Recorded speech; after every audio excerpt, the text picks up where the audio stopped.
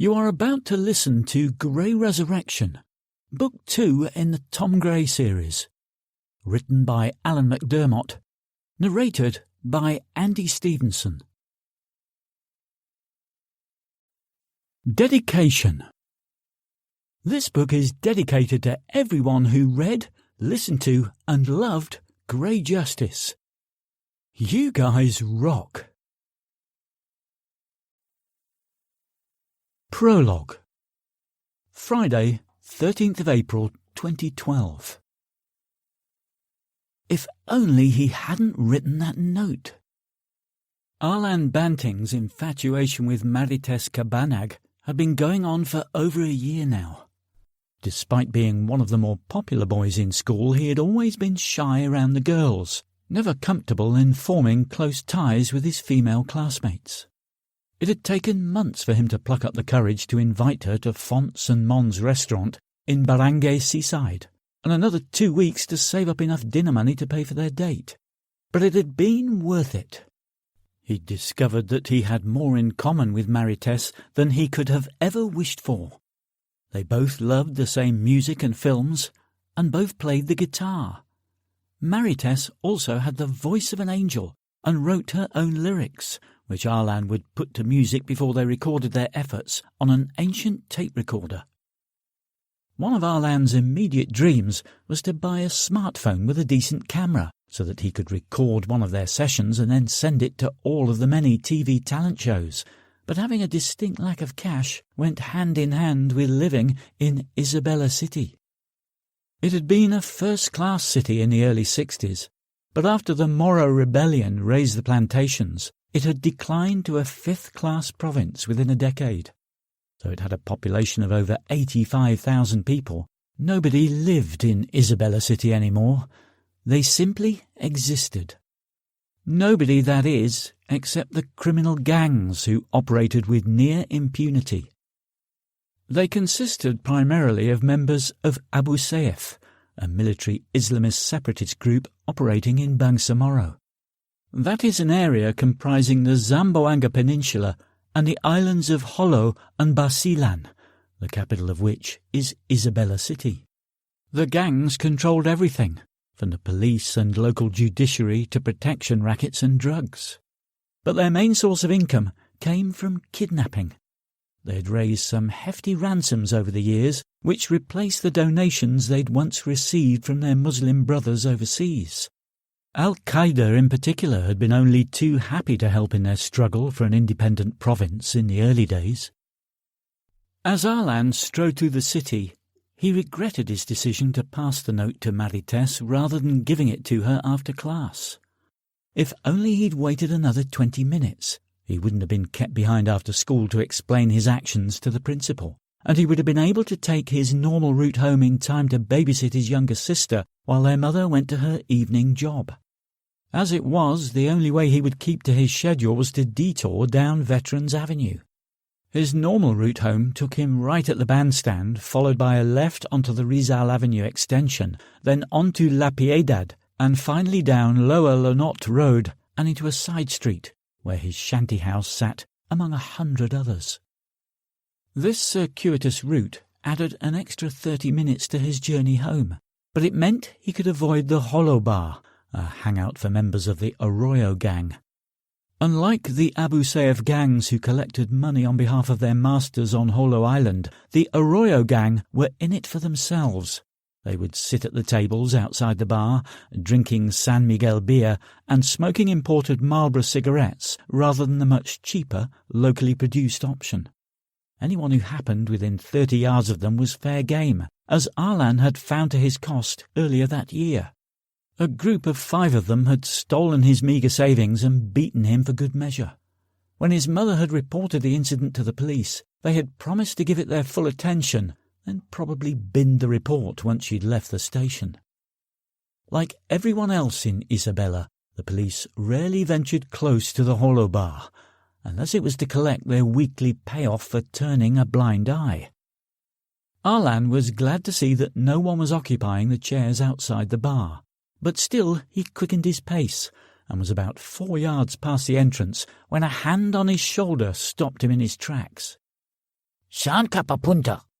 Where do you think you're going? Arlan knew the answer to the question was nowhere, and he turned to face the man who'd grabbed him. In fact, there were 4 of them, all in their early 20s, and most with cigarettes hanging from their mouths. The one gripping Arlan's shoulder put his face closer. The stench of stale beer on his breath made Arlan wince. The man's teeth were already turning brown, and Arlan suspected he hadn't seen a tube of toothpaste in his life. He recognised him as the man who had beaten him back in January, and the others had called him Deng. This is our street. You have to pay if you want to walk here. Arlan nodded and dug into his pocket, producing his lunch money. He got 50 pesos a day, roughly $1, and for the last few months had managed to save 30 pesos a day towards his camera. He'd spent 40 pesos today, deciding to treat himself to a proper lunch, so he thrust the 10 peso note towards the man, who sneered at it and swatted it out of his hand. You call that payment? What's in the bag? Only my school books, Po, Arlan said, using the word to show respect for his elders. He had no respect whatsoever for these people, but if it helped him avoid another beating, it was worth a try.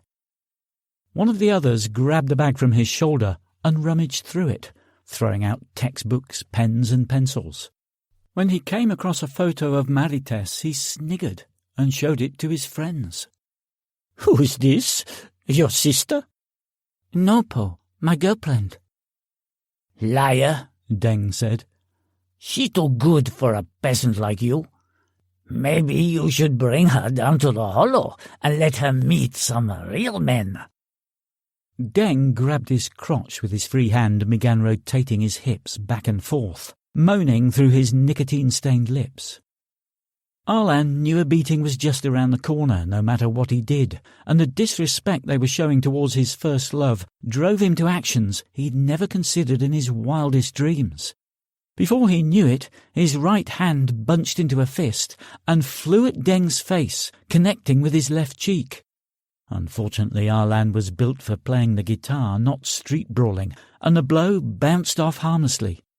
Deng's face registered shock, not at the force of the impact, but at the sheer impudence of the gutter rat.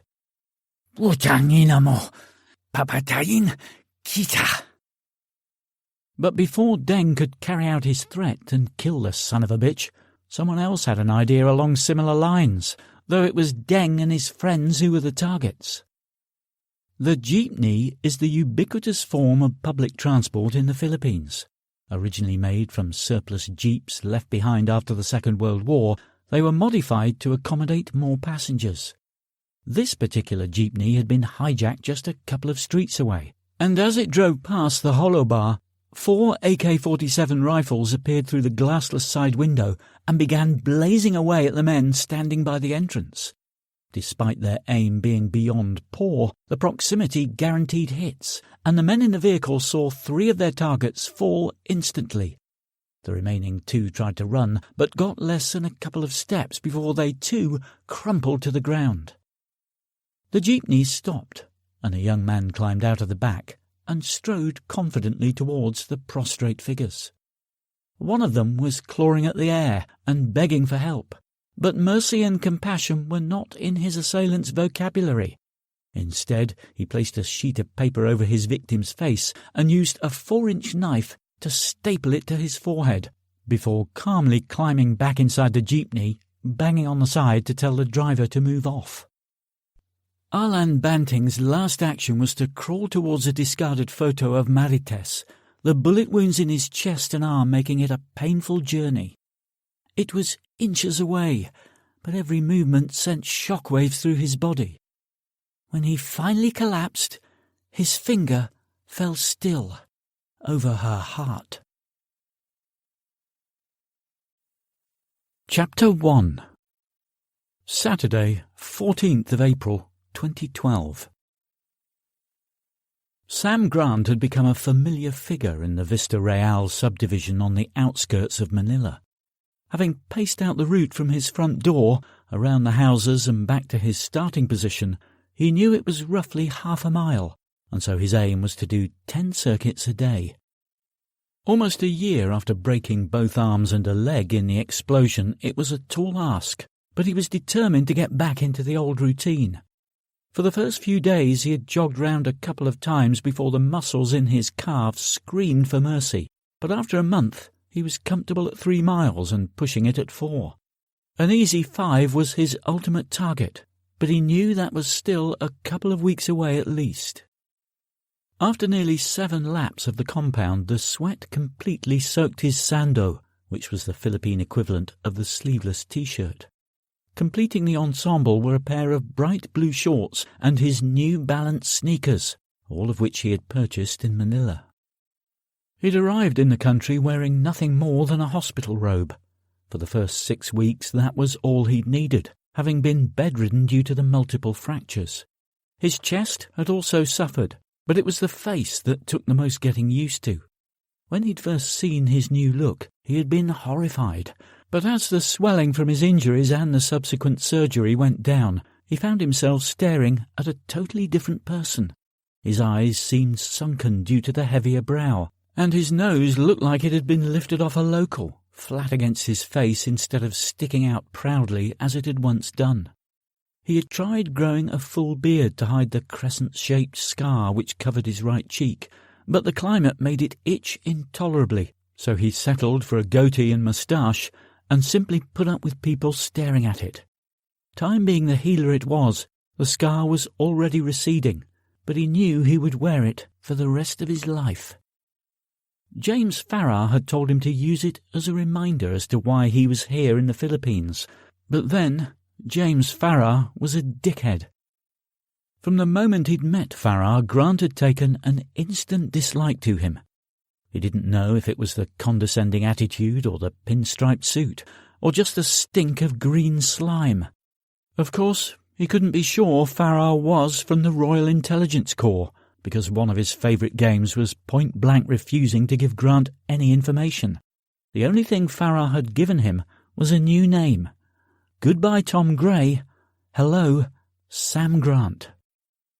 A couple of months after their first brief meeting, Farrar had popped by totally unannounced, just to check on his progress.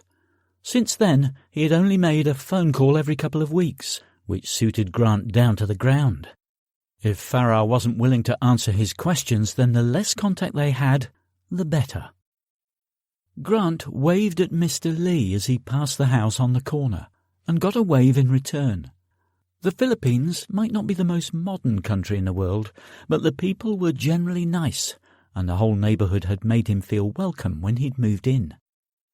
Prior to living here, he'd stayed in the house in Subic Freeport, but there was only so much to do there, and he had craved a busier life. On Farrar's second visit, he'd requested that a bag of belongings be brought over from the UK. The hold haul he'd asked for contained just over £1 million sterling, what was left from the sale of his home and business, and was stored at his solicitor's office in London. Farrar wasn't pleased at the idea and made his feelings known, but Grant had insisted that he needed his own place to live and money to set up a small business to keep himself occupied. Farrar had eventually relented on the condition that the money be banked and Grant have access to only 40,000 pesos per month. Any withdrawal over that amount would have to be sanctioned by Farrar himself. Grant had agreed, and the bag was delivered to his quarters by diplomatic courier 3 days later, followed by a phone call from Farrar, who took great delight in telling him that the government salary he'd been enjoying was coming to an end, since he was now able to support himself. Grant wasn't even slightly concerned at losing the miserly allowance, and told Farrar as much, causing even greater animosity between the pair. The house he'd bought, with Farrar's consent, was a 2-bedroom up and down, with a decent garden and covered carport. He could have bought something 10 times the size and still have had half of his money in the bank, but as he was going to be living alone, he didn't see the point. As he approached his house, he saw Alma appear from the front door, hosepipe in her hand to water the plants. He blew her a kiss as he passed and continued round the corner and onto lap 8. Alma had happened out of the blue, and it had been the last thing he'd expected. He'd been out shopping for kitchen appliances for his new home when the petite woman had caught his eye, and he'd found himself smiling at her. More surprisingly, she'd smiled back from behind the counter, and before he'd even thought about it, he'd found himself standing before her, lost for words. Then came the realization that she might have been smiling simply because that was what she was paid to do, put on her customer service face. I'm looking for a washing machine," he had said, feebly. The smile had remained in place, and the amount of eye contact he'd got went well beyond customer care, so he'd chanced his arm and invited her for a coffee after work. She'd readily accepted, which he'd found amazing. After they had arranged a time for him to pick her up, he'd left the shop looking for the hidden cameras, convinced it was some kind of sick reality TV gag. He'd then walked straight back in and purchased the white goods he'd originally gone in for. The date at a local coffee shop had gone well. Alma spoke excellent English, although there was a hint of an American accent, a result of the US presence in the Philippines until November 1992, when the American flag had been lowered in Subic for the last time. He'd been conscious of his looks all evening, though Alma either hadn't noticed or hadn't cared. She'd wanted to know about his past, and he'd had to think quickly. A year earlier, he'd been Tom Gray, widower. A few weeks later, he was Tom Gray, terrorist.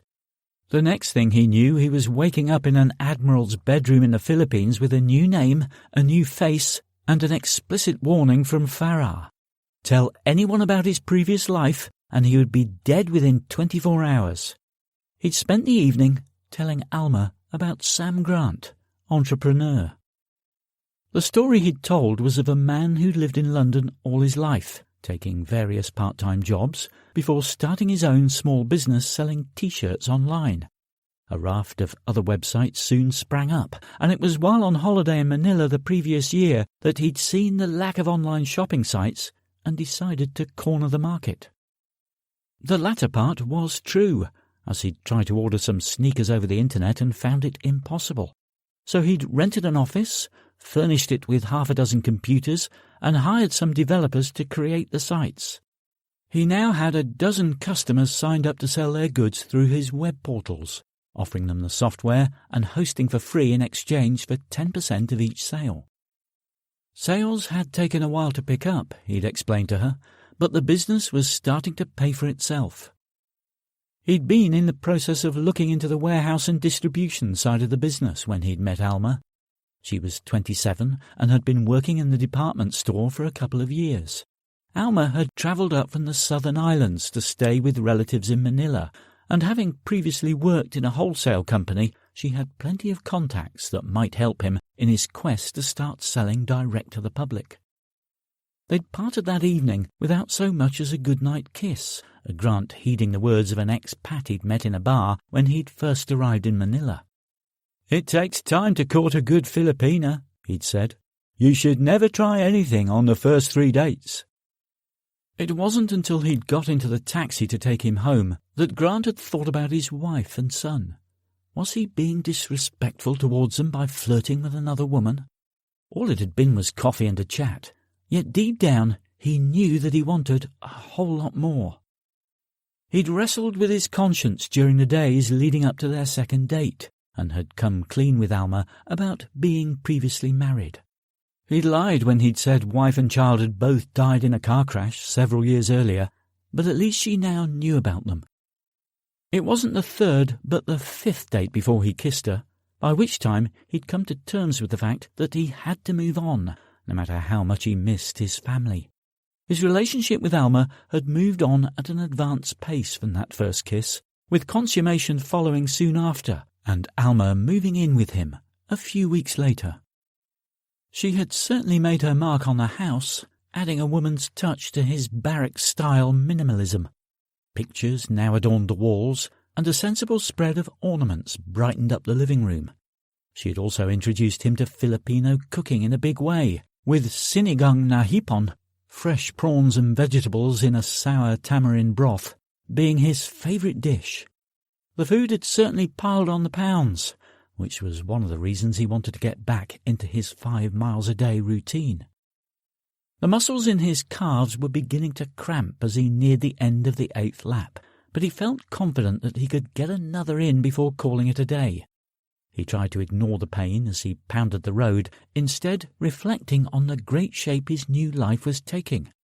All would be wonderful if he could just cut James Farrar out of it. He turned the corner into his street and saw a black SUV parked in his driveway, and he used that as an excuse to cut his exercise short. As he strolled up to the vehicle, the driver's side window hummed as it descended, and Farrar's face appeared, looking ridiculous in aviator sunglasses. Speak of the devil, Grant thought, and his shit-filled illegitimate son will appear. Get in, Farrar said, polite as ever. Grant climbed into the passenger seat, and the blast from the car's aircon hit him like a frozen sledgehammer, chilling him to the bone. Grant appreciated air conditioning and had it in every room in his home, but nothing as ferocious as this. "We have some work for you," Farrar said without preamble. "What kind of work?" "I'll give you the details later. Just be ready to board a plane in 5 days' time. That should give you plenty of time to sort out your affairs here." Grant stared at him for a moment, the anger building. "No thanks," he finally said, and made to open the door. Farrar was apoplectic. "What do you mean, no? You'll do as you're damn well told." Grant turned back to him. "Not until I get some answers. So far, the only useful information I've had from you is to watch out for mosquitoes." "And you want?" "I want to know who I'm working for." "You are working for Her Majesty's government." "I gathered that, but which branch?" Grant asked, exasperated. "That's need to know." "Yes, and I need to fucking know." "No, you don't," Farrar said. "All you have to do is follow instructions. There are rumblings of terror cells operating in Europe, and we want you to go and do what you do best." "You're not listening, Farrar. I want some answers before I do anything for you." Farrar sighed and turned a little in the bucket seat towards Grant. "It wouldn't do you any good to know who my bosses are. We're so black, even the Prime Minister doesn't know the full extent of what we do, and you won't find us in the Yellow Pages. All you need to know is that we are the cutting edge of anti-terrorism, and we have a proactive agenda. We like to stop attacks while they are in the planning stage and do it in such a way that they don't know that we know, if you know what I mean." Grant's expression barely changed as he waited for Farrar to elaborate. "We take down cells at the earliest possible stage, causing accidents so that the men at the top don't know we're onto them. Their people die in car crashes, in street robberies, all manner of different ways, but crucially, they are explainable accidents. However, you can only have so many of your people die in a crash before it becomes suspicious, and so we need to think of more ingenious ways. That's where you come in. Your little stunt last year was well thought out, and we need that kind of lateral thinking to enable us to ramp up the body count. We're taking down our fair share of terrorists, don't get me wrong, but there are just too many others willing to replace them." "Then go for the main men, not the foot soldiers," Grant said. Despite his reticence to engage in conversation with the man, his training and planning skills kicked in before he could stop himself. "You see, that's what I mean. You hear the problem and immediately have the solution." "Don't try and blow smoke up my arse, it won't work. Besides, I'm out of that whole business now. You'll have to find someone else." "This isn't up for discussion, Sam. You either do as we ask, or things get very uncomfortable for you." "What are you going to do?" Grant laughed. "Come and visit me every day? I'm a free man." "I was thinking more of having the lease on your company offices cancelled, or maybe retracting your barangay clearance to operate a business. That puts your staff out of work, and your business goes down the pan.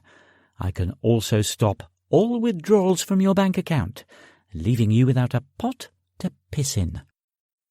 Farrar nodded towards Alma, who was just finishing up with the hose. Do you really think your dolly bird will hang around when she finds out you can't support her anymore? He seemed to enjoy the pained look on Grant's face, a look that swiftly turned to anger. "I'll do one job, but with conditions," Grant said, more than a touch of hostility in his voice. Farrar started to object, but Grant cut him off. "I want some of my old team with me. Sonny Baines, Len Smart and Tristram Barker-Fink all helped come up with the plan last year, and I want their help again." Impossible. The fewer people involved, the better. "It's not negotiable, Farrar. As you've already said, they don't need to know who they're working for, they just need to follow instructions. I'm sure you'll have front companies that can employ them at proper contractor rates, so make it happen." Grant knew that Farrar wasn't the kind of man who was accustomed to having people dictate terms to him, and he seemed determined to make that clear. "It's out of the question. We have no idea where these people are. It could take weeks to track them down." "That's bullshit. I could call their mobiles and be talking to them in a couple of minutes. The only reason I haven't spoken to them in the last year is because you told me not to. I've done everything you asked of me, so it's time you gave me something in return." Farrar considered the request with a clenched jaw. "OK, you can have Smart and Baines. Unfortunately, Tristram bought it in Iraq a few months ago." "How?" "I don't have all the details," Farrar said. "All I know is he was doing some bodyguard work and his client was attacked by a large force. The agency he worked for couldn't give us any further information." Grant gazed out of the window, staring at nothing in particular, as he thought about his good friend. Triss had served with him in the Special Air Service, and they had shared a couple of tours in Iraq and Afghanistan, and Grant had subsequently hired him when he was managing director of Viking Security Services. When Grant, in his previous incarnation as Tom Gray, had first come up with the notion of kidnapping 5 habitual criminals in order to force the government to come down harder on repeat offenders, it was Triss who had been the most supportive, helping mould the initial spur-of-the-moment idea into a solid, viable plan. Triss had also been one of the people to administer CPR when Gray had been seriously injured in the explosion that had brought his 4-day siege to an abrupt end, and he had never been able to thank him. In fact, Grant hadn't spoken to any of his friends since his arrival in the Philippines. He'd been tempted, obviously, but he knew that Farrar would be monitoring all their incoming calls. If he'd tried to contact them, Farrar would have known about it. Grant knew that Farrar's main concern was that he might reveal the fact that he was actually Tom Gray, a man for whom the people of Britain had held a 2-week protest demanding his release from custody. The official line was that Tom Gray had died from his injuries, when in fact he had been spirited out of the country to prevent him causing the government any further embarrassment. Grant had long ago considered the implications should the world find out that Tom Gray was still alive, and it didn't look rosy. Farrar would certainly follow through with his earlier threat to have him killed at the very least. He might even go as far as to terminate all others who knew about him, and that included some good friends back in England. Although he hadn't asked to be placed in this predicament, Sam Grant knew he had to deal with it, and had been doing quite a good job up until the last few minutes. He turned back to Farrar, a steely look in his eyes. "I want Sonny and Len here before we set off, plus full details of the operation. We'll travel together, and I'll brief them on the journey." "Don't push your luck, Sam. You may be good at what you do, but you're not indispensable." They sat staring at each other for a full minute, and it was Farrar who backed down first. "OK, I'll give you the details on Monday and get Baines and Smart here by Tuesday evening.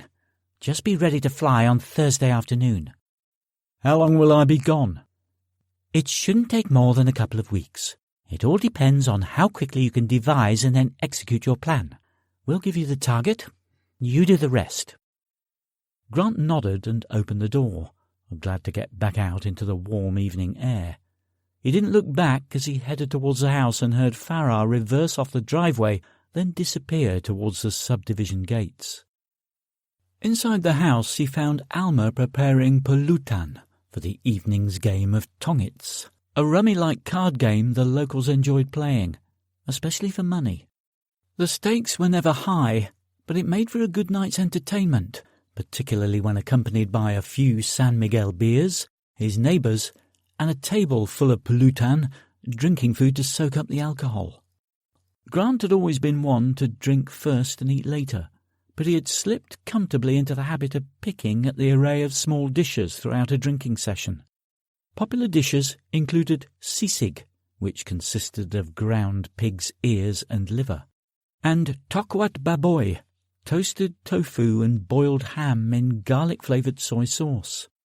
Alma had become famous with the local men for her generous servings, and there was never an empty chair on card night at the Grant household. Grant hugged Alma from behind as she washed the rice in a large pan to get rid of the starch.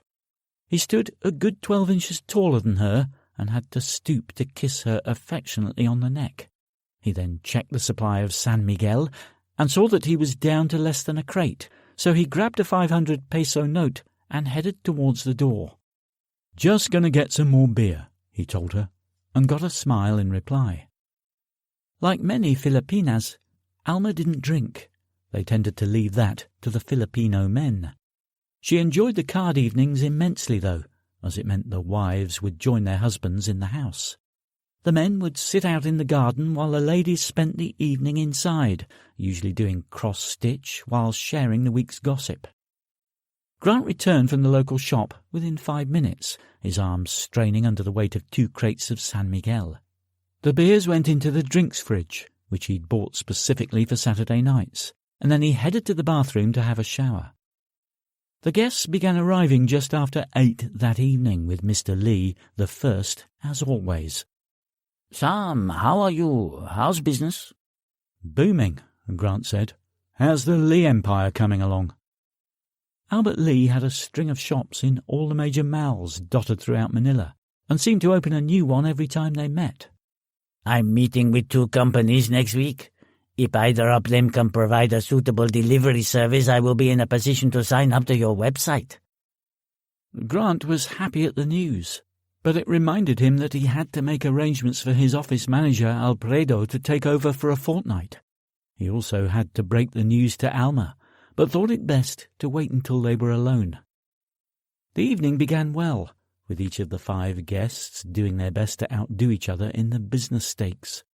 One would announce that he had secured a new contract with a major supplier, and another would trump that with an international order. The banter was light-hearted, but Grant wondered whether they would put so much effort into their work if they didn't have their Saturday night bragging rights to look forward to. Grant himself wasn't one for getting into pissing contests, no matter how good-natured, so he settled for soaking up information about the current trading conditions. He'd just learned of a new competitor in the online market who had been canvassing his friends when the need to pee grabbed him, so he excused himself and made his way to the CR, or comfort room, the Filipino term for the toilet. On his way past the living room, he saw Alma in tears, being comforted by her friends. "What's wrong?" he asked, taking a seat next to her. But Alma was too consumed with grief to answer. "Her brother died today," a friend said. "She just got a phone call from her mother." Grant wrapped his arms around Alma and hugged her tight. He knew she had a brother and a much younger sister, as she was always talking about them, and was always sending a few pesos home to help them out. She was so proud of her brother for being near the top of his class, despite his poor background, and now that bright light had been extinguished. "How did it happen?" Grant asked her friends in a hushed voice, but all he got was shrugs in response. He wasn't about to push Alma in her present state, so he let the question lie. A friend appeared with a glass of water, and Grant offered her the seat next to his girlfriend. Then he went outside to call an early end to the game. His guests were understanding and went inside to offer Alma their support. But by this time she had regained a little control and assured them she would be okay. After making some more consoling noises, their friends began to drift off into the night, leaving the couple alone. Alma began to open up, and she replayed the brief conversation she'd had with her mother. Alan didn't come home from school at the usual time, and Mama was really angry. She thought he'd gone out with his girlfriend, but when Marites called to ask to speak to him, she got worried and called the police.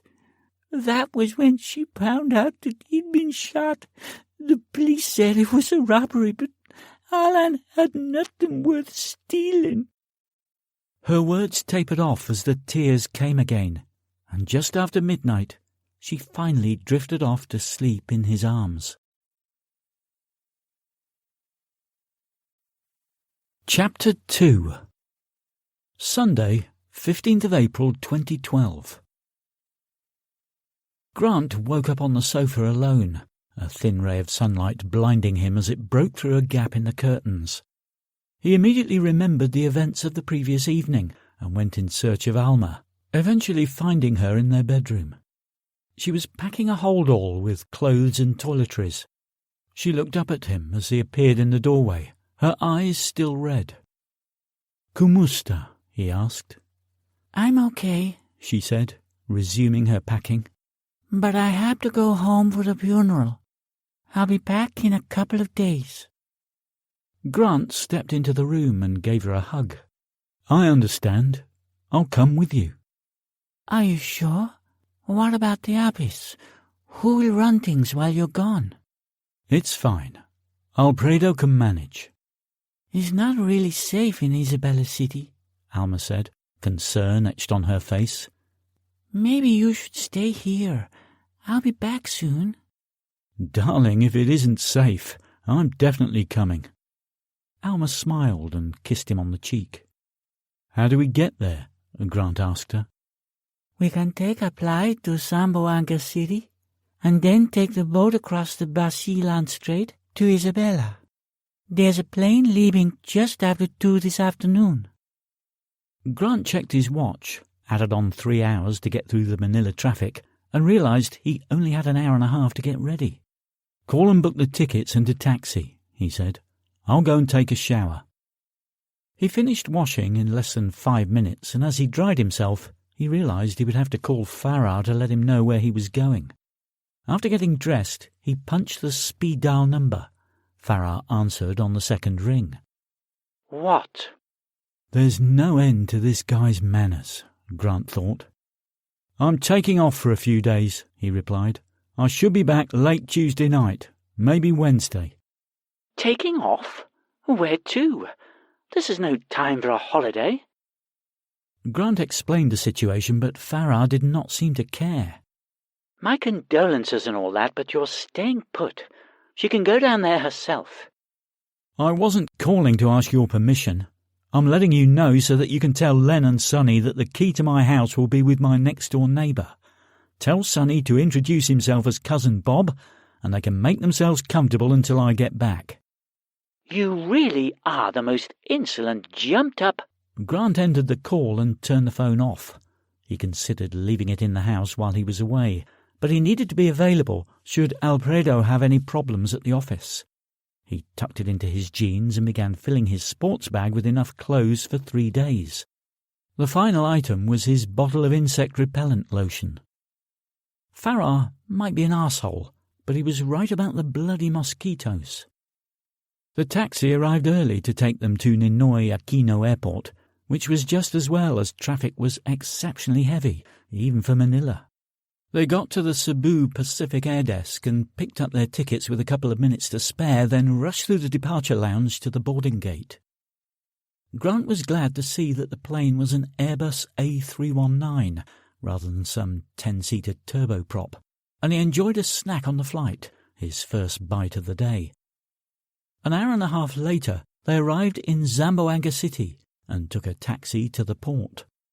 Grant opted for the MS Wisam Express for Basilan Island, as it took just 45 minutes to make the crossing and had air conditioning, as opposed to the normal ferry, which took an hour longer and would leave him at the mercy of the late afternoon sun. Once they disembarked in Isabella City, they had a choice of vehicles to take them to their destination. Grant declined the offer of bicycles and motorcycles, both with sidecars capable of carrying 2 passengers, and chose instead to splash out an extra 100 pesos on a taxi. The journey to the house where Alma had grown up took just 15 minutes. As with the rest of the journey, she sat in silence, looking out of the side window at nothing in particular. He did the same, not wanting to interrupt her thoughts, knowing full well what she was going through. It was almost 2 years since his son had died at the hands of a car thief, and less than a year later he had lost his wife too. So he appreciated that there were moments when it was appropriate to talk, and times when he should leave her to her reflections. The only time she spoke was towards the end of their journey. "Mama doesn't know about us," she told him. "Can I introduce you as my boss?" Grant assured her he was fine with that, but pointed out that it would be awkward if they were going to sleep under the same roof. Alma hadn't thought that far ahead, and was grateful when he offered to stay at a local hotel. When they arrived at their destination, he was surprised to see around 30 people sitting outside in the street. Most were playing cards, piles of money in the middle of the tables. The house itself was more like an old allotment shed, with the front wall made of 2 wooden doors nailed horizontally onto a makeshift frame. The inside was no better. The floor was bare concrete, cheap plasterboard lined the internal walls, and the only sign of technology was a portable television on a wooden sideboard. In the centre of the small living room, a couple of tables had been shoved together, and on top was an open casket. Toddlers chased each other around it, laughing and giggling, while parents sat around the edge of the room, chatting and eating. In the small kitchen towards the back of the house, 3 women were preparing yet more food. Looking round, Grant wondered where they could possibly put it. Every available inch of space was already taken up with bowls of rice and dishes of pork, chicken or fish, or bottles of soft drinks. Alma was staring at her brother's peaceful face when a woman in her late 40s entered the room and came up to her. Alma threw her arms around her. "Mama!" They hugged for some time before Alma's mother noticed the stranger staring at them. Introductions were made, and Grant found that she spoke very little English. Alma translated, and Grant replied with some of the Tagalog phrases he had learned over the last few months. A plate heaped with rice and pork was thrust into his hand, and he was ushered outside to a spare seat. Alma remained inside to catch up with her family, so he tucked into his food. One of the locals at the table spoke passable English and sparked up a conversation, though Grant was more interested in the food than chit-chat. He answered questions about his past as truthfully as he could, though at times he had to be economical with his words. A police car pulled up, and he watched the sole uniformed occupant get out.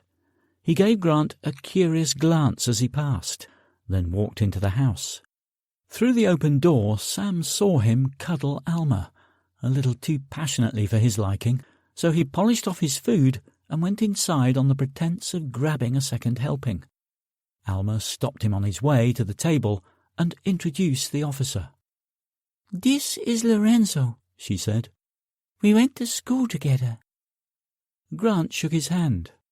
"Sam," he smiled, wondering what it was they'd done together after school. "Lorenzo was just telling me that Alan wasn't killed in a robbery." The officer gestured for her to keep her voice down. "That's what I believe," he said softly. "There was a message attached to one of the other victims, which tells me he was caught up in a gang war." "Alan wasn't in a gang," Alma said, with indignation. "I know. We think he was just in the wrong place at the wrong time." "What was the message?" Grant asked. "It said, Basilan belongs to Abu Saif." "Who's he?" "Not a he," Alma said. "Abu Saif is a Muslim independence group." "More like terrorists," Lorenzo said. "And they want complete control of the region. There have been many gang killings in the last 2 months, and we believe they want to eliminate all of the competition." But why was Arlan's death reported as a robbery? Grant asked. Because certain members of the police would prefer that Abu Saif incidents are not reported to the mainland. It might affect their income. I don't understand. The senior police officers receive payments from Abu Saif and turn a blind eye to their activities, Lorenzo said. Their crimes are attributed to others, and they are allowed to operate as they wish. Are all policemen on the payroll? Grant asked Lorenzo, and the Filipino resented the suggestion. No, he said, a little too loudly, drawing looks from others in the room. He noticed the attention and dropped his voice a little. Some of us actually believe in the role we've been given. That's why I wanted Alma to know the truth. He looked at each of them in turn. Don't tell anyone what I just told you. Grant and Alma nodded solemnly. Where are you staying in Isabella? Lorenzo asked him, his voice back to its normal level. I was hoping to find a hotel for a couple of days, Grant said, although sensing a history between these two he was no longer sure he wanted to let Alma out of his sight. I know a good hotel not far from here, Lorenzo said. I can take you if you like, but we have to be quick. The reception closes early. Grant looked at Alma, and she nodded. Go. I'll come and get you in the morning. He grabbed his bag and followed Lorenzo to the car, and as they pulled away he looked back at the house and saw Alma in the doorway, offering a surreptitious wave which he returned through the open window. Alma tells me she works for you, Lorenzo said, as they drove sedately through the evening traffic. What does your company do? We build websites for online shopping. The concept was lost on the policeman, so Grant explained the principle. Does it make a lot of money? Lorenzo asked. At the moment, we only make about 1 million pesos a month, which is just about enough to break even. Hopefully, we can start showing a healthy profit in the next 12 months. Lorenzo whistled, impressed with the figures, although he didn't seem to appreciate the fact that it barely covered Grant's outgoings. Lorenzo helped Grant check into the hotel, and after the receptionist gave Grant his room number, Lorenzo left his charge to settle in for the evening. I suggest you stay in your room tonight, he told Grant. The streets of Isabella are not safe for a stranger, especially after dark. Abu Saif are everywhere, and you would make a good trophy for them. Grant agreed to the suggestion. He took the stairs to the first floor and found room 108. Once inside, he realized that his idea of good differed hugely from Lorenzo's. The bedding had seen better days, not to mention a lot fewer stains, and the toilet was functional in that there was a pot to sit on, but no cistern to flush his bodily fluids away. Instead, a bucket full of water and a large ladle sat beside the pot. His morning ritual for the next couple of days would consist of shit, scoop, shower, and shave. The television offered only local channels, so he settled on the bed. He wished he'd brought a book along, but at the same time was thankful for the insect repellent. In the street below, Lorenzo sat in the patrol car, looking up at the first floor. He toyed with the phone in his hand as he wondered what exactly there was between his old girlfriend and this foreigner. It didn't make sense for a company owner to accompany a staff member to their hometown for a funeral, unless it was more than just a working relationship. When Alma had announced that she was going to Manila to stay with family just after her 25th birthday, Lorenzo had been devastated. He had been trying to cultivate a romance between them for 3 years, building on their friendship. He would visit her in the evenings and often bring his guitar to jam with Arlan, though she rarely took up his offer to meet on the weekends, insisting that was family time. Then she dropped the bombshell, dashing all of his dreams. He tried to persuade her not to go, to stay with him, but she'd wanted more for her family and saw Manila as the place to find a better opportunity. He'd relented after a while, convincing himself that she would be back within a few weeks. But as the months wore on, her letters told him she was doing well and really enjoying the new challenges. Whenever he had written to her, he'd casually joked about her new man, but she had always assured him that she wasn't looking for a boyfriend. That was until 3 months ago. Her letters had suddenly become less frequent and a lot shorter, until they had stopped completely 4 weeks ago. Now she was back, and with a foreigner in tow. He had told the truth when he told Sam that he hadn't taken bribes from Abu Saif. However, there was always a first time. He punched in a number and waited a moment for the recipient to pick up. Pari, I have something you might be interested in. Chapter 3. Monday, 16th of April 2012. Grant didn't know whether it was the lack of air conditioning or the food he'd eaten at Alma's house, but he woke up just after midnight covered in sweat, the thin cotton bedsheet sticking to his naked body. He headed to the bathroom and stood under the weak shower, allowing the tepid water to slowly wash away the layer of perspiration. After 5 minutes of drying himself, he realized that he was no longer toweling off water. He was back to the layer of sweat that had replaced it. Giving up on the fruitless exercise, he walked back into the bedroom, where he grabbed a local newspaper and used it to fan himself. Knowing that trying to get back to sleep would be futile, he turned on the television. The music from a talent show blasted into the room, and he jumped for the remote, turning the volume down to an acceptable level. After flicking through the channels, he settled on cockfighting, although he saw more adverts than action. That was the trouble with TV in the Philippines. They showed 4 minutes of the programme, followed by 5 minutes of advertisements. Grant was just learning how to get bigger breasts when he heard a knock at the door, and he immediately assumed it was someone coming to complain about the television being too loud. He dashed into the toilet and grabbed a towel to wrap around his waist. As he cracked open the door, it flew back, shoving him into the room. 4 men poured in, pointing weapons at him.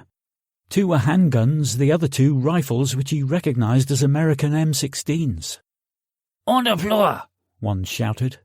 Grant complied, and he got a rifle butt in the shoulder for moving too slowly. He sank to his knees, still holding the towel, and weighed up the men before him. 3 of them were about 5'6" tall, about average for Filipinos, while the one who'd struck him dwarfed them by a good 14 inches. The rifle looked like a toy in his huge hands, and he was the only one without facial hair.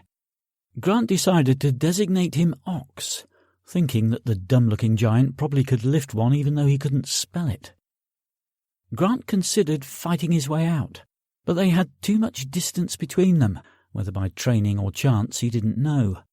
Any attempt to take one of their weapons would afford the others enough time to give him the bad news, so he decided to wait and see what they wanted. The longer he could play this out, the more he could learn about them, in particular their strengths and weaknesses. It didn't take long for them to reveal the reason for the visit. "We are Abu Saif," one said, and Grant decided he was the leader of the little group. "You will come with us." "What for?" Grant asked, feigning fear. Back in his army days, he'd been taught that if he acted submissively in these situations, his enemies would be more likely to be lenient, whereas someone who was antagonistic would be watched more closely and treated more aggressively. "You'll be our hostage. You are a rich man and will pay us $1 million. "I haven't got $1 million, Grant said, incredulous. "I just work in an office." "Liar!" The shout was punctuated with another blow from the rifle butt, this time to the back of the head. He collapsed, his vision blurred and bells ringing in his ears. "We know you are a businessman and have a company in Manila. You will pay us." One of the men grabbed Grant's clothes from the chair and threw them at him. "Put your clothes on," Leader shouted, while another emptied Grant's bag out onto the bed. After handing the mobile to his boss, he put the rest of the belongings back in the bag and swung it over his shoulder. Grant dressed slowly despite their prompting, pretending to fumble with his clothes as he desperately thought of a way out. Leader stood in the doorway, covering him with his pistol, and Grant realized that there would be no escape while they were in the room. Then the situation got worse. "Anton, tie his hands," Leader said, and one of the men stepped forward. From his pocket he produced something that looked to Grant like a lamp cord. He put his hands out, palms facing each other. Anton was having none of it, and he gestured with his own hands to show that he wanted Grant to place one wrist on top of the other. These guys have had practice, Grant thought as he followed Anton's instructions. With his hands secure, they ushered him into the hallway.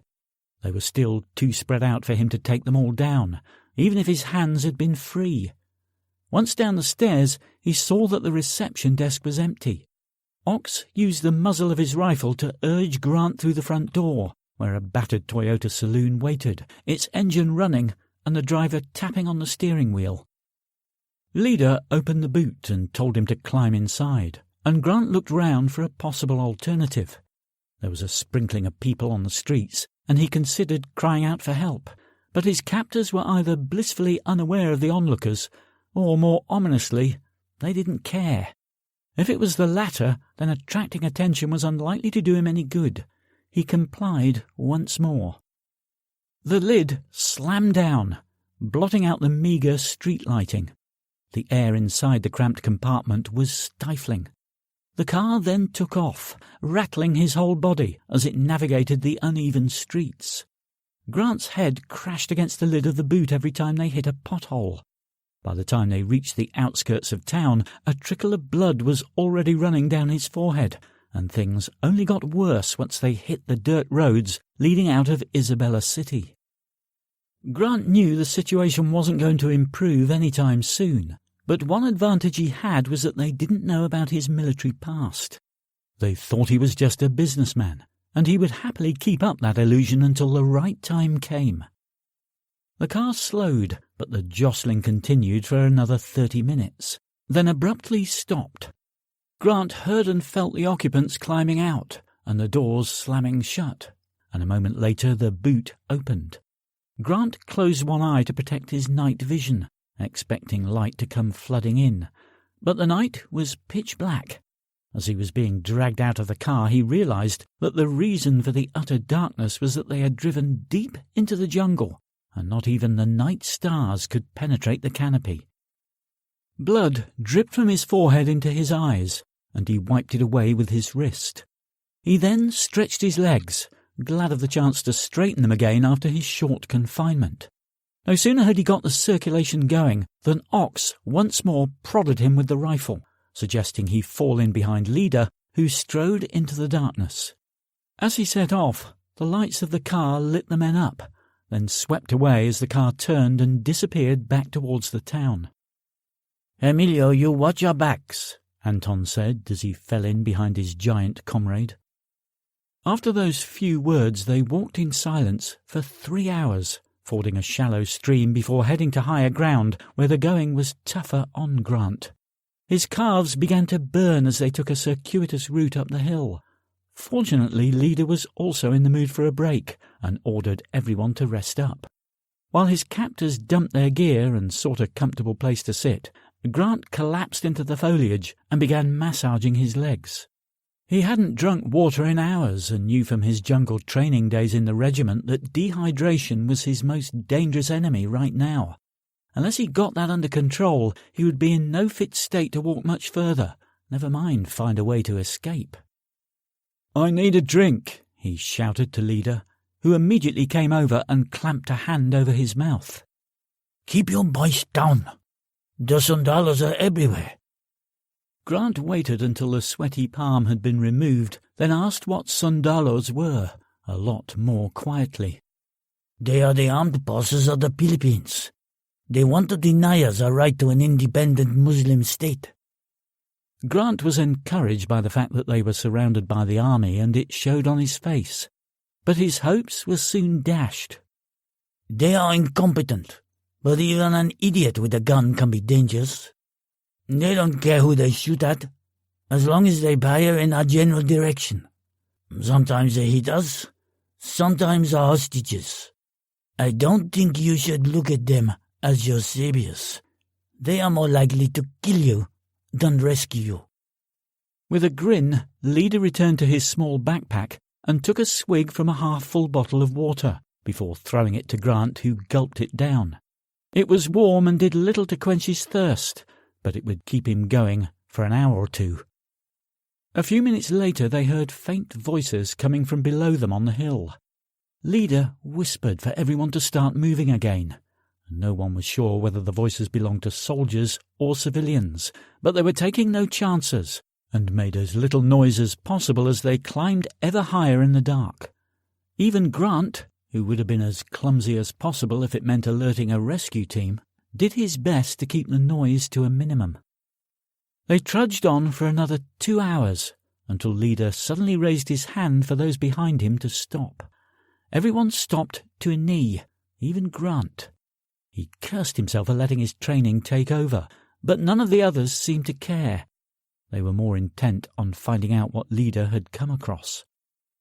After an interminable 3 minutes, Leader stood again and opened his arms. From the darkness, 2 men appeared carrying rifles, and they each hugged Leader. Salam alaikum, they said, as they kissed each other on both cheeks. Grant's guards joined in the greetings, and when they'd finished, one of the newcomers came and stood over him. He considered Grant for a moment, and then rattled off some Tagalog to his companions. They grabbed Grant under his arms and lifted him to his feet, then pushed him forward. Once again Leader took point, and it was only a few minutes later that they arrived in a camp. It was little more than a clearing in the jungle.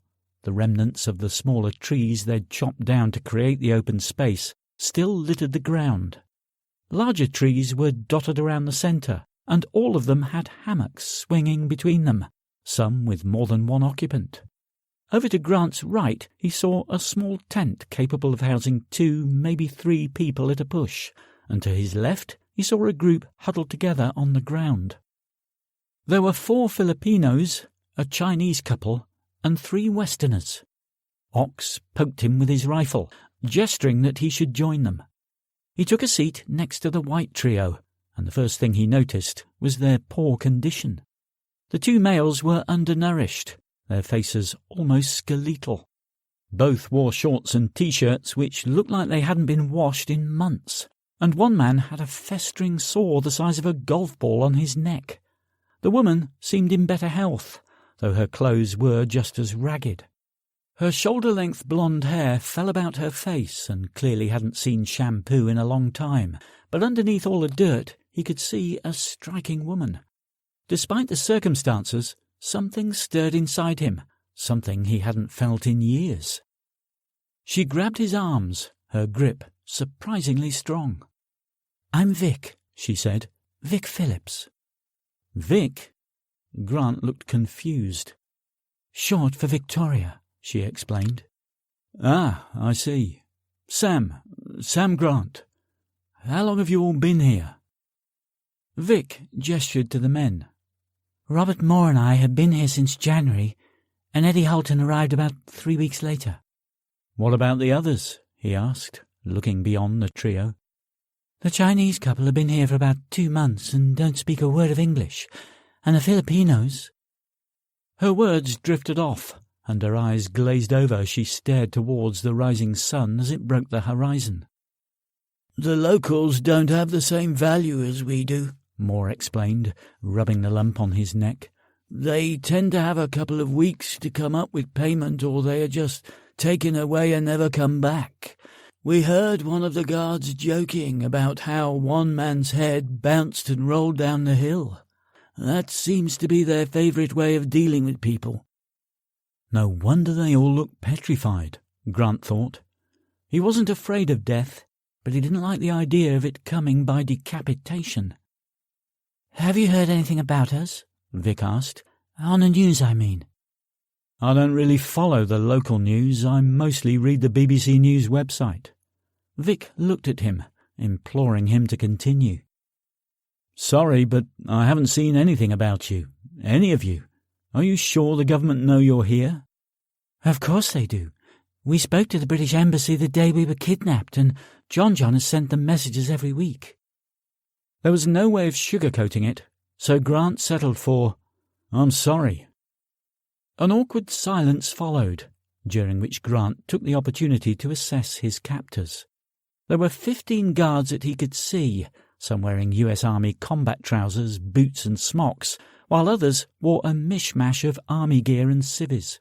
He didn't see anyone who looked over the age of 30, and 3 of them looked like they should still be in school.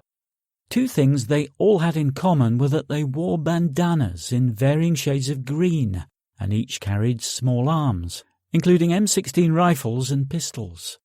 Almost all had bolos, long knives similar to machetes and used for hacking a path through the jungle, hanging from their waists. A couple even had hand grenades dangling from various bits of webbing. A couple of multi-shot Soviet RPG-7s were propped up against a tree next to a box of high-explosive rounds, representing their heavy arsenal. "We'll be moving out soon," Vic said, watching the Abu Sayyaf members pull down their hammocks and gather their belongings. "Where are we going?" "Somewhere else," she said flatly. "We never have a destination. We just march until sundown." That made sense to Grant.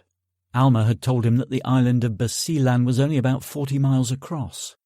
With the AFP constantly hounding them, Abu Sayyaf would have to stay mobile to avoid detection. His stomach growled, and he realized that he hadn't had a bite to eat since the previous evening. "What about breakfast?" he asked. "Have you already eaten?" "Ha!" Holton snorted. "We're lucky to get a handful of rice once a day. Once we had a tin of sardines between 12 of us, and we thought it was Christmas and our birthdays all rolled into one." His accent marked him as American, whereas Grant could tell that Vic and Moore were definitely British. "And now that you've joined us," Holton continued, "our portion just got smaller." "I don't think Sam chose to be here, Eddie," Vic chastised. "Given the choice, I'm sure he would prefer to be tucked up in bed right now." Holton continued muttering while he scratched his beard. Grant shrugged the comment off, returning to his assessment of the setup. As he scanned the encampment, 2 figures emerged from the tent. Leader joined them, handing over Grant's mobile phone. They exchanged a few words, and then Leader came over and ordered Grant to get to his feet before handing over the phone. "Call your office and tell them we want $1 million for your release." "I already told you I haven't got $1 million. The company barely brings in 1 million pesos a month." "Then you must get it somewhere. Call your embassy. Call your family. I don't care. The price is $1 million. Grant toyed with his phone, weighing his options. Just one look at the other prisoners told him this wasn't a situation he wanted to endure for any length of time, but he was telling the truth when he said his company didn't have that kind of money. He had about $500,000 in his personal account, but to get access to that he would have to go through James Farrar, and he wondered briefly whether decapitation would be preferable to another conversation with that snake. Sadly, he knew he had little alternative. He thumbed through his call history and dialed the number. "What?" Farrar snapped, unhappy at being woken at such an ungodly hour. "I have a problem, and I need access to my account," Grant told him. "What's wrong? Your bed warmer got a bun in the oven?" "Farrar, for once I want you to stop being a sarcastic prick and listen. I am being held by Abu Sayyaf, and I need all the money in the account, plus another $500,000. There was silence as Farrar took in the news, and it seemed an age before the reply came, exploding into Grant's ear. "You really are the most incompetent shit I've ever had the misfortune to deal with." Grant allowed him that cheap shot. "Will you get the money?" "It isn't our policy to negotiate with terrorists," was the frank reply. "You don't have to negotiate. You just have to pay them," Grant said, menacingly through gritted teeth, his patience with Farrar exhausted. Leader sensed the call wasn't going well, and grabbed the phone from Grant's hand. I am Bong Manalo. Who is this? James Farrar. Well, James Farrar, we want $1 million for the safe release of Sam Grant. You have until the end of the day to agree to pay, or we will deliver his head to you. Manalo killed the connection and pushed Grant back to the ground before striding back to the men standing by the tent. "Who are the guys he's talking to?" Grant asked, nodding towards the trio. The taller one's name is Xandro Calizo, but they call him John. He's the main man. The other one is his second-in-command, Abel Guzman. Neither of them speaks English, so Bong acts as an interpreter. As she spoke, the trio raised their voices. Bong and John shouted at each other, and Abel tried to calm them both down. Grant caught the word Sundalos a few times and got the gist of the conversation. "Keep your voices down, or you'll bring the soldiers down on us." Bong eventually backed down and stomped off in a huff, taking his frustration out on anyone who got close enough. But it seemed everyone knew to keep out of his way when he was in this kind of mood. The packing up moved at double-quick time, and when the armed men were ready to move off, they told the prisoners to get to their feet. It was only then that Grant saw they were tethered together by the ankles in groups of 3. One of the younger terrorists came to release Eddie Holton, then used a fresh piece of twine to tie him to Grant, turning a bad day into a really shitty one. They were lined up in their little groups, and flanked by 8 guards, they moved into the jungle, the mosquitoes taking their turn to heap misery on them. You know, your voice sounds familiar, Vic said to the back of Grant's head. I've heard it somewhere before, I'm sure of it. "Yeah, that happens a lot," Grant said, not happy that she'd brought it up. Farrar may have changed his name and looks, but the voice remained the same, the voice which had been broadcast worldwide a year earlier. "People say I sound like the guy in that advert," he offered. "Which advert?" "You know, the one for car insurance." He left her with that vague answer and concentrated on putting one foot in front of the other, in step with Holton. James Farrar put his phone back on the bedside table and tousled his hair, trying to shake off the remnants of the previous night's sleep. He hated Mondays as a rule, and to start one this way wasn't going to do anything to help his mood. He'd met some ill-disciplined people in his time, he thought, as well as his fair share of imbeciles. Yet Grant was the only one who fell into both categories. Only an idiot could get himself kidnapped 4 days before a mission, one that had been manufactured especially for him. Well, perhaps manufactured was the wrong word, but they had been awaiting an opportunity to get Grant out into the field, and one had presented itself in the form of a small-time arms dealer who was looking to provide weapons to terrorist cells in Pakistan. Hakan Farley was a Turkish national who had spent a few years selling small arms in his country of birth, but was now hoping to step up to the big time. In order to do so, he had spread the word about the services he offered.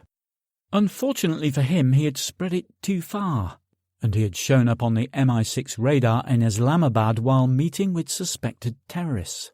A full background check was disseminated to all the other security services. When James Farrar read the report, he recognized Farley as the perfect opportunity to send Grant out into the open. The plan had been simple. Grant, who would now be accompanied by Len Smart and Sonny Baines, would be tasked with tailing Farley with a view to causing an accident. However, they themselves would be tailed, and the terrorist cell Farley was going to meet would be informed of their mission. Several of Farrar's men would be on the ground to record the moment the cell took them out, and that video would then be shown to the surviving co-conspirators as proof that Tom Gray was once and for all dead. Of the 8 men who had helped Tom Gray carry out his terrorist act, there was no other word for it in Farrar's opinion. Colin Avery and Michael Fletcher had died in Abdul Mansour's attack, and 2 had passed away in the subsequent 11 months. Farrar had been telling the truth when he'd told Grant that Tristram Barker Fink had died in Iraq, but what he hadn't shared was the fact that it was Farrar's team who had leaked the route Triss and his principal took. After the insurgents had planted an IED at the roadside, it came down to just waiting for their convoy to pass. Paul Bennett had been involved in a tragic motorcycle accident while he was doing over 80 miles per hour on the motorway. No other vehicles were involved in the incident, but only a select few knew that the people in the car following him at the time worked for Farrar. A portable heat gun had been focused on the back wheel of the bike for just a few 100 yards, its beam intense enough to compromise the integrity of the tyre wall and cause the fatal blowout. That left just Carl Levine, Jeff Campbell, Baines and Smart to eliminate. Oh, and of course Sam Grant, he reminded himself. Farrar would have happily let Grant rot in the jungle for a couple of years, but there was growing pressure to tie up all the loose ends as soon as possible. Besides, there was an agreement in place to show a video of Grant to his friends, with new footage to be provided every fortnight as proof that he was still alive and that the government was sticking to their side of the bargain. He could, of course, just inform the Abu Sayyaf leadership that the man they thought was Sam Grant was in fact a British agent, but selling his death at the hands of terrorists to his friends would be difficult and raise too many questions. What was he doing there? What was done to try to get him out? Well, they could hardly send in the SAS to rescue a man who should be dead, but stumbling upon the possibility of killing 3 birds with 1 stone, he did a quick mental calculation that told him it was close to midnight in England. A bit late to be calling, he thought, but if he'd had his sleep disturbed, why not pay it forward? He picked up his phone and dialed the first number. It answered on the second ring. Hello? Len, it's James. I need to tell you about a change in the contract. You're not cancelling it, are you? No, it has become a recovery mission. That's all I can tell you at the moment, Farrar said, not needing to point out that it was an unsecured line. Tickets will be waiting at the KLM desk at Heathrow, and you'll be met at the airport when you get here. What's the terms? Len Smart asked. Same daily rate as we discussed, plus 5,000 on completion. And the terrain? How should I pack? It'll be mostly jungle, Farrar said. I'll need some equipment when I get there. I'll provide everything you need, Farrar promised. OK. See you tomorrow. That's how it should be done, Farrar thought. No quibbling, no arguments, just get the instructions and be ready to move. If only Grant could be like that.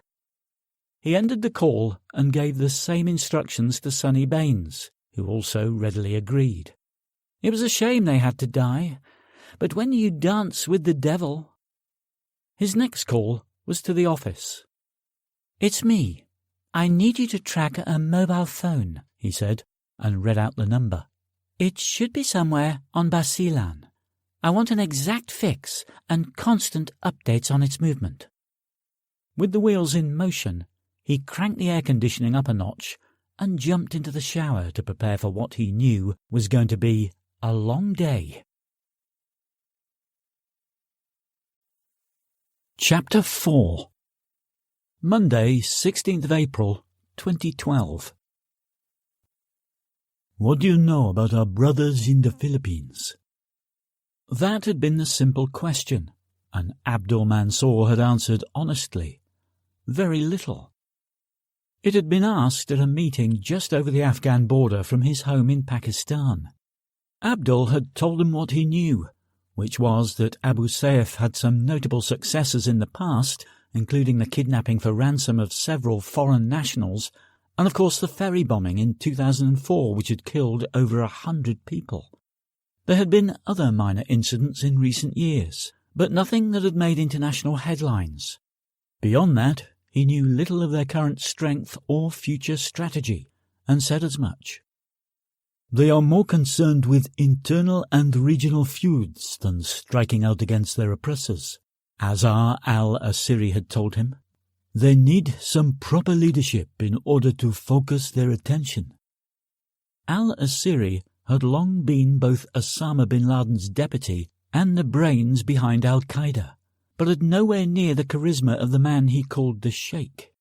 He had been happy to let the Amir front the organization while secretly pulling the strings from behind the scenes. In fact, it was al-Asiri who had suggested taking things to a global level. Bin Laden's initial fight had been against the presence of American soldiers on Saudi soil, but it was al-Asiri who had planted the idea of aiding fellow Muslims in their grievances, wherever they may be. There had been financial support for Abu Sayyaf in the early days, but that had dried up as their hierarchy had fragmented, splintering into separate groups. Our aim is to unify these pockets of resistance once more and turn them into a formidable ally, but we cannot do that with money and weapons alone. I would like you to go there and do for them what you have done for me here. You will take them the weapons they need and show them how to use them. More importantly, you must get them to launch attacks against our enemies as soon as possible. Mansour hadn't questioned the need for an immediate strike. He'd simply accepted the mission without hesitation, honoured to have been chosen for such a task. You will not have long, al-Asiri told him. You will leave in 7 days, and I need you to return before the middle of May. I have a major offensive in mind, and I want you to take part in the planning. Following bin Laden's death the previous year, al-Asiri, in his early 50s, had taken over the reins, as had been widely anticipated by the Western world. However, they were quick to dismiss him as a lamb to bin Laden's lion, a sparrow to his eagle, and it pleased him that they had written him off so readily. So far he had done what his detractors had expected, which had been nothing whatsoever. At least, so they thought. His focus had been on building up an army of generals, men who would go into the world and train others so that one day they could launch a coordinated attack that would leave the infidels trembling at the mention of his name. One such general was Abdul Mansur, whose rise through the ranks had been meteoric. From a humble British background, he had quickly proven himself an excellent soldier, carrying out numerous raids against the occupying US and British forces in Afghanistan. His crowning moment, however, had been his attack on the stronghold of Tom Gray in England the previous year. The intention had been to prevent Gray revealing the location of a device set to kill thousands of people, and it had cost the lives of 30 young martyrs. The device had been found in time by the British authorities, but the audacity of the raid in such a short time had cemented his name in Al-Qaeda history. Mansour had come up with the idea himself. 72 hours after putting forward his proposal to the elders, he was in the middle of the battle, taking several lives, including that of Gray. Upon his return to Pakistan, he had received a hero's welcome and quickly been elevated up the ranks, going from foot soldier to tactician, from student to teacher. The recruits he trained were in awe of his achievements. He taught them that nothing was impossible if you trusted Allah with your life. Many men had passed through his hands, soaking up his courage and strength as well as his knowledge, and his exploits had come to the attention of the very highest in the organization. To his great regret, Mansour hadn't been able to meet Osama bin Laden in person. A meeting had been arranged in Abbottabad, but the US Navy SEALs struck 2 days before Mansour could be introduced to his master. That had been a personal blow, but he'd soon found that Azar al-Asiri was a more than fitting replacement, and it was al-Asiri who had been instrumental in his successive promotions. Mansour began overseeing the training of all new recruits, and al-Asiri was impressed with the results. He was even more impressed with Abdul's suggestion of a series of coordinated strikes around the world, something which fit his global ambitions. After considering it for weeks, he convened a meeting of the highest ranks of the organization. The leaders discussed and agreed upon the proposal, and then dispatched generals to many countries to make their preparations. Azar al-Asiri had personally chosen Abdul for what he considered the toughest assignment, which was why Mansour was now sitting on the rain-soaked deck of a banker, heading for the Philippine island of Jolo, alongside his companion Nabil. Nabil Shah was Mansour's lieutenant, an excellent soldier in his own right, and a good friend for the last few years. Although older than Mansour, Shah had no qualms about taking orders from his general, a man who had proven himself in battle time and time again. Indeed, he made it known that he thought it a privilege to serve Mansour. The arduous journey had begun with a 400-mile drive from Quetta south to the port of Karachi. It had taken a full 10 hours to reach their first destination, travelling not only on main roads but also on rough tracks, which often limited the speed to only 10 miles an hour. At the port, they had been whisked aboard a freighter and given a cramped cabin for the 17-day trip. On nearing the port of Zamboanga, Abdul, Nabil, and their cargo had been transferred onto this vessel for the final leg of the journey. The boat looked like any other banker, but boasted 2 giant Tohatsu outboard motors that could be swung into place at a moment's notice, making it capable of easily outrunning the local Navy patrols. In addition, there was a box of shoulder-launched missiles on board which would discourage, if not sink, any of the Hamilton-class cutters that might get too close. A lesser person might have taken the easier route of flying to their destination or travelling most of the way overland. However, Mansour was not only highly regarded within his own organisation, he was also known and sought throughout the world. Crossing just one border was a huge risk, so he had no hesitation in taking such a circuitous route. He'd filled his time using his 3G tablet PC to read up on Abu Sayyaf and their exploits over the years, using both the internet and files provided by al-Asiri. Known to everyone else as Abu Sayyaf, meaning bearer of the sword, they called themselves Al-Harakat al-Islamiyah, Islamic Movement, and had been founded in the early 90s when they split from the Moro National Liberation Front, MNLF. Their first leader had been Abdurrahak Han Halani, a veteran of the fight against the Soviet occupation in Afghanistan, and their first major attack claimed the lives of 2 American evangelists in 1991. Their attacks weren't limited to foreign nationals, as the Ipil raid in April 1995 proved. Desperate for funds, they had attacked the predominantly Christian town of Ipil in Zamboanga del Sur, looting shops and banks while firing indiscriminately at civilians. 53 people were killed in the attack, and upwards of 30, mostly women and children, were taken hostage as they retreated. In the last decade, their favoured method of attack was bombing. They had hit populated locations to cause as many casualties as possible. 21 people died when a waiting shed at Davao Airport was blown up. On Valentine's Day 2005, Abu Sayyaf hit separate targets in General Santos City, Makati, and Davao City, where they killed 8.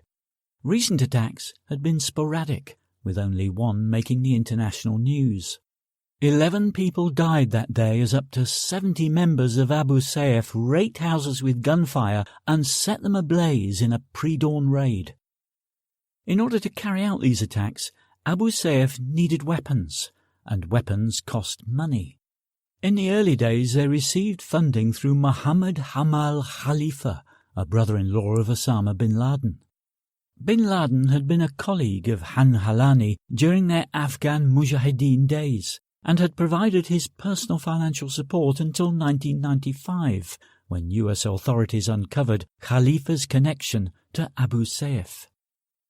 Having cut their ties with MNLF, and by association the Malaysian group Hema Islamiyah in 1991, Abu Sayyaf had foregone their access to the major al-Qaeda funding that had been channeled into the region. They stepped up their kidnapping campaign to support themselves. They had taken hostages in 1993 and 1996, but kicked it up a gear at the start of the next decade, following the death of Abdurrahak Hanhalani. Instead of retaining his ideological focus, they fell into kidnapping, murder and extortion in a big way under the rule of Hanhalani's younger brother, Gaddafi.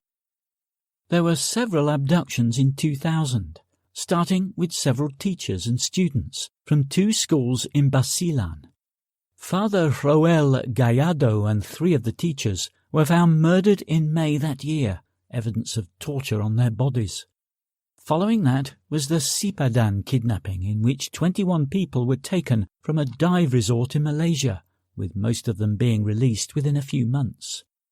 During that time, TV evangelist Wild Almeida and some of his Jesus Miracle Crusade prayer warriors turned up at the Abu Sayyaf camp in Holo, Sulu, to pray for the hostages. Unfortunately, they themselves became captives and were held until being rescued by the military nearly 4 months later. In 2001, one of the highest-profile kidnappings took place when 20 foreign nationals were grabbed from tourist resort Dos Palmos Beach in Palawan, including 3 Americans, Martin and Gracia Burnham and Guillermo Sobero. A fortnight later, a request was made for a Malaysian intermediary to negotiate a ransom payment, but instead they came under attack from AFP soldiers. After they managed to evade the soldiers, Sobero was taken into the jungle and beheaded, a move designed to show that Abu Sayyaf took the situation seriously, even if the Philippine government did not. It was over a year later that Martin Burnham and Ebidora Yap, a Filipino nurse, were killed when the AFP launched yet another attack. Martin's wife, Gracia, was wounded in the leg, but survived, and a subsequent investigation showed that it was AFP bullets which had been to blame for all 3 casualties. Following the botched rescue, the US Army sent 600 military advisors as part of Operation Freedom Eagle, later to come under the Enduring Freedom umbrella. In addition, the CIA sent elite paramilitary officers of the Special Activities Division, SAD. As a result, kidnappings fell to an all-time low. Mansour had soaked all of this information up during his journey, and his conclusion was that the kidnappings had probably tailed off because of the relentless pressure being applied by the US and Philippine forces, as well as a lack of continuous leadership. No matter, he thought, as he saw the island of Holo appear on the horizon. Their days of limited funds would soon be over, thanks in no small part to the cash he was bringing, as well as the promise of continued financial support for years to come. The man he was due to meet was called Abu Asaf, the current head of the Abu Sayyaf organization. Mansour had very little information about the man, except that he was in his 40s and had stepped into the vacant position after the previous leader was shot by a raiding party led by a US SAD team 4 months earlier. He was glad that he was going into the initial meeting with no preconceptions. He preferred to form his own opinions based on what he experienced, not what he had heard from others. "It has been a long journey," Nabil said, gazing out towards the horizon. "Our journey is just beginning," Mansour replied. "Once we arrive, it is imperative that we get them to strike as soon as possible. I will remain here while we plan the attack, but after that I will be moving on. I would like you to stay here and show them how to organize themselves against the infidels." Shah nodded, showing no emotion. It was over an hour before they neared the shore. Unsurprisingly, it wasn't a commercial port they drew up to, but a deserted beach. A group of men waited, and as soon as the anchor went out, they waded into the water and began unloading the boxes he had brought. Mansour made a beeline for the man supervising the transfer. "Salam alaikum," the man said, and Mansour returned the greeting. "I am Jun," he said. We go soon." It was obvious to Mansour that he wasn't much of a conversationalist, and equally apparent that there were not enough men to carry all the baggage he had brought. June saw this too, ordered half of the consignment to be camouflaged, and appointed 2 armed guards to watch over it. The rest of the boxes were picked up, and June led the way into the jungle, with Mansour and Shah following in his footsteps. The march to the camp was slow going, mainly due to the weight of the boxes, but also because they were avoiding known tracks, instead relying on June to cut a way through the dense vegetation with his bolo. This turned out to be the most intense part of his journey, knowing that somewhere on this small island there were close to 200 US and Filipino troops who would just love to get their hands on him, and here they were, crawling along at a snail's pace. They stopped twice on their way to the camp, the second time for over an hour as a patrol ventured close. They crouched in silence as the soldiers made camp just 30 yards away and started cooking their lunch. Mansour could see a few of the Abu Sayyaf were itching to take them on, but June threw them looks which warned them to just stay quiet. Eventually the patrol moved on, and they were able to make the last mile and a half without further encounters. It was hardly recognizable as a camp. The only distinguishing feature was the number of people gathered in the small clearing, with no permanent structures to suggest they would remain here for any length of time. Abu Asaf came to greet them effusively, arms spread wide and a toothless smile on his face, then ushered them over to a log next to a small fire. 3 large fish were cooking over the flames, and a pot of rice bubbled away on a small gas stove. Mansour suddenly realized that he hadn't eaten in over 20 hours, and graciously accepted the invitation to dine. "I understand you have gifts for us," Asaf said in excellent English, the accent British. Mansour nodded and led him over to the boxes arranged at the centre of the clearing. The first one he opened was the size of a family suitcase and contained nothing but cash, over $2 million American dollars in 20s and 50s. Mansour was glad to note that Asaf's reaction was muted appreciation. There were no signs of greed on the man's face, just a look that said, "This could come in handy." The next box to be opened revealed dozens of brand-new M16 rifles, still wrapped in protective wax paper. "Rather than AK-47s, we decided to provide weapons your enemies use, because this way you can make use of any captured ammunition," Mansour said. He gestured to a couple of boxes and explained that they were full of 5.56mm rounds for the rifles, then opened the next container. "Claymore mines," he said, lifting one out to show it to Asaf. "These will help with setting up defensive perimeters and will discourage your enemies from following you," he explained when he saw the look of confusion. He smiled as he pointed to the next 3 boxes.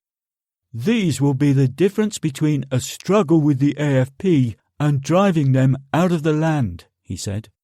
Releasing the catches on one of the lids, he swung it open to reveal a Dillon Aero M134 minigun. The 6-barreled weapon fired 7.62mm bullets at an astonishing 50 rounds per second, fed from a 4,400-round magazine. "In the other boxes I have grenades, C4 explosive, ammunition for the M134, and 20 single-shot RPG-27s. Bear in mind, this is just a down payment on the support we are willing to offer you." "What are you asking in return?" Asaf asked, clearly satisfied with the gifts. Mansour placed an arm around his shoulder and led him away to a quiet spot at the edge of the clearing. "We want only what you want, to drive the infidels from the land. To do that, you must become a force to be reckoned with, and I will show you how. The days of cowering in the jungle will soon be over for Abu Sayyaf." "We do not cower," Asaf said harshly, aggrieved at the suggestion. "Perhaps not. But while the AFP and the Americans wander calmly through your towns, you are sleeping up here in the hills. That is the first thing we need to change. How do we do that? There are barely 100 of us. Don't you have any men on the surrounding islands that you can call on? Mansour asked. There are perhaps another 100 spread around the Sulu Sea, but they have hostages and are trying to negotiate their release. Bring them all here, Mansour said. You no longer need to risk the lives of your men for mere money. We can provide all you need. Asaf nodded, and Mansour continued with the questions. When was the last time you launched an attack on the infidels? Attack? We can barely defend ourselves, never mind launch an attack. Besides, there are American soldiers here, elite American soldiers. Who have a strictly non-combatant role, as I understand, Mansour smiled. Tell me everything you know about their base. I know much about their base, Asaf said, but attacking it would only cause them to double their efforts against us. It would be counterproductive. Far from it, my friend. An attack on their base may indeed make them bring the fight to you, but it would also show Jemaah Islamiyah that Abu Sayyaf are no longer the poor relation they think you are. Your Indonesian brothers will sit up and take notice of you once again, and by reuniting with them, you will make the Muslim movement in the region stronger than you could ever imagine. They will not join with us. They refuse to even talk to us. How will this one attack change their mind? It is quite simple, Mansour said.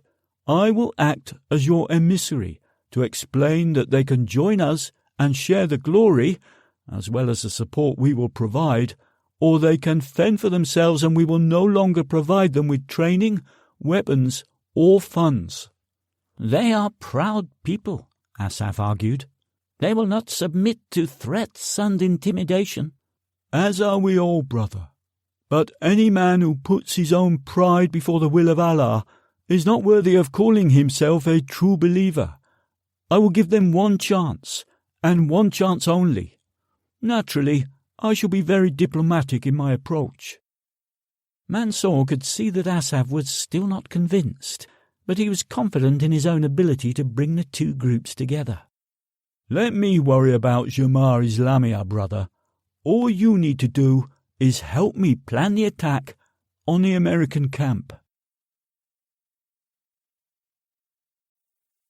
Chapter 5. Monday, 16th of April 2012. Sam Grant found the going hard enough without having to keep step with Holton, whose bare feet were constantly slipping on the wet jungle floor. A rain shower had hit an hour earlier, and the remnant still fell from the dense canopy above, even though the clouds had long since gone. While it cooled him down and provided some much-needed drinking water, it also turned the forest floor to gloop, which his trainers struggled to cope with, despite the decent tread on the sole. The camber of the route they were taking didn't help either, and the undulating terrain meant they were either climbing or descending, rarely walking on level ground. Things got much worse when they came to a river, and Bong signalled for everyone to break for food. Most made their way to the bank and took in as much water as they could, while Vic and Moore waded in for a quick wash. They did so without removing any garments, and Grant guessed this was due to shyness on their part. Once finished, they sat down next to Grant and Holton. "It's really hard washing yourself with all your clothes on. I nearly got a beating the first time I stripped down to my bra and panties. I haven't taken these off since," Vic said, fingering the ragged material of the khaki blouse. "Apparently it makes the Muslim men uncomfortable, or something." "What's your story, Sam Grant?" asked Moore. Before he could answer, Ox came and stood in front of him and rattled off some Tagalog that Grant barely understood, although he did catch the word sapatos, shoes. Feigning ignorance, Grant simply shrugged, but it wasn't enough to deter Ox, who grabbed one of his feet and hoisted it into the air. "Akin to," he said. "These are mine." Rather than get into a confrontation, Grant slipped off his sneakers and handed them over. Ox snatched them and walked off to try them on, leaving Grant with not so much as a salamat. "You'll get used to that," Holton said. "What's yours is theirs, period. You'll be lucky to hold on to that T-shirt for much longer." Sure enough, Ox was back moments later. He whipped off his grimy sandal and threw it at Grant, holding out his hand for the Lacoste T-shirt in exchange. Again Grant handed it over without complaint, and Ox trotted away to show off his new attire. Grant considered ditching the stinking rag, but knew he would be grateful for it when the mosquitoes got into full attack mode. He did, however, start to imagine the things he would do to Ox should the chance present itself. "So?" Vic asked. "So what?" Grant replied, confused. "What's your story?" "Oh yeah, sorry. My mind was elsewhere." He told them about the death of Alma's brother and his abduction from the hotel, and when asked for his reason for being in Manila, he gave them the same story he'd told his girlfriend when they had met. Throughout the monologue, he was acutely aware of Vic staring at him, a look of fierce concentration on her face. When he finished, he stared back at her, and she blushed when she realized what she had been doing. "I'm sorry, but you just look so familiar," she explained. "There's an exhibit in the British Museum called Neanderthal Man. Maybe you saw me there." She shrugged off his weak joke, and the look of concentration returned, and Grant was thankful when their dinner was served, a pile of rice on a large leaf. Everyone tucked in, grabbing handfuls of the bland food and shoving it in their mouths as fast as they could manage. It was a free-for-all, with plenty of shoving and pushing, and the leaf was picked clean within a couple of minutes. Grant had managed to get one decent handful and could have easily outmuscled the others to get a second helping, but their condition was much worse than his, and he figured they needed the nutrition more. If he was going to be here any length of time, he would have taken all he could, but he was determined not to be in it for the long haul. Either Farrar would come up with the money, or he'd fight his way out. Holton suddenly reached down to his ankle and began undoing the twine. "What are you doing?" Grant asked, worried that his companion was about to do something stupid. Holton shouted, "Ebzako!" and the nearest guard looked at him and nodded his head. "I'm going to pack my breakfast," he told Grant, and wandered away from the group, grabbing a couple of large leaves on the way. "They just let you wander off on your own?" Grant asked, surprised. "Aren't they worried that you'll run off?" "You have to stay in view," Vic explained. "If you disappear into the jungle, they'll come after you with their bolos. You don't want that to happen, trust me." Grant assured her he would do no such thing. "You've heard my story. What about you?" he asked. "I'm a travel writer," she said. "I was doing a story about a Pulit island in Palawan and was enjoying an evening on Rob's boat. He has a charter company on the island, and a few of us were on the sunset cruise when they struck." "How many others were there?" Grant asked. "There were 7 of us in all, Rob and I, plus 5 Filipinos. They transferred us onto their boat and brought us here." "Are the others here?" He could see the pain in her eyes when he asked the question, and suddenly wished he hadn't.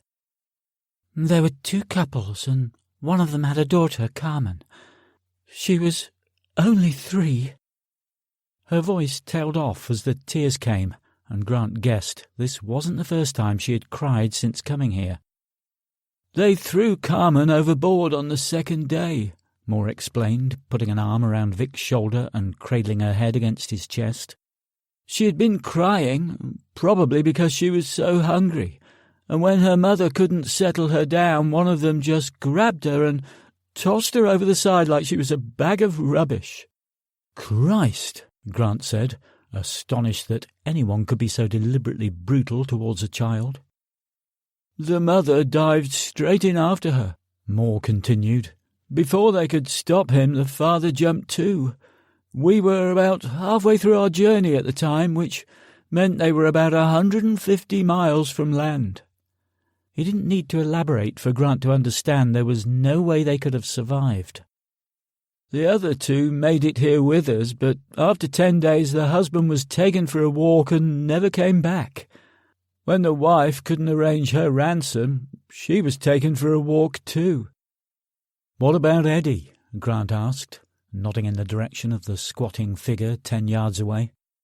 "He's just a tourist, and a pain in the arse one at that," Moore said. "We all know the future doesn't look rosy, but he bitches about it all day long. You'll learn to tune him out after a few weeks."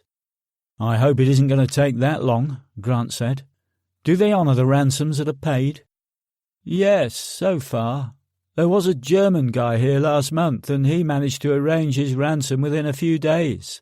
He even sent a food package for us a week later, but all we got from it was a note. Bong had the rest." "Bong's English is good," Grant noted.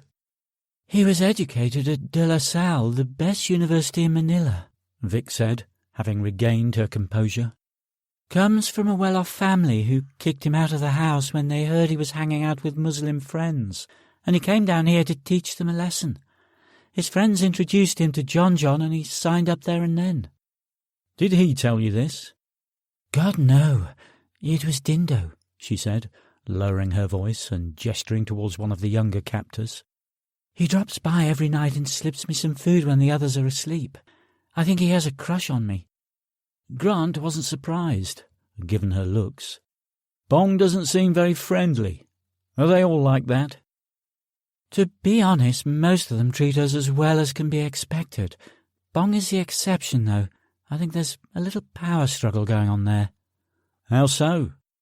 "He's told us on more than one occasion that we're being treated too well, and that when he takes command things will become a lot tougher for us. I think the conflict stems from their goals. While Bong is fighting for an independent Muslim state, Dindo thinks John and Abel are in it for the money. Pure and simple." Grant glanced upstream where the senior Abu Sayyaf members were gathered. The power struggle became more intense as a plume of red erupted from John's chest, spraying blood all over Abul Guzman's head and neck.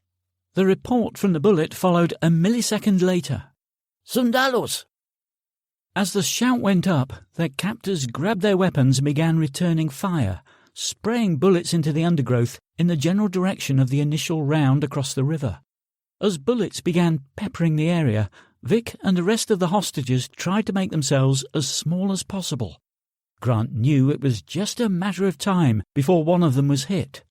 He sought a defilade position and saw one a few yards away, a slight depression behind the rotting trunk of a fallen tree. He grabbed Vic and began pulling her towards it, then remembered that she was still attached to Moore. "Move!" he shouted at them, but Moore had frozen, his body shutting down in response to the assault. Grant leaned over Vic and grabbed him by the ear, twisting it as hard as possible.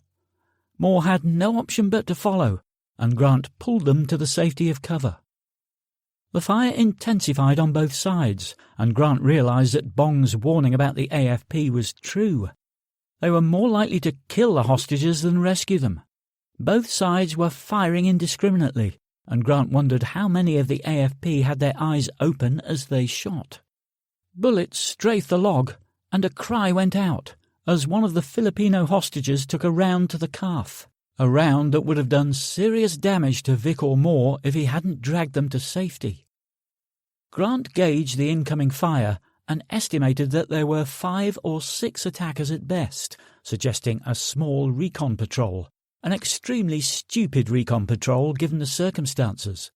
In their position, he would have laid up and called in reinforcements rather than try to take on a much larger force, especially one holding hostages. One of the guards went down with a wound to the throat. His compatriots ignored him as they continued to repel the attackers. They lobbed a couple of grenades across the narrow river, one landing harmlessly short, but the other bouncing into the vegetation, taking out 2 AFP soldiers. Grant nearly jumped with fright when a body landed next to him. He turned to see Holton cowering by his side, trousers still around his ankles. "Unbe-fucking-leavable! Whose side are they on, for Christ's sake?" Grant ignored him, concentrating on one of the Abu Sayyaf who had picked up the loaded RPG. His stance was all wrong, and as he fired, he fell flat on his backside. Luckily for all concerned, except the AFP, the explosive round went where he had aimed. Clump! A tree took the brunt of the impact, cracking the trunk in two. But the AFP got the message and their attack petered out as they retreated through the jungle, firing sporadically as they ran. With the battle having lasted barely more than a couple of minutes, a sense of calm returned to the jungle. The Abu Sayyaf members were still pumped up, watching the far bank. The silence didn't last long, however, as the Filipino woman who'd been hit in the leg began to make the transition from shock to pain. The guards ignored her cries, more intent on dealing with their own fallen, two of whom were clearly dead. The other casualty was one of the younger Abu Sayyaf, who had sustained a flesh wound to the arm, and he showed it off proudly, pleased with his new battle scar. Bong barked orders, and the two bodies were wrapped in hammocks, ready to be carried away. Others saw to the hostages, and they began by ensuring everyone was tethered to at least one other person. When they got to the injured woman, they seemed at a loss as to what to do. Her screams were intensifying all the time, and any attempts to treat the wound simply increased her hysteria. After a couple of minutes, Bong strode over and surveyed the situation. It was clear to everyone that the woman was not going to be able to walk on the injured leg, and the noise she made would only alert the AFP. He rattled off more orders in Tagalog, and the tether was removed from the woman's other ankle. Grant watched the proceedings, but had no idea what was being said, the words spitting out like automatic weapon fire. Bong gestured with his arm, and the hostage who had been cradling the casualty was suddenly dragged away.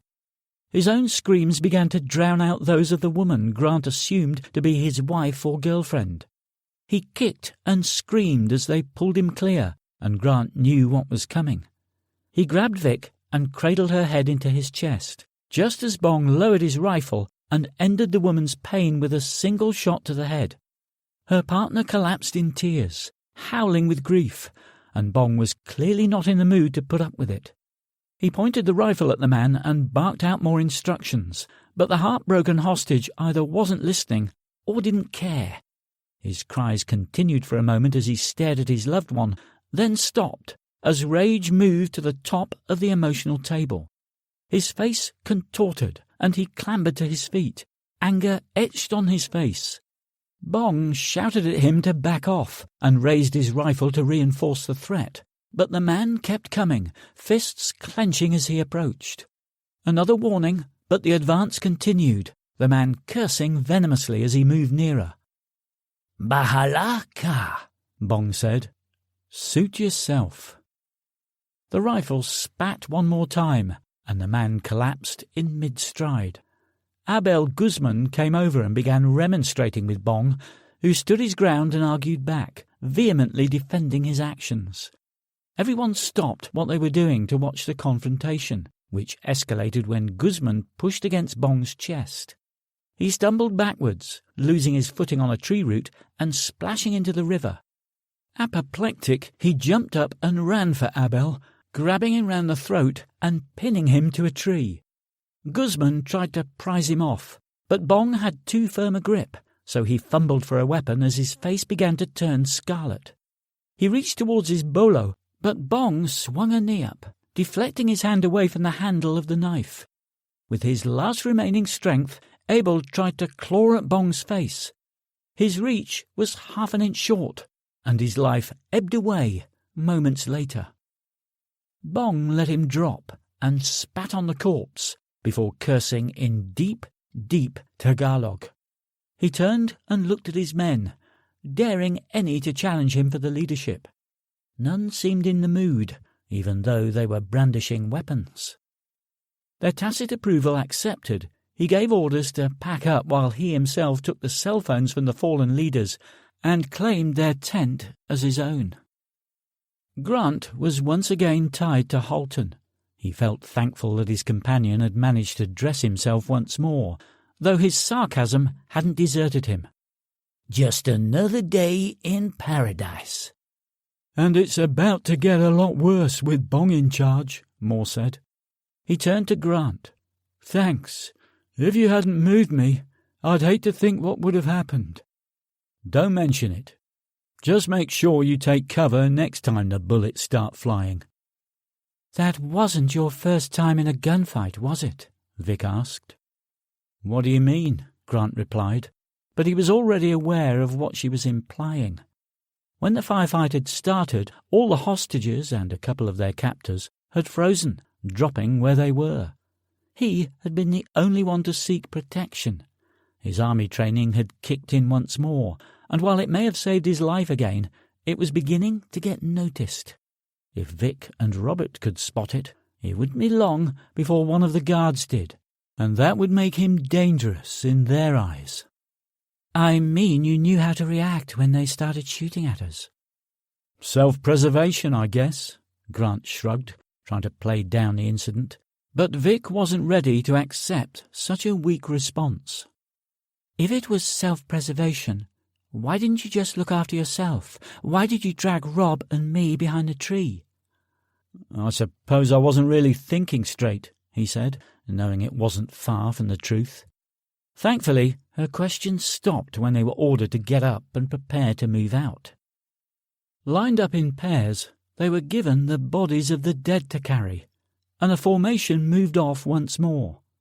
Grant had the feet end of the hammock over his right shoulder, and Robert Moore, walking in front of him alongside Vic, carried the head end. For a man who had been used to carrying 60-pound packs into battle, it was still a bit of a struggle for Grant, especially in his stocking feet. But Moore was in a shit state already without having this additional burden literally thrown on his shoulder. 20 minutes into the march, Moore had already stopped twice for a short rest and to change his grip, and Bong wasn't best pleased at the pace being set. He told one of his subordinates to take over on point and came back down the line to see what was causing the hold-up.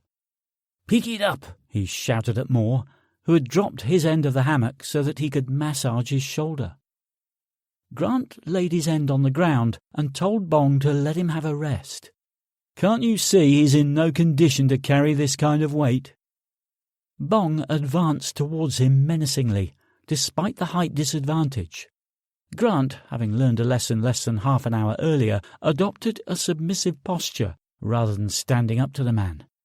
It didn't prevent him getting a whack on the back with the flat edge of a bolo, but it helped to keep up the pretense.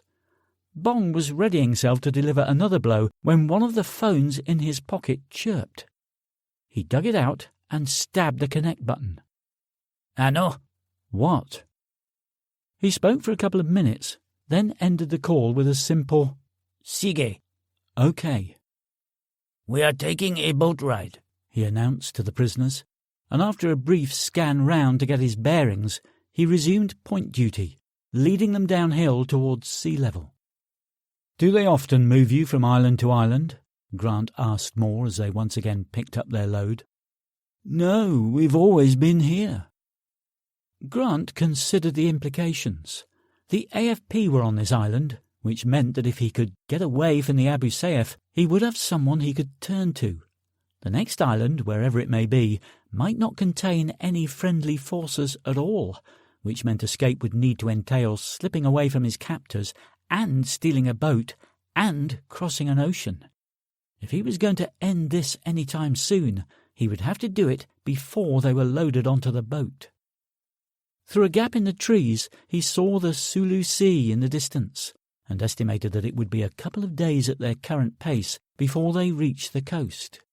Not much time, but it was all the time he had to come up with a plan.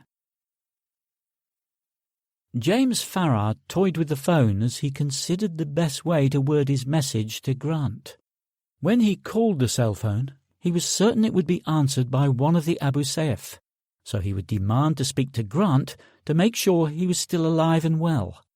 Two things that bothered him were that the message would have to be concise and that their conversation might be on speakerphone. The message he wanted to get across was that no money was going to be paid and that Baines and Smart were on their way to get him out. But how to say that in a way that only Grant would understand? He got up and made himself a cup of coffee, all the time trying to formulate a couple of short sentences that would carry the message. It was almost an hour later that he picked up the phone and dialed Grant's number. "It's James Farrar," he said as soon as the connection was made. "I want to speak to Sam." "Do you have the money?" Bong asked. "We're putting it together, but it will take a few days. In the meantime, I want to speak to Sam. I want to be sure he's still alive." A moment later, he heard Grant's voice. "James, have you—" Bong snatched the phone away. "You have heard his voice. Call me in 3 days to arrange the transfer." "I want to speak to him. Let him know that everything is okay." There was silence for a moment. "You give me the message. I will pass it on," Bong said. Farrar had expected as much. "Can't you just put me on speaker? He must be terrified and will want to hear a friendly voice." He heard mumbling as Bong tried to find the setting on the unfamiliar phone, but eventually he was instructed to relay his message. "Sam, it's James. I hope you're bearing up under the pressure. I have asked a specialist company to handle the transfer. They are called Baines & Smart, and they deal with hostage situations all the time, so I thought it best to let them do things their way. It might be a little expensive, but I'm sure you understand." "Yes, James, I understand." Bong took the phone off speaker. "You have passed on your message," he said. "Call me in 3 days with the arrangements." "Wait, I have instructions from Baines & Smart. They want me to call every 8 hours to ensure he is still alive." "No," was the simple reply. "Then they won't make the transfer," Farrar said. "I'm not about to send more people in there so you can take them hostage too. Either you let Baines & Smart handle it and follow their instructions, or the deal is off and you get nothing." Farrar held the phone to his ear, praying the bluff wasn't called, and the interminable silence was eventually broken. "I will call you once a day at 3 o'clock in the afternoon." The phone went dead in his hands, and Farrar realized he'd been holding his breath waiting for the response. Exhaling loudly, he went to the kitchen, uncorked a bottle of red wine, and grabbed a glass, then settled on the sofa. So, Grant's phone would be active every day at 3 in the afternoon, which should give Baines & Smart the opportunity to pinpoint his location.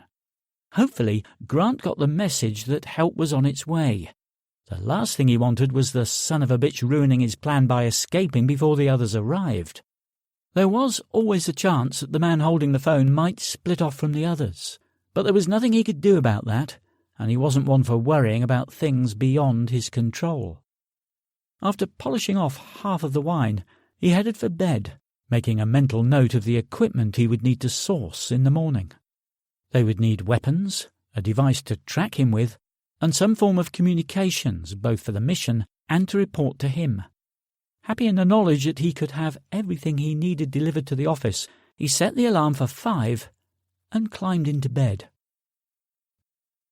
Grant pondered the message Farrar had sent him and kept coming back to the same conclusion. Sonny and Len were going to attempt a rescue mission. While it was good news in one respect, he would have much preferred Farrar to stump up the cash. His friends were more than capable of pulling it off, especially if he was able to assist them somehow, but there was always the chance of a hostage or two getting hit in the melee. Paying the ransom was by far the best option, and the money could always be replaced, probably within a year the way his business was performing. He pushed the thought aside.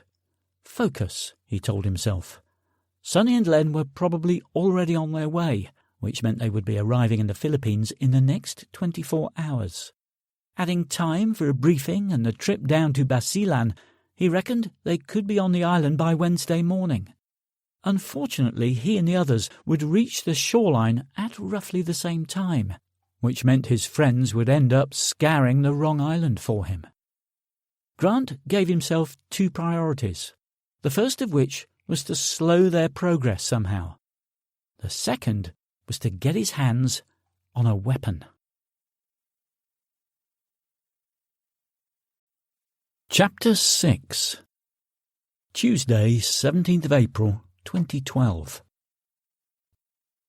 Turbulence shook Simon Sonny Baines awake. He opened his eyes to see Len Smart next to him reading a detective mystery on his Kindle, oblivious to the chaos. It wasn't until an overhead locker broke open and disgorged its contents into the aisle that he tore himself away from the gripping story. Although they had left Amsterdam Schiphol Airport an eternity earlier, according to Sonny's watch, they were still 6 hours from Manila. The flight from Heathrow had been a short hop, and after a 3-hour stopover they had climbed aboard the Boeing 777-200. An hour into the flight they'd had breakfast, which Sonny topped off with a scotch before falling into a deep sleep.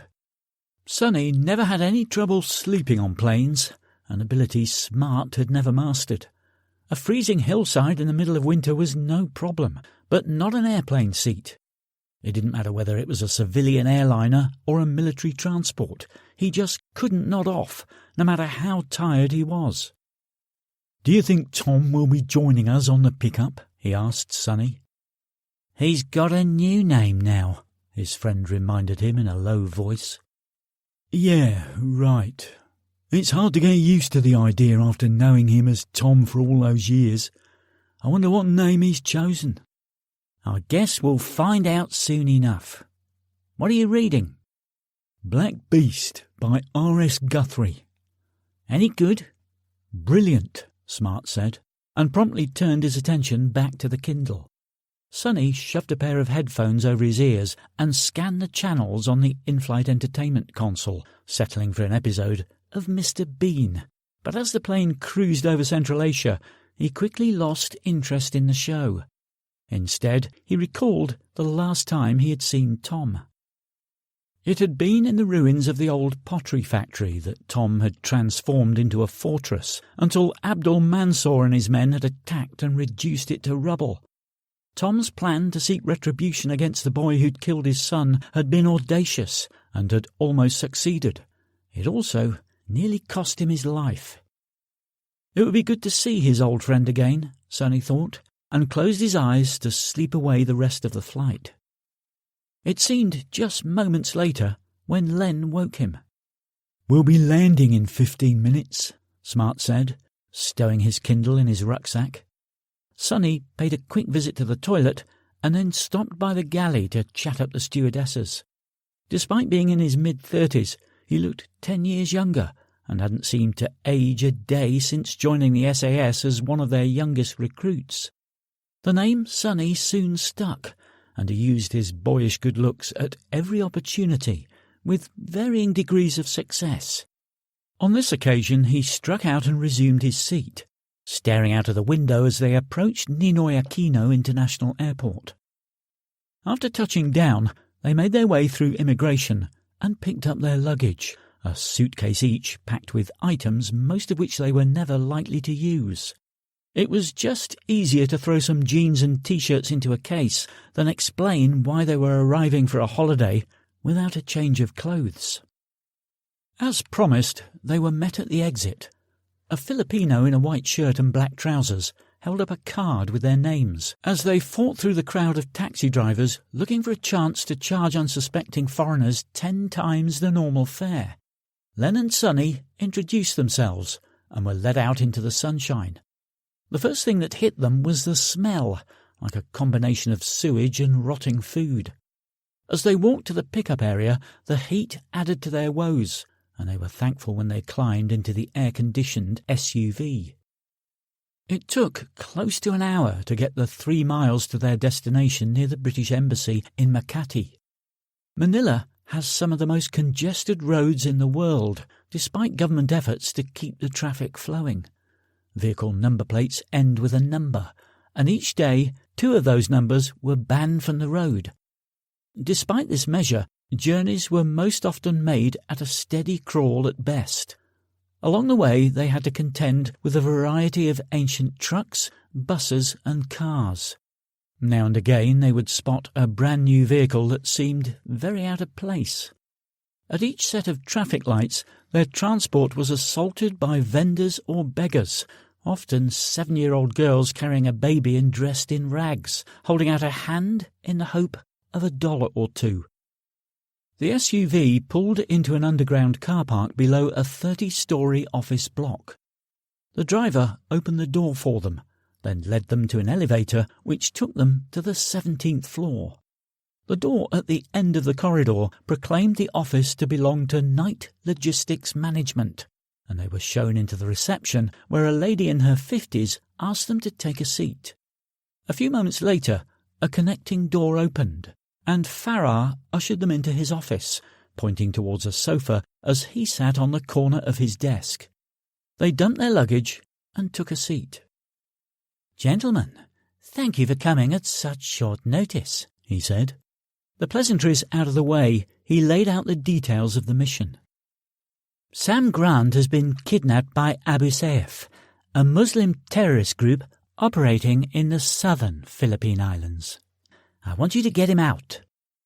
"Who's Sam Grant?" Smart asked. Sorry, I forgot you didn't know. Sam Grant is the name Tom Gray goes by these days." He paused to let the news sink in, and it came as something of a shock to Sonny and Len. "I guess that answers the question, is Tom coming with us?" Len thought. "How did he get kidnapped?" he asked. "I don't know all the details," Farrar admitted, "but whatever happened, I'm beginning to wonder if he's up to the job he's been chosen for." "Tom still has what it takes," Sonny said quickly. "If he was kidnapped, it was because he knew that trying to fight his way out was a waste of time. He'll be working on an escape, I guarantee it." "Does he know we're coming?" Len asked, changing the subject in an attempt to diffuse the tension in the room. Farrar shared the message he'd relayed the previous evening, and they agreed that in all likeliness Tom knew a rescue was going to be attempted.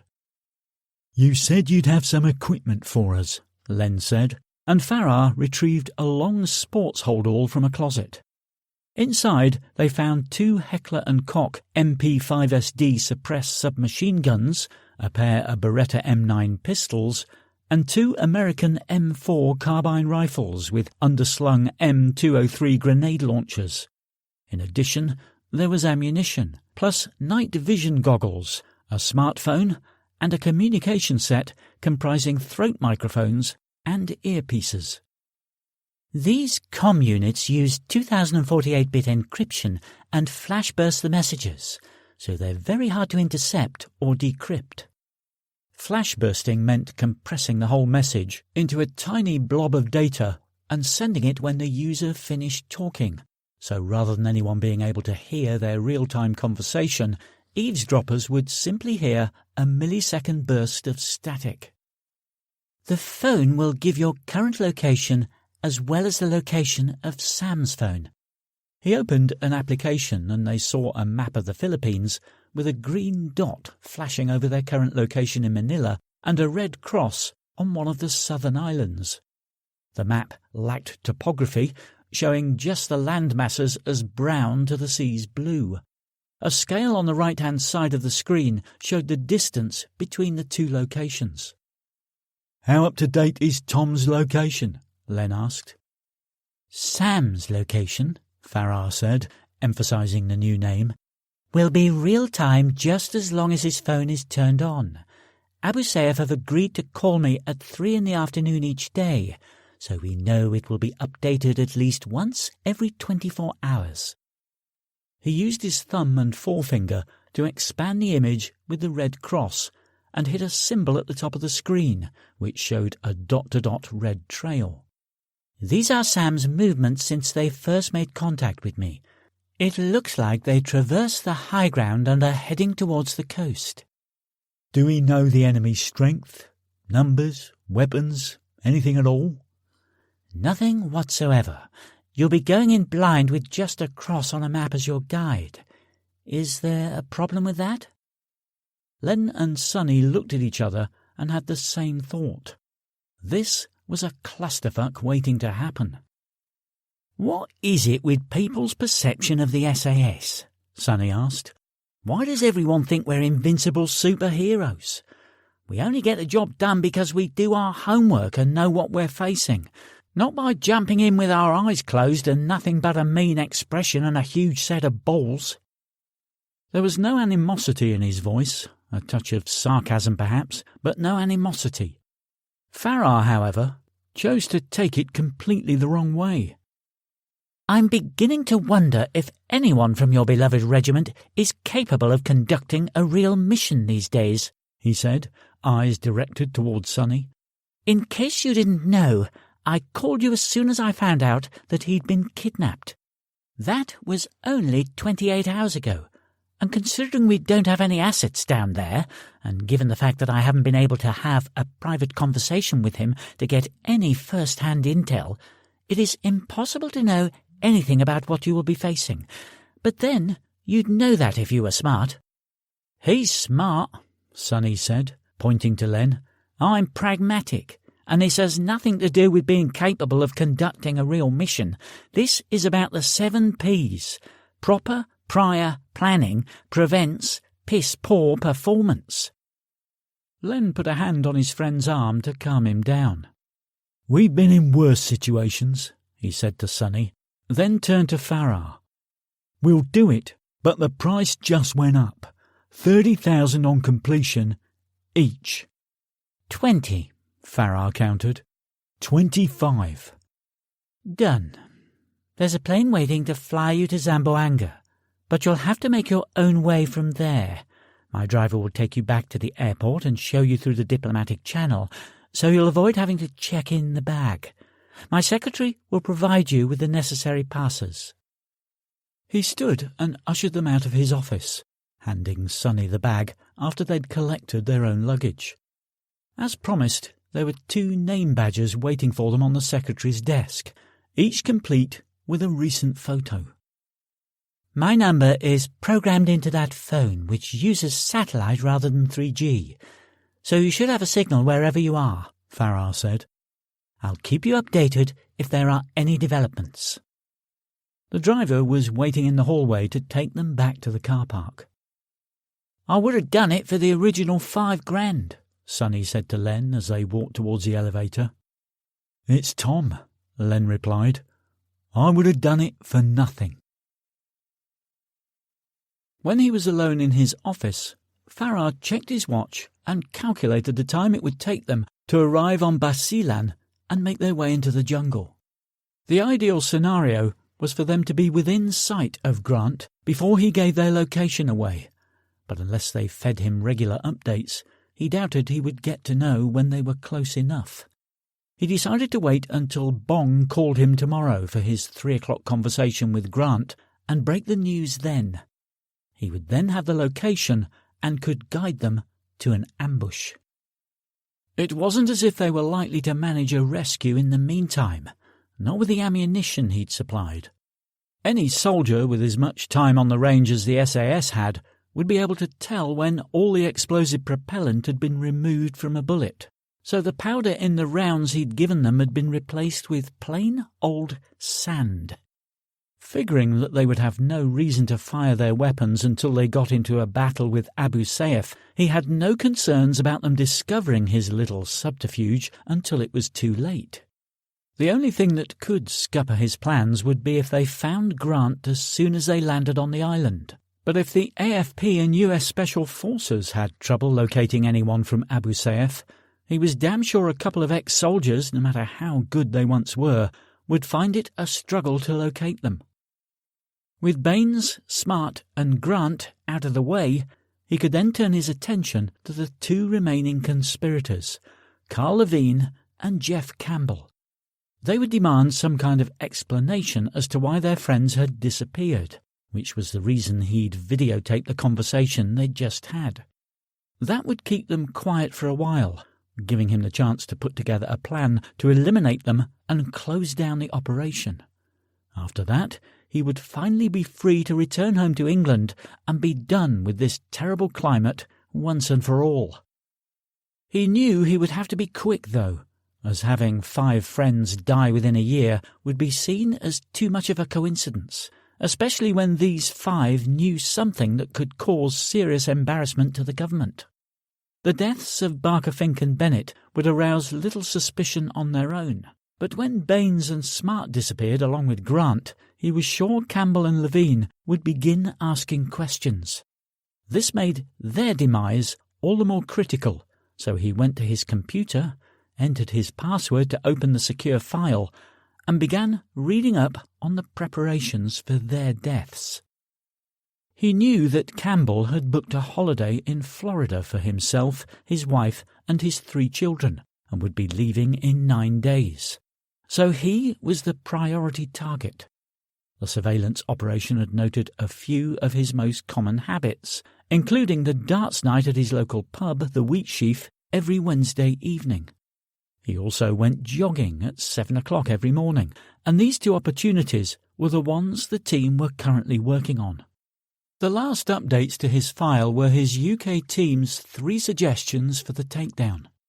Dismissing the first 2, a hit-and-run accident and a common pub fight, as too obvious and risky, he pondered the 3rd option. They wanted to fake a burglary and kill him in the process. A man of his nature would surely try to defend his family, the team suggested, and they could kill him when he tried. Farrar wasn't so sure. If Campbell didn't resist and just let them take his possessions, the team would have no reason to kill him. If they did kill him under those circumstances, his family would surely know that he was the real target, and they would have to be silenced too, which was something he didn't want to contemplate. Not yet, at least. Adding a note to the team to come up with some other options by the end of the day, he closed Campbell's file and moved on to the next one. Levine, too, was a creature of habit. Twice a week he went skydiving at the local airport, and the team had managed to get one of their number into his Tuesday evening sessions. Like Levine, their man was an ex-paratrooper, and through that common bond they had become friends over the last 4 weeks. Their report said he was now in a position to gain access to Levine's rig, with a view to sabotaging it. Farrar didn't understand the intricacies of how they intended to sabotage the parachute, but they assured him that both the main and reserve would fail to operate on the last dive of the day. Their man would beg off that last jump, claiming to have a prior engagement. And as he had used a false name, belonging to a real ex-para he'd served with, and the licence plates on his car were also false, there was nothing but a description to link him to the death. Once he'd shaven off the full beard and had a haircut, the authorities would be searching for a ghost. Farrar was satisfied with the plan and gave the go-ahead to implement it the following week. Another few days, he thought, and he could finally get a proper roast beef dinner. For now, though, he had to be satisfied with a half-decent shepherd's pie from the local English pub. Chapter 7. Wednesday, 18th of April 2012. Sam Grant woke as yet another mosquito helped itself to a drink from his exposed arm. Instinctively he tried to swat it, and that was when he remembered the handcuffs. They had been produced as the sun fell the previous evening, and he had been shackled to a tree and left to sleep in a sitting position. When he asked what he was supposed to do if he needed the toilet, he was simply told to hold it until the morning. With that, his vision of a night escape had vanished, leaving him with not only dented optimism, but also a very full bladder. When one of the guards stirred close by, Grant called out to him. "Ihi, ako," he said, letting the man know he was desperate for a piss. The guard rubbed his eyes and then dug into his pocket for the keys. As he ambled past Grant, he dropped the key by the base of the tree and continued to answer his own call of nature. After a little fumbling in the early dawn light, Grant managed to free himself and stood up on legs filled with pins and needles because of his awkward sleeping position. Still, he managed to move a few steps to the edge of the clearing and finally relieve himself. The thought occurred to him that he was losing a lot of fluid and not taking much in, and if he didn't change the ratio soon, he was going to start feeling the effects. However, that wasn't his most troubling thought.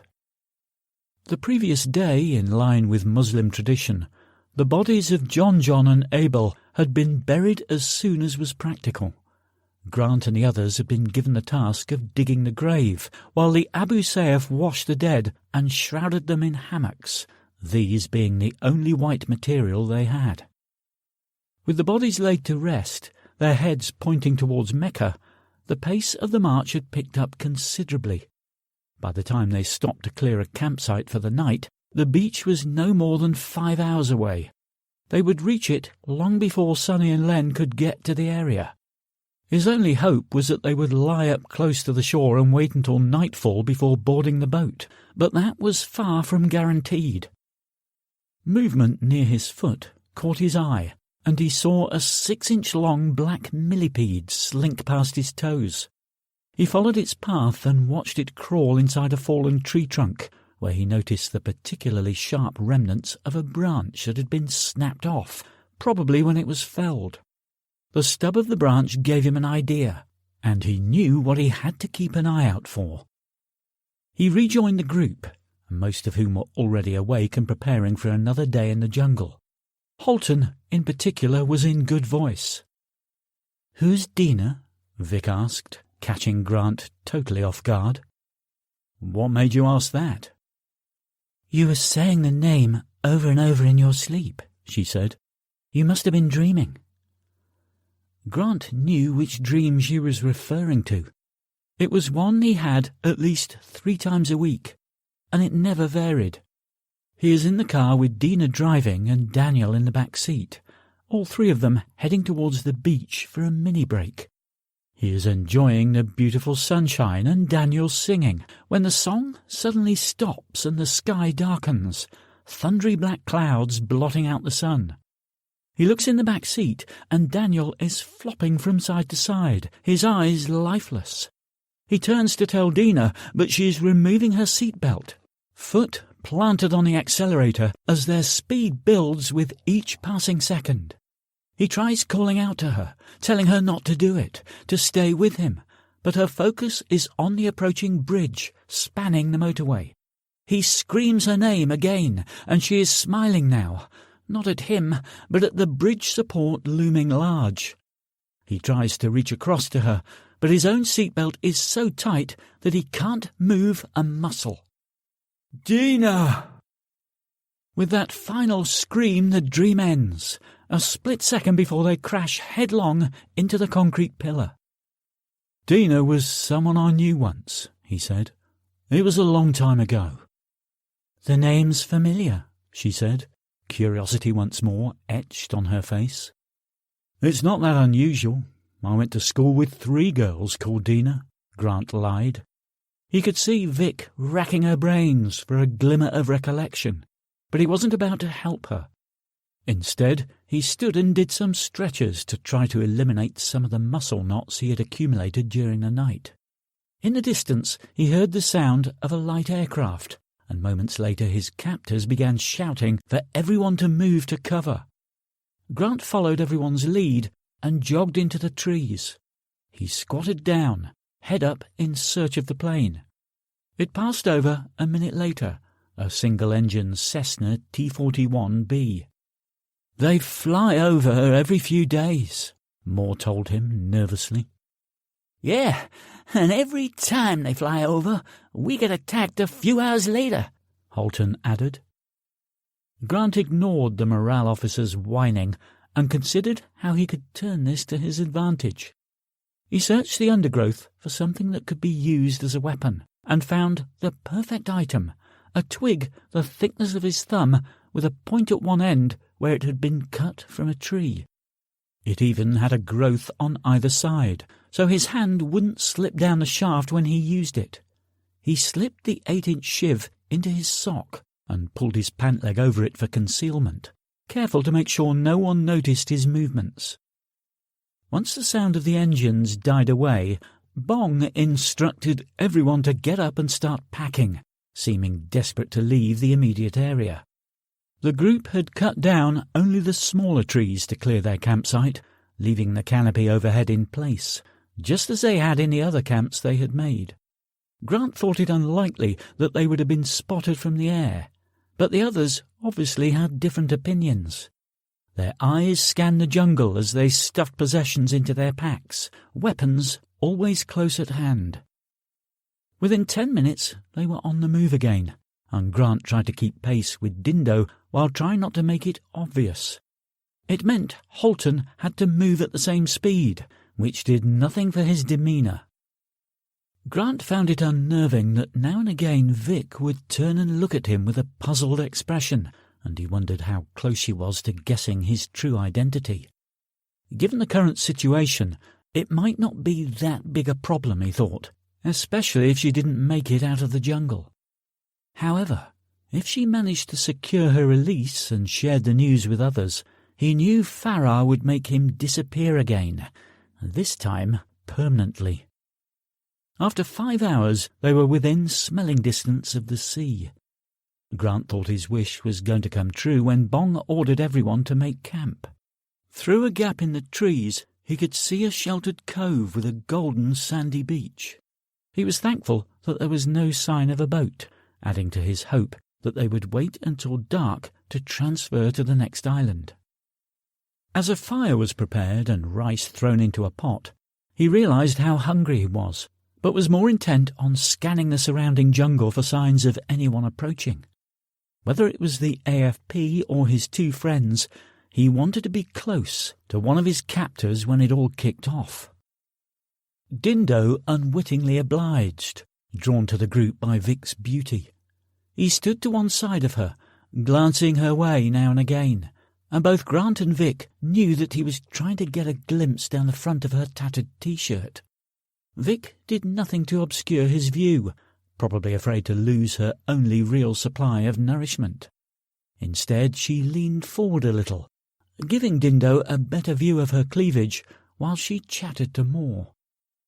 Grant judged the time to be about midday, which meant it would be another few hours before Sonny and Len were likely to turn up. With that thought still in his head, his heart sank as he saw a large banker appear at the mouth of the cove and throw out its anchor. Bong ordered everyone to prepare to move out, and the guards started packing everything away. The rice bubbling away in the pot was dumped onto the fire, extinguishing the flames and dealing yet another blow to the hostages' morale. Grant frantically sought a way to avoid boarding the boat, but the only way he saw that happening was if he was dead, so he stood when ordered to and took his place in the line as they marched the last few 100 yards to the beach. A small motorized inflatable had been dropped over the side and was chugging towards the shore when they reached the sand, and the hostages were ordered to climb aboard. They had difficulty complying with their legs tied together. When the first 4 were in, 2 guards joined them to ferry them to the banker, then returned to escort the next lot across. Grant, Vic, Moore and Holton were the last hostages to climb into the dinghy. Sam wondered whether it would be possible to overpower the crew once on board, but again his idea was dashed as he climbed onto the larger vessel and saw 4 more armed men watching over the group of hostages already aboard. Resigned to the journey, he sat down next to Holton and prayed the banker had a well-stocked galley on board. Chapter 8. Wednesday, 18th of April 2012. Sonny gazed out of the tiny window at the sea far below and wondered what the fishing would be like in those waters. The island of Holo was just a few minutes away, and yet another glance at his watch told him that it was approaching 7 in the evening.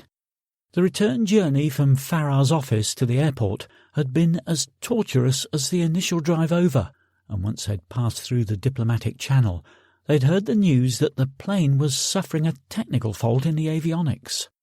The resulting delay meant they didn't arrive in Zamboanga City until 5 in the afternoon, by which time Farah had been in touch with the latest developments. I got the call from Abu Saif, but they didn't use Sam's phone. so we have no way of updating his current position. However, he did manage to tell me he was on a boat heading southwest, which means his most likely destination is Holo. He'd pronounced it Holo, as the locals did. Once you touch down in Zamboanga, you can catch a connecting flight to Holo. Be warned, though, there is a US base close to the airstrip, and I don't think they'd take kindly to you turning up armed to the teeth. Once you arrive, flash your new credentials, bribe them, do whatever you have to, just get the hell out of there before the military take an interest in you.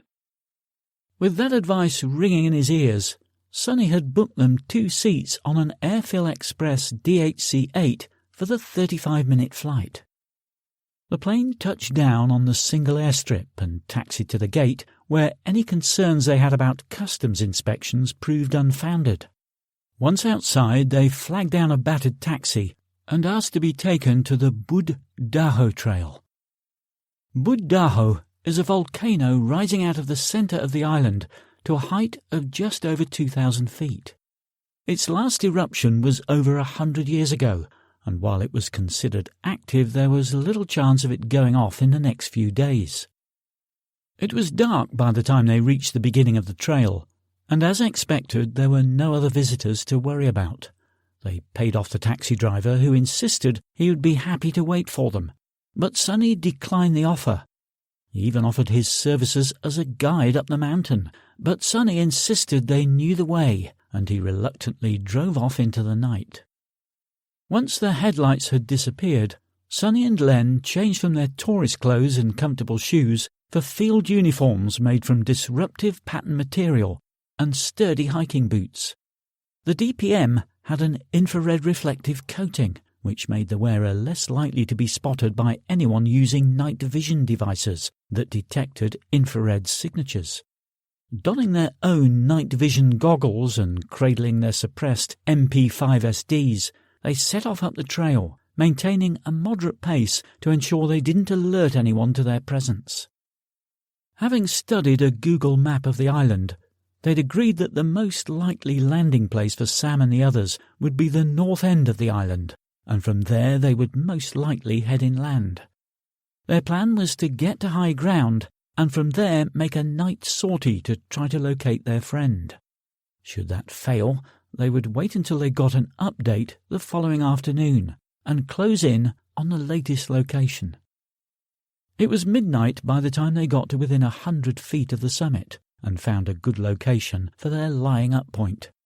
After snacking on sandwiches they'd purchased at the airport, they cleaned their weapons and set off back down the side of the conical volcano, this time heading north. With their M4 assault rifles slung over their shoulders, they walked slowly, Sonny on point with his heckler and cock at the ready. 10 yards behind him, Len scanned the area to their sides, occasionally turning to check their 6. An hour into the search, they came across a building and stopped 20 yards short to check it out. It was built on stilts, with the floor raised 3 feet off the ground. There appeared to be no sign of movement. After a 10-minute wait, Sonny edged closer while Len covered his advance. It took another few minutes to cover the ground, then Sonny popped his head round the corner and returned to signal the all clear. Len joined him and saw that they'd come across a storage hut, piled a couple of feet high, with coconuts. With no sign of any targets, they took a quick drink break before Len took his turn on point. For a further 2 hours they snaked their way through the jungle without coming across anything larger than a cockatoo. Finally they agreed to head back to their temporary camp and get some shut-eye. Daylight was barely 4 hours away, and they took a more direct route back up the mountain, little realizing that at one point they passed within 200 yards of Sam, as he once again tried to get some sleep, with only a tree for a pillow. It had taken just over 6 hours for the boat to cover the 150 kilometres from Basilan to Holo. When they arrived at the deserted beach just after dark, they were again transferred ashore using the inflatable. If the banca had a galley on board, Sam and the other hostages were not on the dining list. Once they began the march into the jungle, he knew it would probably be the next day before they got another bite to eat.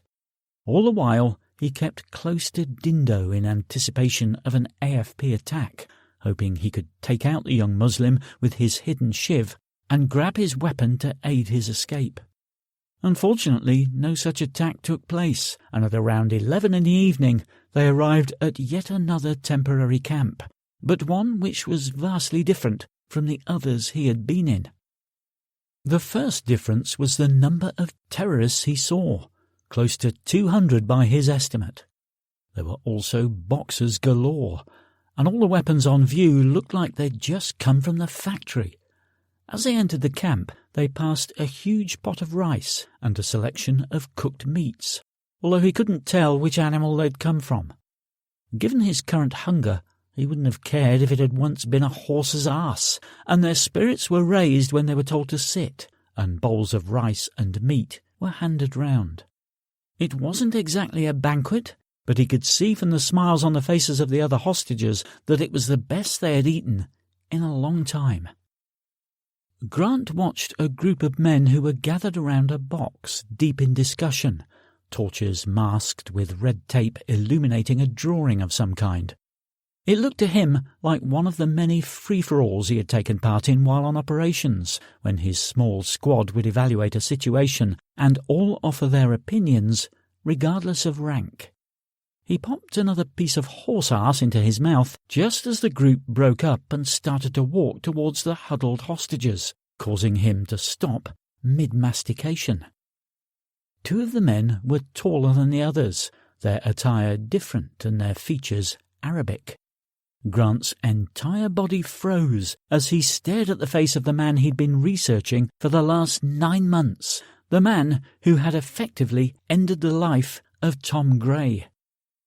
After he'd left his hospital bed in Subic Freeport, the first thing Grant had done was get internet access.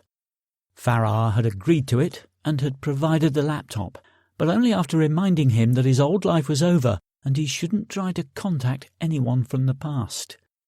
During Tom Gray's siege, he had communicated with the friends that supported him with dead-drop emails.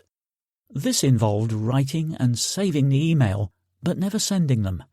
The recipients would log onto the same account regularly to read them, thus never leaving an electronic trail.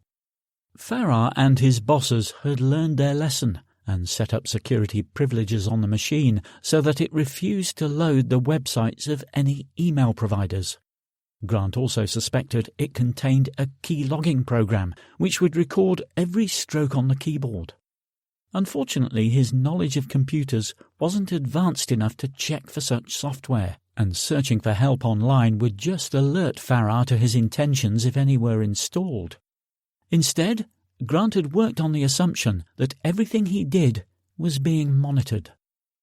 The first search string he had entered into Google was Tom Gray, and he wasn't surprised to see the search engine's announcement that there were about 3.5 billion results. His first port of call was the BBC News website, where he first discovered the name of the man suspected of attacking him. Abdul Mansour had also been accused of killing a pensioner in a nearby village as part of his escape, although he had spared the lives of an ambulance crew he'd taken hostage. According to their testimony, it was so that they could let the world know who had been responsible for the attack. Grant then did a search for Abdul Mansour. Judging by the number of search results, Grant guessed he'd gotten the message across. He found reports on Mansour's background, from growing up as Ahmed Al-Ali in Ladbroke Grove, London, to his reported activities in Afghanistan and Pakistan, both before and after the attack in Sussex. Grant immediately recognised Abdul Mansour and had to use all his willpower not to stare at him as he stopped to survey the hostages. His whole body was tense, not with fear, but with the rising anger he felt at meeting the man who had tried to kill him. He'd anticipated this day would come, but not under these circumstances. He'd expected to be the hunter rather than the prey, or at least be armed with more than a pointy stick when they met. Mansour stood over the group and played the light over them. His eye was drawn to Grant. "We have no more need for these people," the man standing next to Mansour said. "Guarding them will be a waste of men, and we no longer need the money they will bring us." He gave some orders, and his men moved in. "Not so hasty, my friend," Mansour said, holding out his arm. "They have more than just a monetary value. After we attack the base on Friday night, the army will come at us in numbers, but they will be handicapped if we still have these hostages. They put a high value on human life, and that is a weakness we will exploit. Besides—" He was staring at Grant, who saw the same look Vic Phillips had been giving him for the last couple of days. "What's your name?" Mansour asked. "Sam." Mansour's eyebrows furrowed. "You look familiar." "He gets that a lot," Vic said, but her comment was ignored. Mansour continued to stare, and Grant did his best not to appear uncomfortable. "What do you do for a living?" Mansour asked Grant. While his new looks might hide his past, Grant knew that his voice would be the one giveaway, and he tried to keep his answer as short as possible. "I make websites." Mansour asked a few more questions, but each time Grant answered in as few syllables as possible. Mansour looked like he was searching for something in his mind, but then he shook his head and walked away. Once he'd gone, Vic inched closer to Grant. "Tom," she whispered. Grant turned to face her and immediately realized what he'd done. "I knew it. You're Tom Gray." Grant gestured for her to keep her voice down, knowing that denying it would be futile. "Oh my God, I thought you were dead." "That was the plan," Grant said. "How did you know?" She took a moment to compose herself. "I may be a travel writer, but in order to pay for my trips, I write for several publications. When you released your justice bill last year, I was one of those opposed to it and wrote an article explaining why it was a non-starter. I did a lot of research on you, including watching your appearances on the news over and over again. That's where I knew your voice from." "That's it?" "No, the voice was only part of it. When you saved me from that bullet, I knew you were no ordinary business owner, and I saw the look on Abdul Mansour's face when he walked up to you. I think he's close to recognizing you too. Maybe it's a good job the explosion altered your appearance somewhat." "You know who he is?" Grant asked. "Are you kidding? After he attacked you, his face was all over the news. He's more notorious than Osama bin Laden." "Look, you have to forget about Tom Gray. I mean, you have to forget about me being Tom Gray. It's complicated, but if you tell anyone I'm alive, they'll kill the both of us. Now eat your food." "But who would want to kill you?" she persisted. It was a conversation he didn't want to have, but she had to know the danger she had stumbled into, a danger greater than her current situation. "Think about it. The government announced my death to the whole world. How happy do you think they'd be if you proved they had lied, eh? They know where I am right now, and if you ever mention my name and link me to this place, they will know you are telling the truth. Oh, they'll dismiss you as a crackpot, saying it was post-traumatic stress disorder or something similar brought on by your ordeal, but they won't risk someone believing you and reigniting the fire." "They wouldn't do that," she insisted. "That only happens in books and films, not real life. The British government doesn't murder its own people." "Don't be so naive. The government as a whole might not sanction it, but individuals will do all they can to hold on to their power. If anyone threatens their position, they will do anything to eliminate the danger." "Then why did you agree to the name change?" "I didn't agree. Not at the time. I only found out about it when I woke from a coma 2 months after the attack, and by then the choice was either to accept the new life or go back to sleep permanently. They even performed plastic surgery to make me look even less like Tom Gray.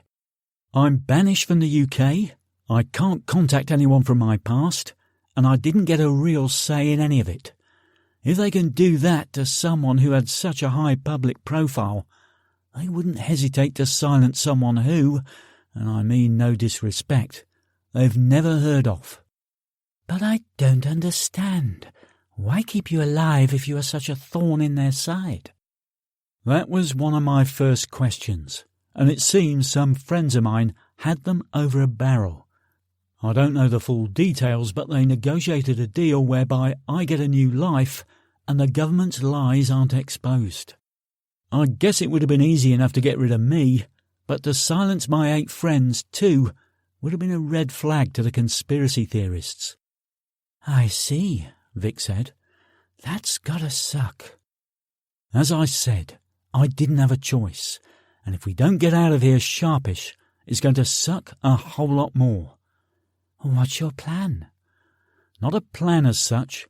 A couple of friends are on their way to get me, and we just need to be ready when they get here. Baines and Smart. I knew those names were familiar. They were part of your team last year, weren't they? That's right, and hopefully they'll be here sometime soon. When it all kicks off, you need to do exactly as I say. You understand? Vic nodded, and Grant reminded her to tell no one, but she wasn't going to let it lie. I'm a writer, Tom, and this is absolute gold. I can't just pretend I don't know about the story of the century. Just leave it, Grant said, throwing her a look and signalling the end of the conversation. A few minutes later, his guard arrived with the handcuffs, and he settled down to another night of broken sleep. Chapter 9. Thursday, 19th of April, 2012. While Grant's sleep was disturbed by the constant feeding of the indigenous insects, Abdul Mansour was kept awake by the gnawing sensation that comes from being one step away from solving a puzzle. The fact that he couldn't put a name to the face had weighed heavily on him, and with it came a sense of foreboding. He wasn't a superstitious man, but he trusted his instincts, and right now they told him that there was something dangerous about this man. These thoughts troubled him throughout his morning prayers and continued as he ate his breakfast, and once he'd finished, he decided that the best thing to do would be to rid himself of the man, just to be on the safe side. However, having made that decision, he found himself reluctant to go through with it. Looking at Grant, he knew he was so close to the truth, yet it was always a few inches from his grasp.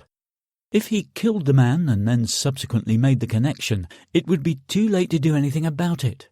Still, his head said the man had to go. After another hour of going round in circles, he opted to settle the matter once and for all.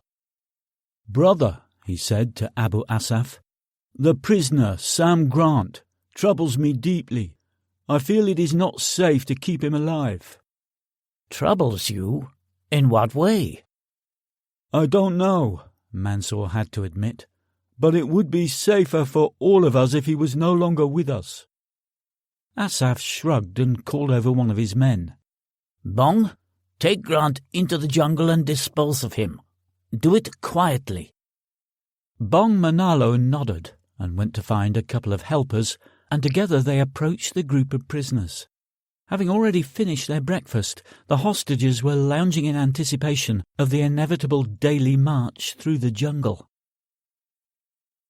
Grant saw Bong gather a couple of men and approach the group of prisoners. He suspected it was time to move out again. "Get up," Bong said. "You're coming with us." Grant did so warily. "Where are we going?" he asked. "For a walk." Grant looked down at Holton, who averted his eyes and dropped his gaze to the ground. The simple gesture told Grant all he needed to know. This was one of those walks Vic had told him about, where four go out but just 3 come back. He thought quickly and decided not to make a fuss here, not with a few dozen armed men to deal with. Instead, he would go quietly and take his chance with his 3 escorts.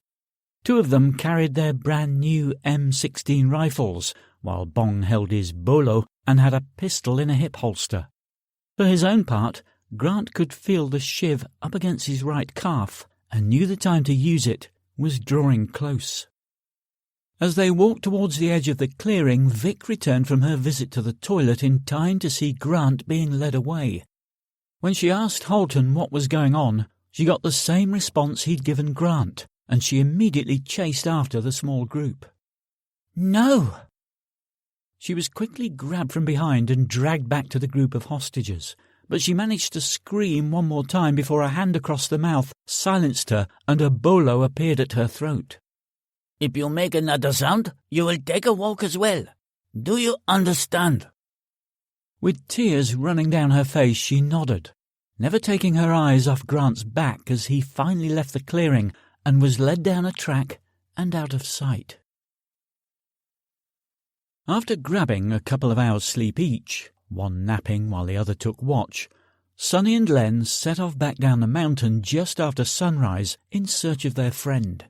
They retraced their route from the previous night for about 1 kilometre before peeling off to the right towards another hill. The sensible thing for Abu Sayyaf to do would be to seek the high ground, and that was where Sonny and Len expected to find them, though as the landscape undulated relentlessly, it was hit and miss as to which hill they should target. An hour into their trek, Sonny cocked his head as the sound of a woman's distant scream reached his ears. Len heard it too, and he pointed in the direction it had come from. Sonny took the lead and upped the pace slightly, balancing speed against the need to remain undetected. The origin of the sound they'd heard would be around 1.5 clicks away, Len figured, which meant close to the top of the hill they were now approaching. Once within sight of the summit, Sonny slowed the pace and Len closed the formation, the pair inching closer while scanning the bush ahead for signs of movement. Sonny's hand went up, and Len froze, looking where Sonny pointed. 2 figures approaching, 50 yards ahead. They both recognized their friend from the videos they'd been shown, and the body shape and gait confirmed it. Len guessed the man holding the long knife was Tom's captor. Moments later, 2 men with rifles came into view, and the 4 continued their slow march towards the bottom of the hill. After the men passed, Sonny and Len gave them a 30-second start before moving onto their tail. They followed for another 100 yards before their target stopped, and Grant was shoved onto his knees. The 2 armed men moved aside to give the man with the knife some room, their rifles hanging loosely by their sides, muzzles pointing towards the ground. Sonny indicated these 2 and showed which one he intended to take out, leaving the other to Len. They would then both concentrate on the man with the knife. With his target in his sights, Sonny applied pressure to the trigger until the firing pin was released to send the round on its way. Nothing. A click, but nothing more. He quickly cleared what he assumed was a misfire and took aim again, but once more he got nothing more than a click as the firing pin hit the dud bullet. Len had been waiting for him to take the first shot, taking that as the signal to take out his own target. When he heard Sonny clearing his weapon for a second time, he looked to see what the problem was. All he got in response was a shrug and a finger to indicate one more attempt. Len nodded and took aim again, but the shot he was waiting for never came. Another glance over and he saw that Sonny had abandoned the silenced MP5 and was now readying his M4 carbine. Sonny indicated that Len should try to take out the armed men and he would support him if things got loud. Accepting the lead role, Len got a bead on the target farthest from him, exhaled and took the shot. Click. What the fuck? One weapon misfiring was unusual, but 2 just never happened. They'd stripped the guns down the previous evening. All the moving parts had been in perfect working order, which left just the ammunition. He ejected the next cartridge in the breech and used his knife to pry the round from the casing, expecting black powder to pour out. Instead, he ended up with a tiny pile of sand in the palm of his hand. He could hear their friend's voice through the half-dozen trees separating them, and knew time was running out. Inching sideways, he crept towards Sonny and told him what he'd found. "Is all the ammo the same?" Baines whispered. Not sure. To answer his own question, Baines ejected a round from his own M4 and prized the bullet free, revealing yet more powdery sand. "This was done deliberate," Baines said. "The question is, why?" No time for that now, Len said, discarding all of his weapons except for his knife. We'll have to go hand to hand. Baines put a hand on his shoulder. "What about playing rabbit?" Len considered it for a moment, then nodded and made to get up. Baines grabbed his arm and pulled him back down. "Rabbits are young and fit, not old, fat and bald," he said to Len. "Let me be the bunny. You catch them as they follow me." Cheeky sod, Len said, but had to concede that he'd put on a few pounds in the last year, and while he was not exactly bald, his hairline had been receding since just after puberty, and there was nothing he could do about it. Sonny often joked that he looked more like a managing director than a soldier, but then occasionally he thought Sonny was a pillock, which evened things out. Len crawled back from their vantage point to seek a decent hiding place, and after finding a tree trunk wide enough to hide his frame, he indicated in which direction Baines should run, got into position, and drew his knife. Grant marched slowly down the hill with his 2 armed escorts behind him, and Bong leading the way. After a couple of 100 yards, Bong stopped, and one of the guards put a hand on his shoulder, forcing him onto his knees. Grant didn't offer any resistance, as he'd anticipated the action and saw it as the chance to grab his shiv from his sock. With his hand on the shank, he faced his executioner. "You don't have to do this," he said, glancing over at the armed guards who had moved off to the right-hand side of the track. They were at ease, their guns pointing to the ground, but they could bring them up and have him in their sights within a second. "The money is on its way. Why don't you just wait for it and let me go?" Bong remained impassive. "I have my instructions." No emotion, just the simple acknowledgement that taking this life would mean no more to him than taking out the garbage or mowing the lawn. "Why don't you come with me, all 3 of you? You could share the money between you. You won't have to live in the jungle anymore, and no one will tell you what to do." He added just the right amount of panic to his voice, letting them believe to the end that he was a man with no fight in him. "I don't care about money. All I care about is a free Muslim nation, and Allah will provide that." "Then why kidnap me if you don't want the money?" Bong sighed like a parent trying to explain the working of the internal combustion engine to a 3-year-old. "The money we made from you was supposed to help our cause, but now we have more than enough." Grant looked over at the other guards. "What about you 2? Wouldn't you like $1 million between you?" "They don't speak English," Bong said, "and even if they did, their loyalties lie with Allah. Now, have you anything else to say?"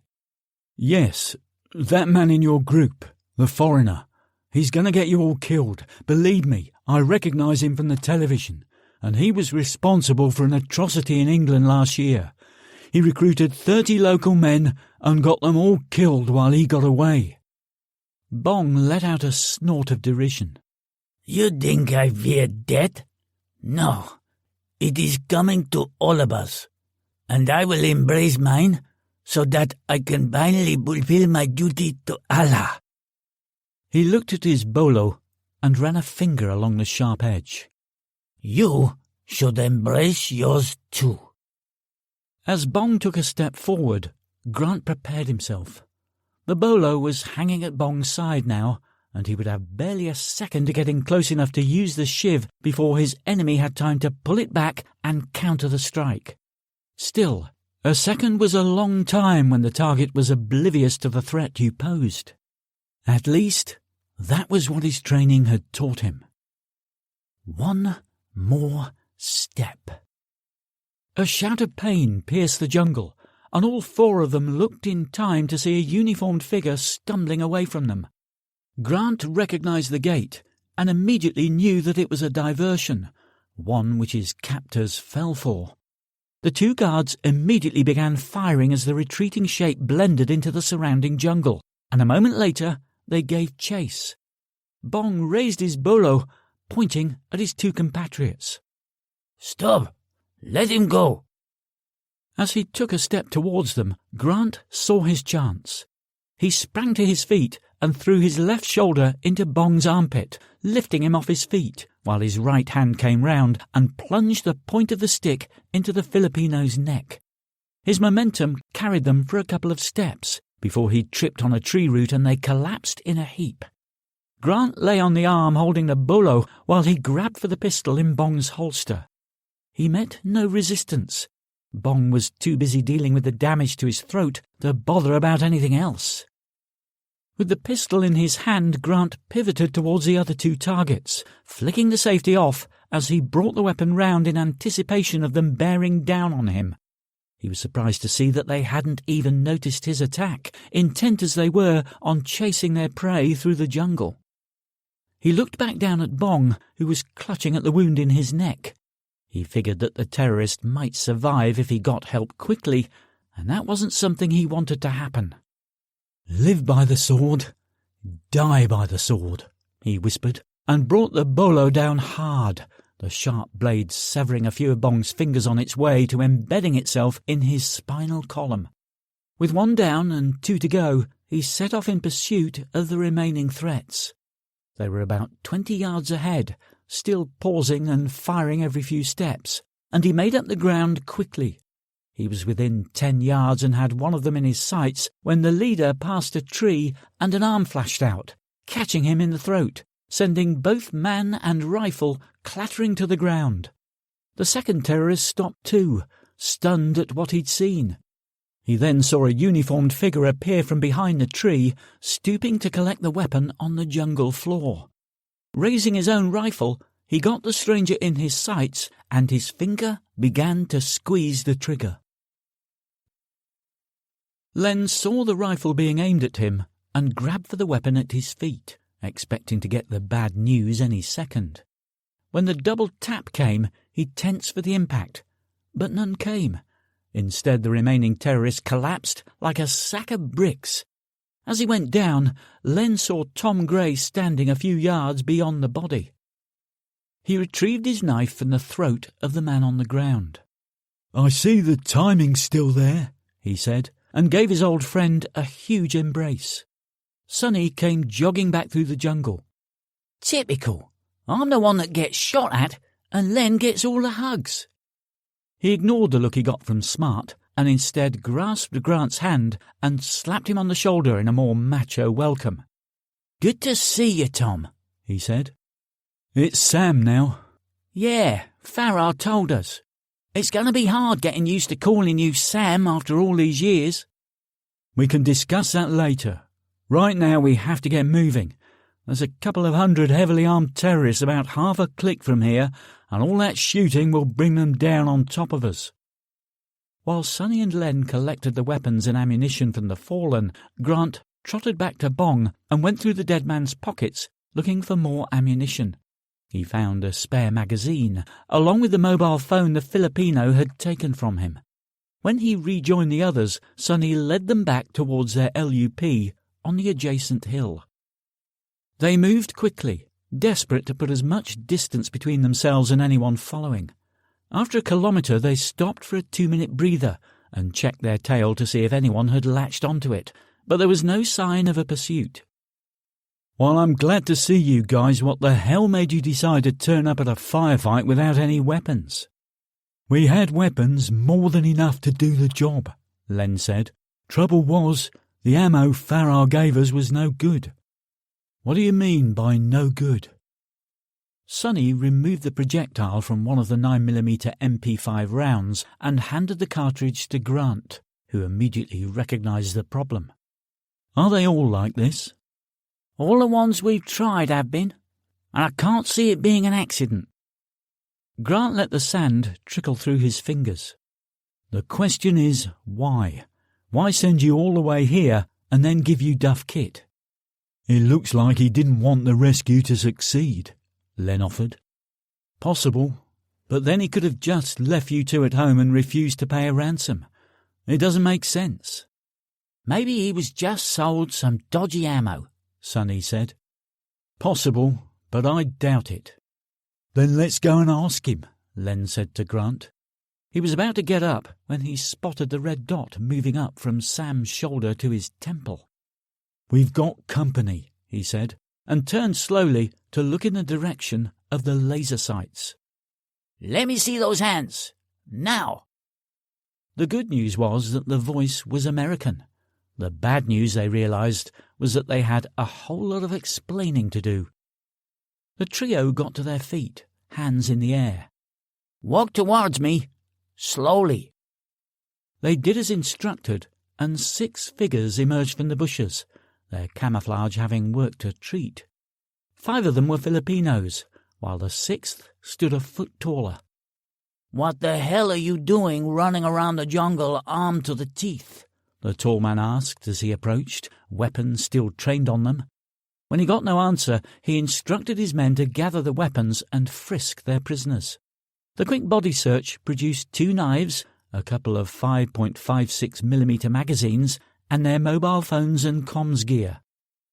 After a quick conversation on his radio, the leader of the group motioned with his gun. Okay, get moving. Where are you taking us? Grant asked. Our base is just a few clicks from here. My boss wants to ask you a few questions. At the first sound of gunfire, Asaph sent his aide and a dozen men to investigate. They returned 20 minutes later. They are dead, all 3 of them. The prisoner is gone. The Sandalos? Asaph asked. I don't think so. Edgar was shot, but Bong and Manny were killed with knives. The Sandalos are cowards. They don't like to get in that close. Mansour was disturbed by what he was hearing. It seemed his instincts had been right all along, and he cursed himself for not disposing of the man with his own hand. Is it possible that the prisoner killed them? He asked. The aide considered the possibility. By himself? Unlikely. 2 were stabbed, and 1 was shot in the back of the head.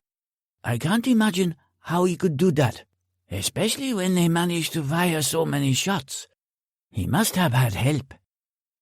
Mansour frowned. If it wasn't the local soldiers, then who had come to his rescue? And what was so special about this man that someone would send in a team to retrieve him?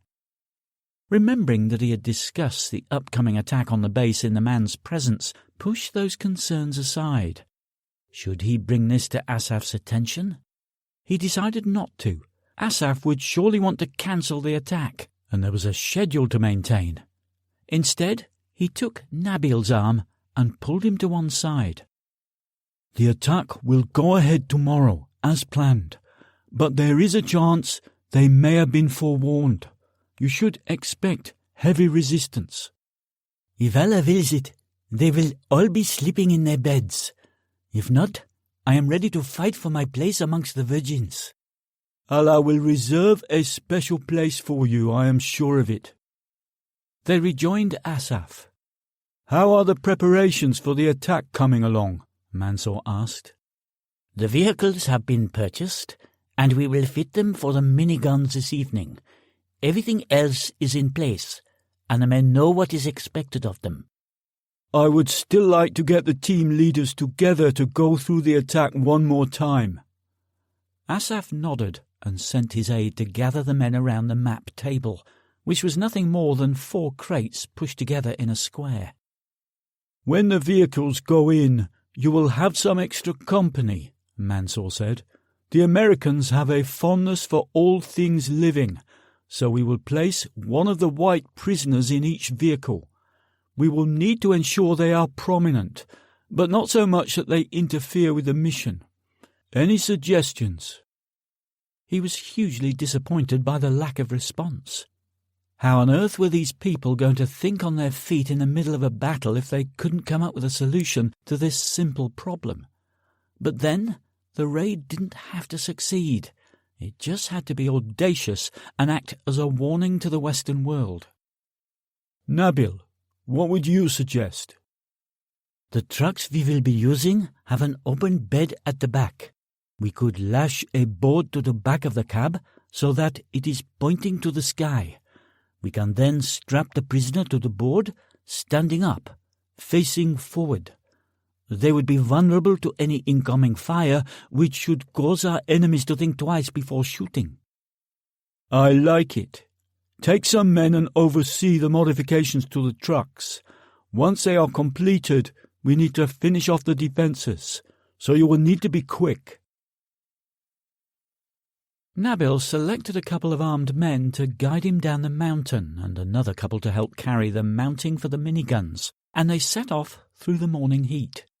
It was a 3-hour trek to the compound where the trucks were stored, and he was soaked with sweat by the time he arrived, but he shrugged off the inconvenience and dived straight into the work. Nabil began by marking out the bolt holes before drilling them out.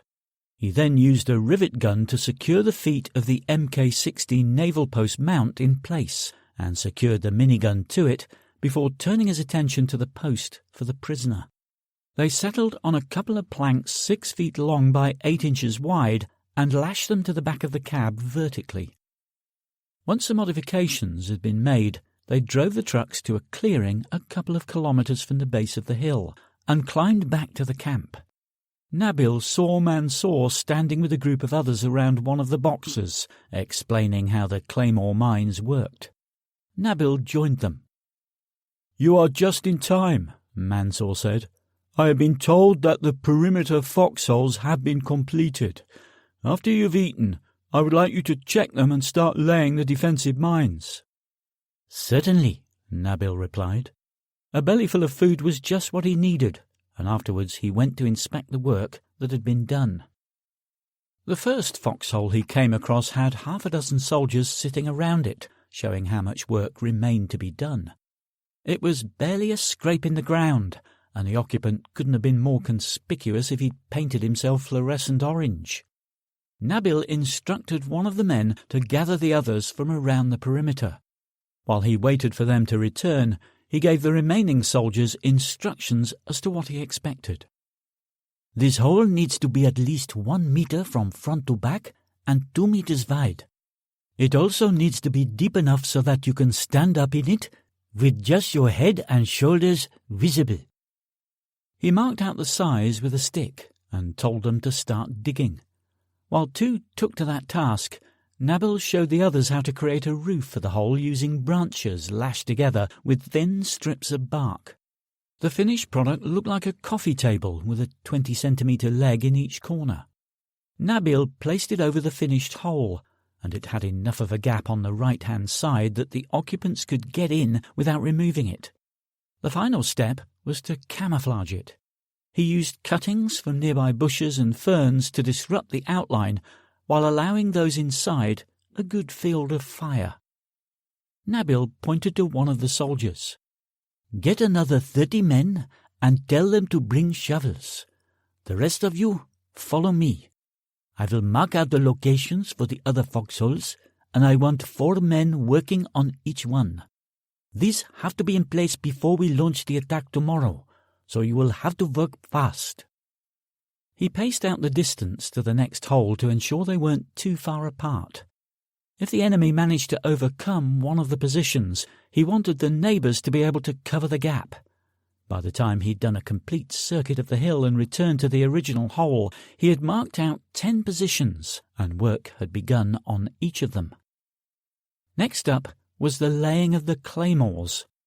Unlike conventional mines, which are designed to be buried underground, these anti-personnel devices are command-detonated and directional, meaning they can target a certain area. The operator waits until the enemy were in the kill zone before hitting the detonator switch, sending around 700 3mm steel ball bearings 100 yards, much like a giant shotgun. Anyone caught in the 60-degree blast radius could kiss their shredded ass goodbye. Nabil showed the men how to prepare the mine and disguise it, then ensured that the detonation wire leading back to the foxhole was buried under the dead leaves and other debris on the jungle floor. Once back at the foxhole, he demonstrated the trigger before attaching it to the wire, effectively priming the weapon. Evening was drawing as he finished the lesson. "We need to make every hole the same as this one," he said, "and we don't have much time.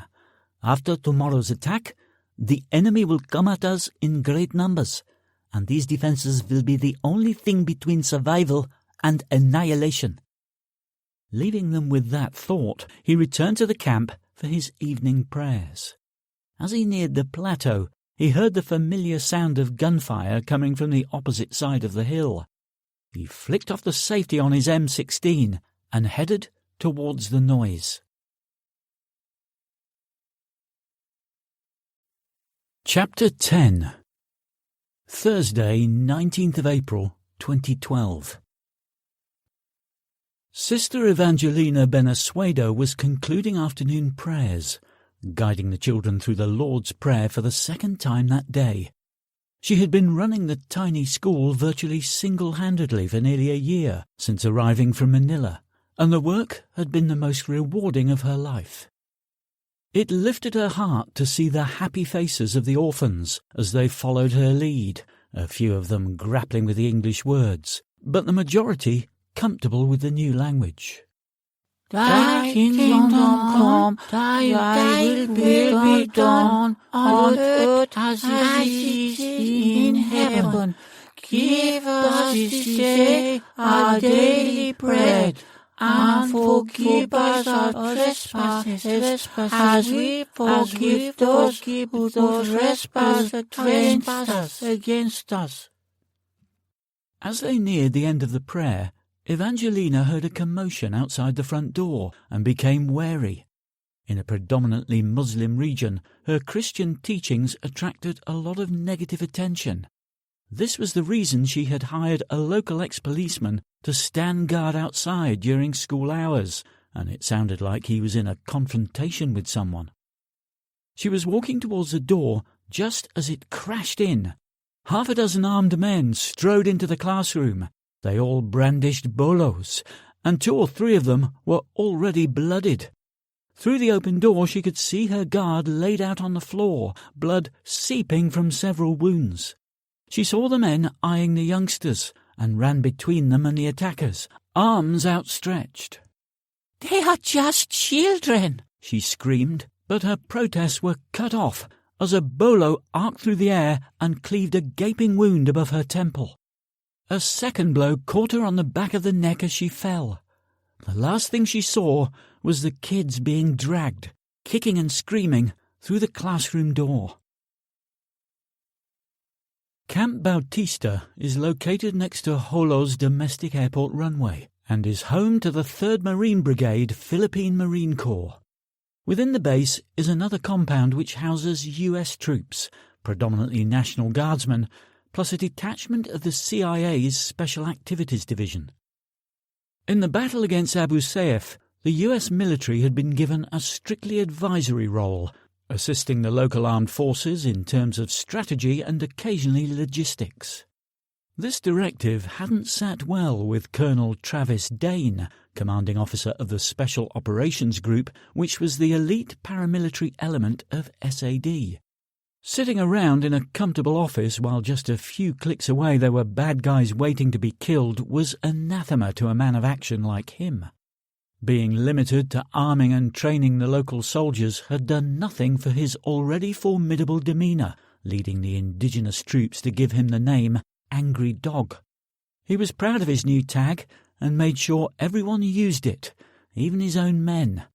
Perhaps because they shared his frustrations, he wasn't as hard on them as he was the rest of the world. "Dog," Scott Garcia said as he entered the office. The guys we found are in the cells. The colonel got up from behind his desk and followed the sergeant over to the stockade. What do we know about them? They're British. One of them claims that Abdul Mansour is on the island preparing for an attack on the base. Abdul Mansour? The Abdul Mansour here on Holo? Garcia shrugged. That's what he says. As they entered the guardhouse, the two Filipino guards snapped to attention. At ease. Dog saw the three men sitting in the single cell. A pile of personal belongings was on a table, including their phones. Dog powered them both up before thumbing through the contact lists in search of clues.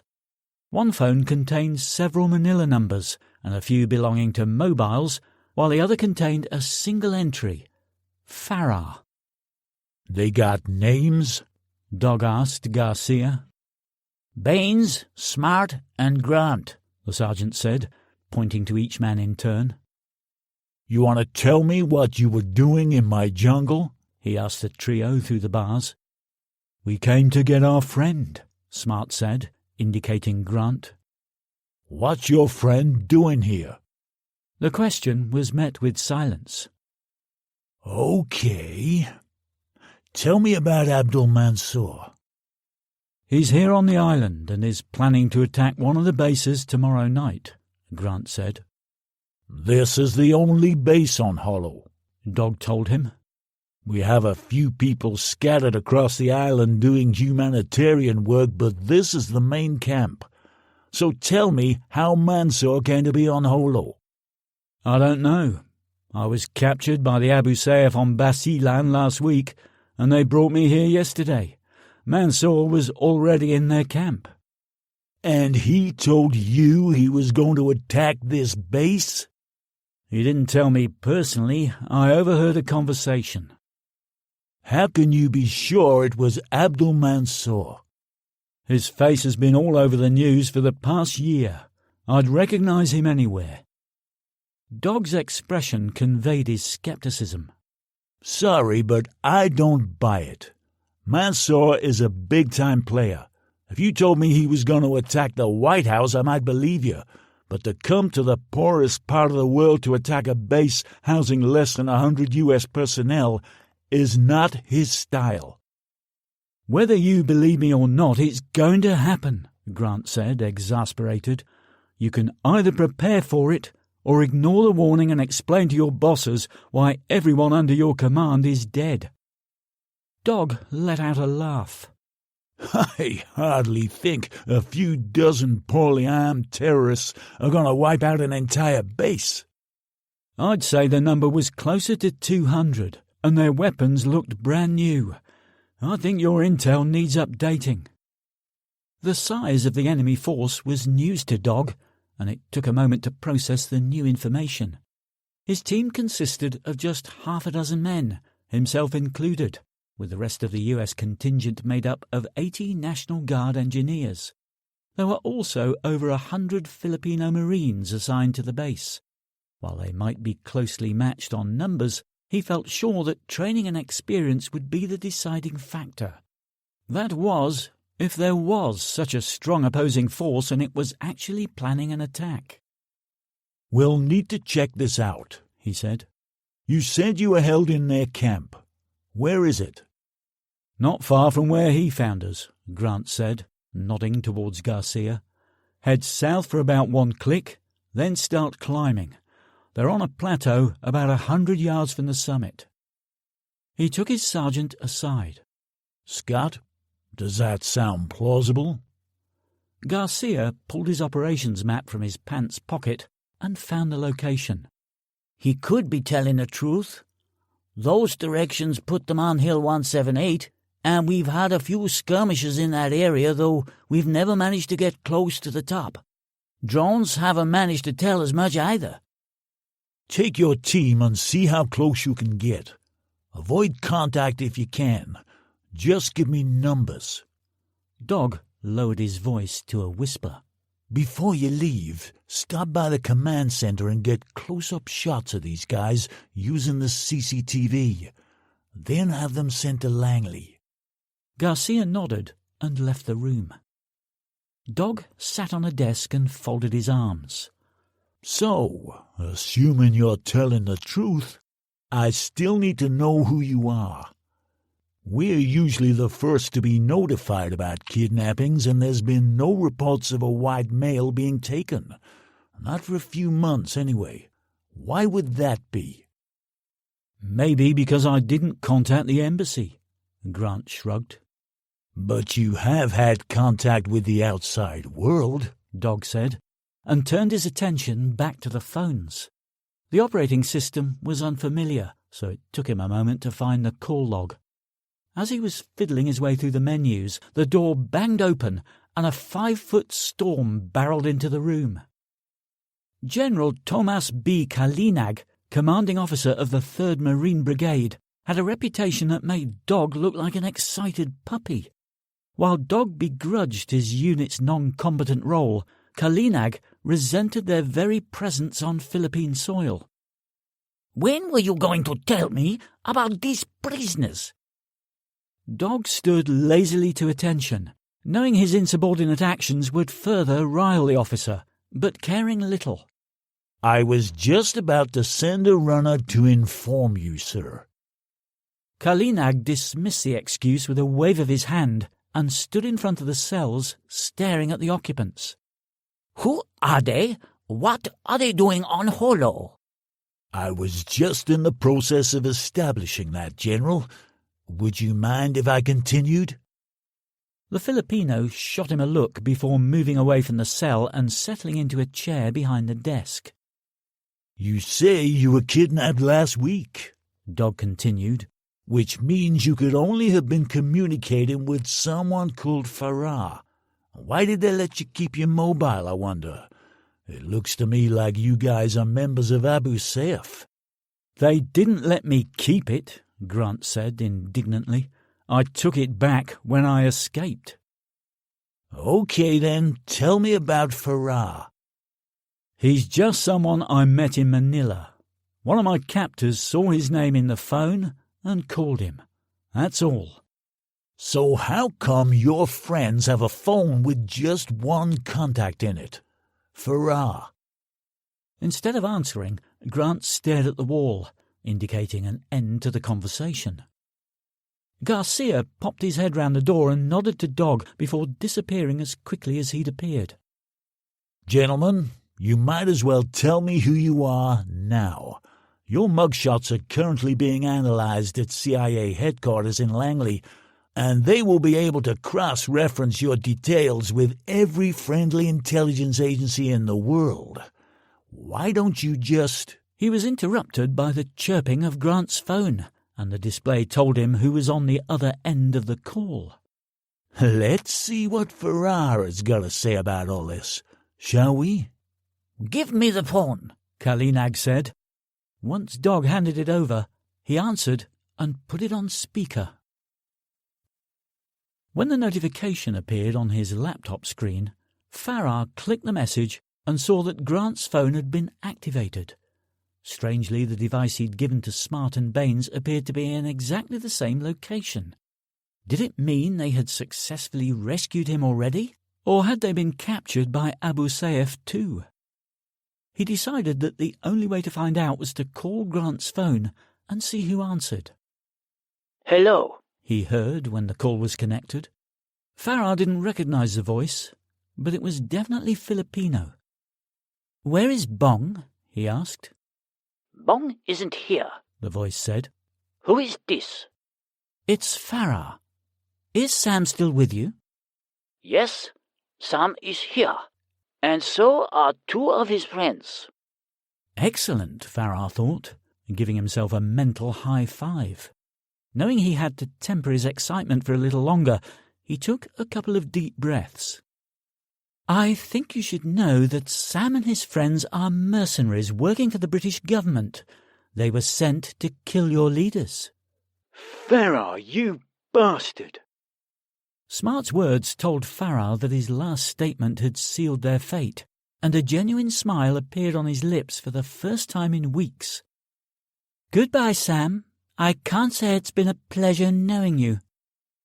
Farrar hung up the mobile phone and removed the SIM card, placing it in his pocket. He called his driver and told him to have the car ready in 10 minutes, then asked his secretary to book him onto the next flight for London Heathrow. With Grant and the others out of the way, he had a few hours to shut down the Manila operation before heading home to Oxfordshire. The staff would be transferred to other duties, and the officers would be handed back to the leasing company, all details which the attaché at the British Embassy would handle on his behalf. His sole concern was to get home to his apartment and pack his bags. Picking up just his laptop and jacket, he walked out of the office for the last time, without giving his secretary so much as a goodbye.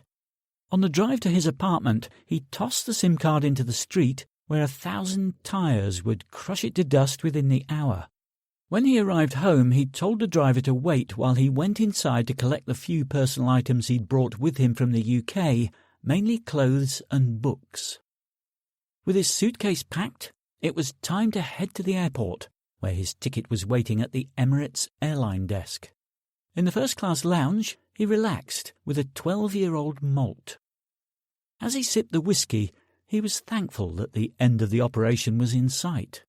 Just another couple of weeks, and his career would advance another step closer to the top. When the phone call ended, Kalinag demanded to know why the British government was sending kill squads to his island. The reply was succinct. "That's bullshit." "We'll find out soon enough," Dog said, stepping in to calm the situation. "Once your files come back, we'll know what to do with you." "I want to talk to you," Kalinag said, and Dog followed him out of the guardhouse. "The bastards set us up," Smart whispered once they'd gone, his anger apparent. "Why, though?" Baines wondered.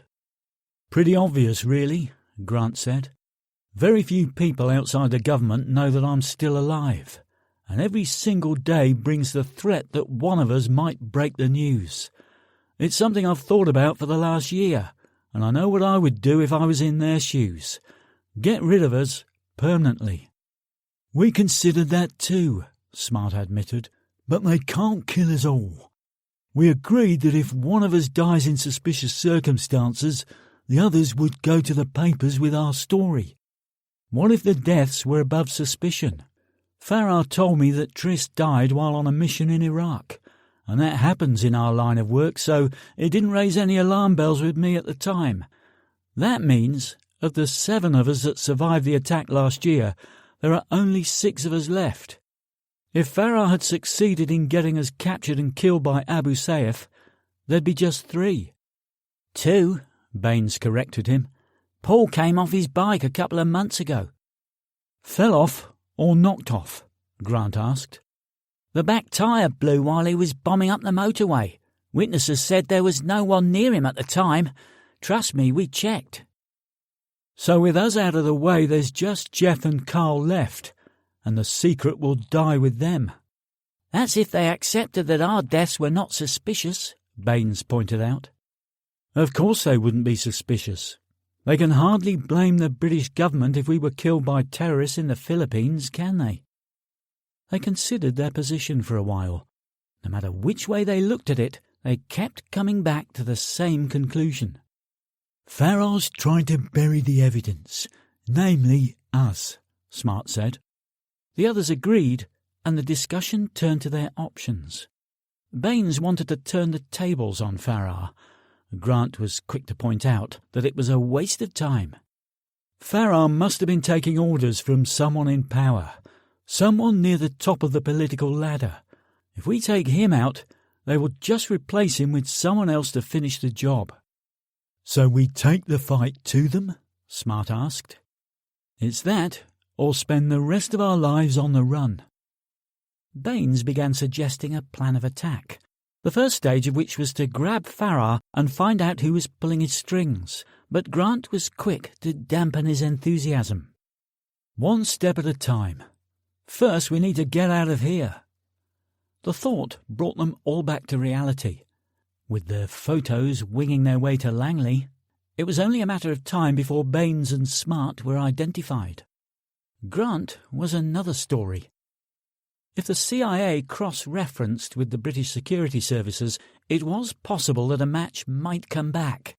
It was more likely that the UK government wouldn't want to share the fact that Tom Gray was still alive. They were considering their next move when Dog and Kalinag returned. So, Mr. Baines, Mr. Smart, we now know a lot more about you than we did 30 minutes ago, Dog said. He focused on Grant. You, however, remain a mystery. Grant simply looked away, not wanting to engage the man, and Dog was content to deal with the other two for the moment.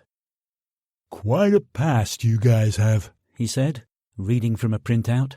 Served in the SAS, saw action in Iraq, freelancers for the last 5 years and co-conspirators with Tom Gray in his little escapade last year. He looked up from the page. If you tried that stunt in the States, you'd be on death row right about now. How come your government lets you walk? I guess the PM is a sucker for a pretty face, Baines quipped. Dog ignored the comment and turned his attention back to Grant. What about you? You're obviously British and friends with these guys, yet your picture isn't listed on any database, and the name Sam Grant doesn't bring back any matches. How do you explain that?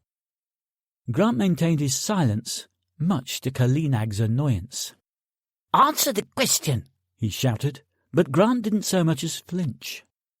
Don't worry, General. Langley is passing their details over to the Brits, so we should have a match real soon. In any case, they'll no doubt be sending someone to take 'em off our hands.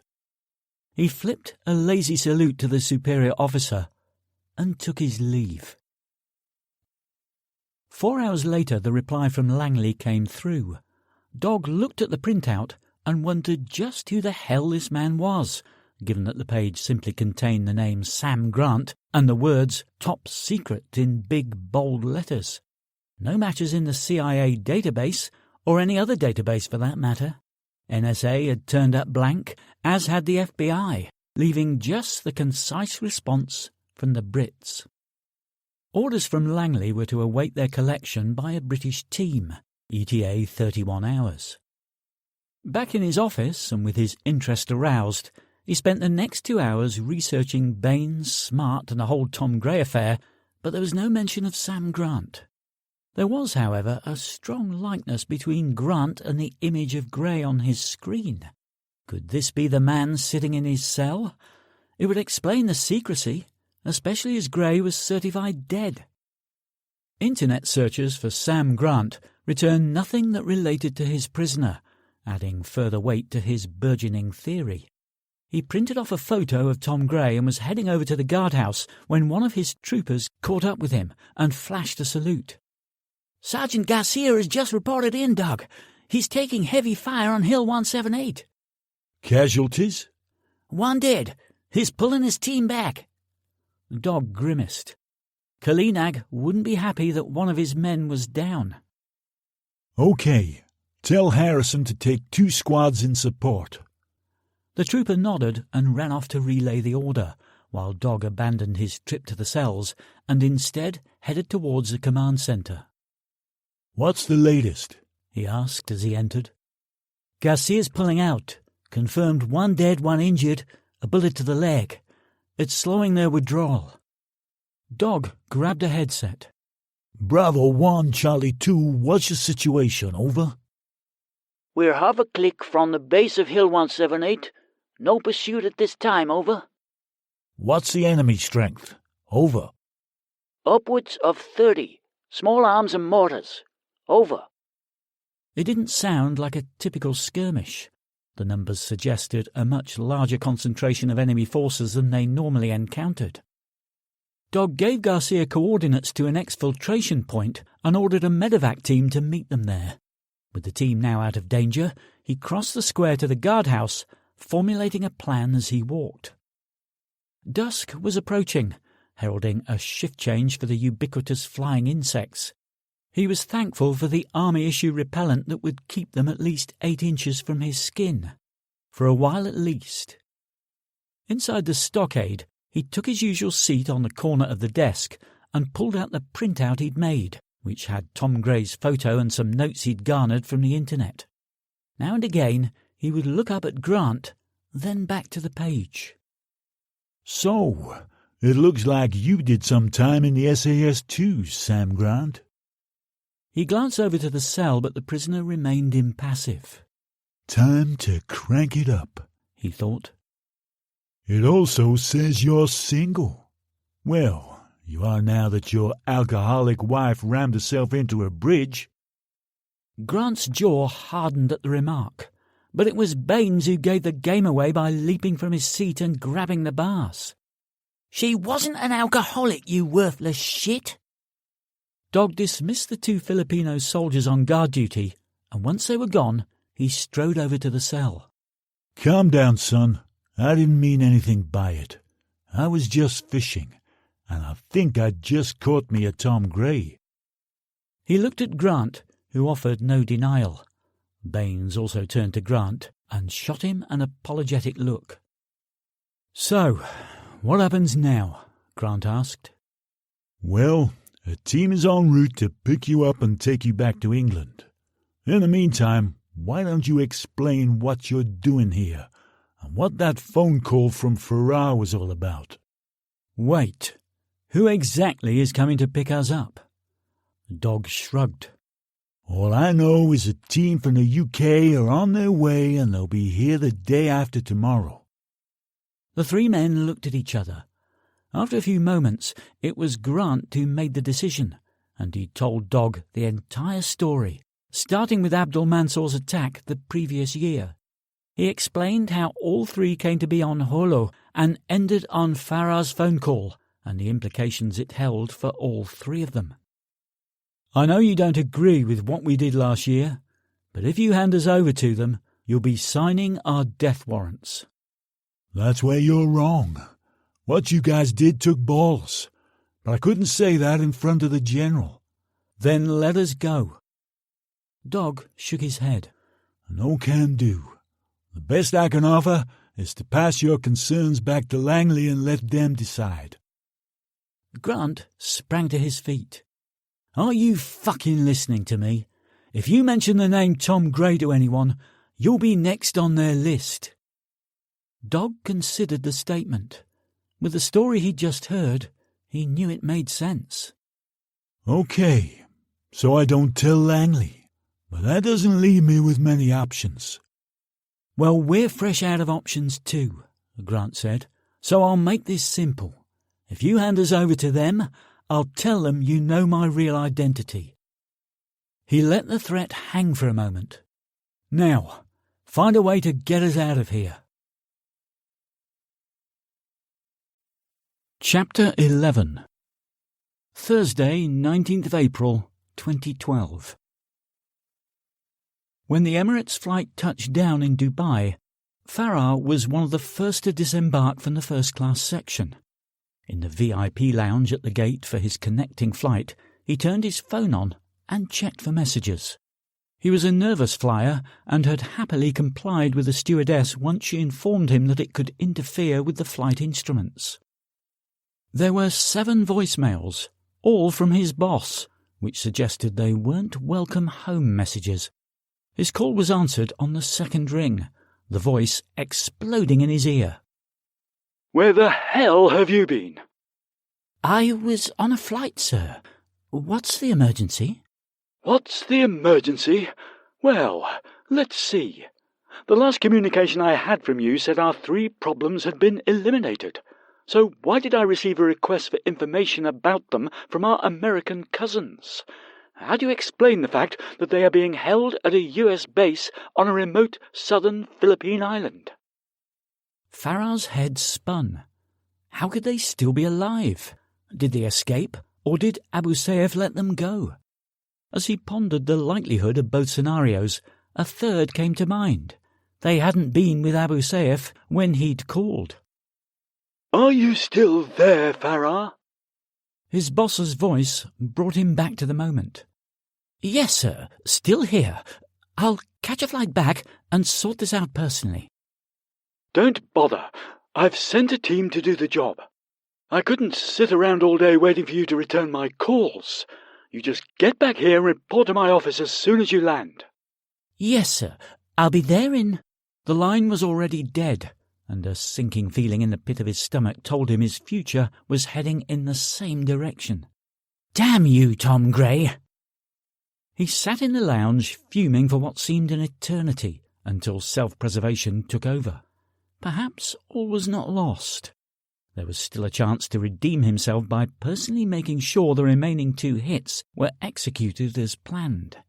His failure in the Philippines could be explained away, and once this mission was over, he would make damn sure the next went without a hitch.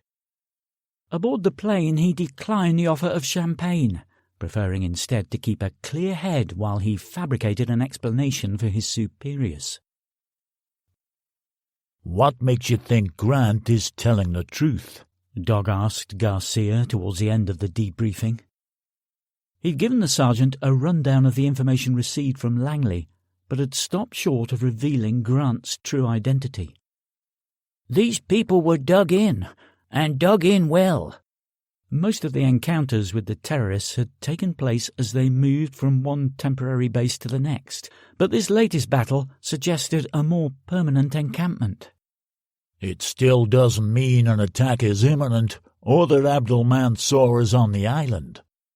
"I have to agree, but the shift in the enemy's standard operating procedure suggests they're hunkering down." "Maybe they just got sick of running," Dog offered. "Either way, it plays into our hands. We don't have to chase them all over the island, and we can keep them contained on that hill indefinitely. If necessary, we can starve them out." "They're bound to have hostages," Garcia pointed out. "We'd be starving them too." "I've taken that into account. We offer food in exchange for the hostages, and eventually they run out of bargaining chips."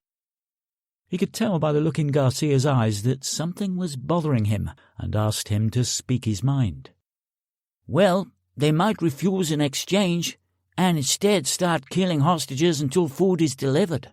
Their regard for human life isn't all that great." It was something Dog had considered too, and to be fair to Garcia, it was probably the most likely outcome. Grant's recounting of his time with Abu Sayyaf suggested they had just 3 Western hostages and a handful of Filipinos. The locals would probably be the first to go, the American and 2 Brits being too valuable to simply kill. Having said that, they were quite willing to murder Grant, and probably would have had he not had help. His planned execution came at a time when they thought $1 million was on its way, which suggested their need for money wasn't as great as previously thought.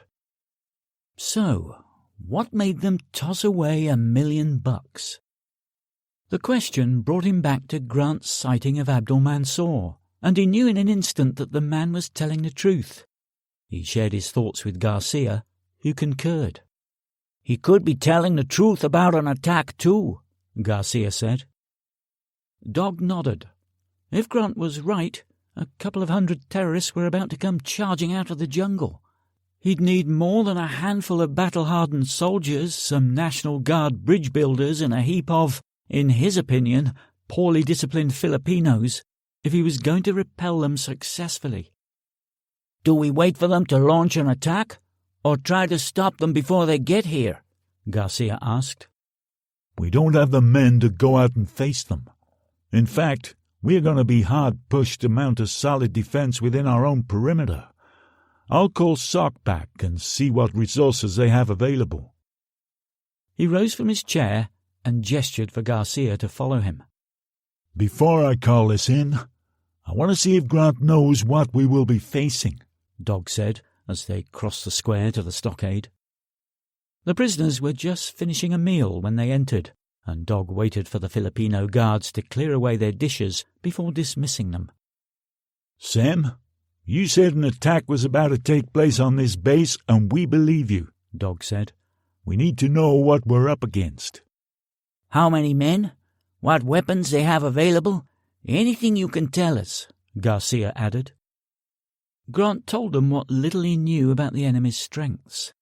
He had seen them brandishing new M16s, and there were several ammo boxes dotted around the camp.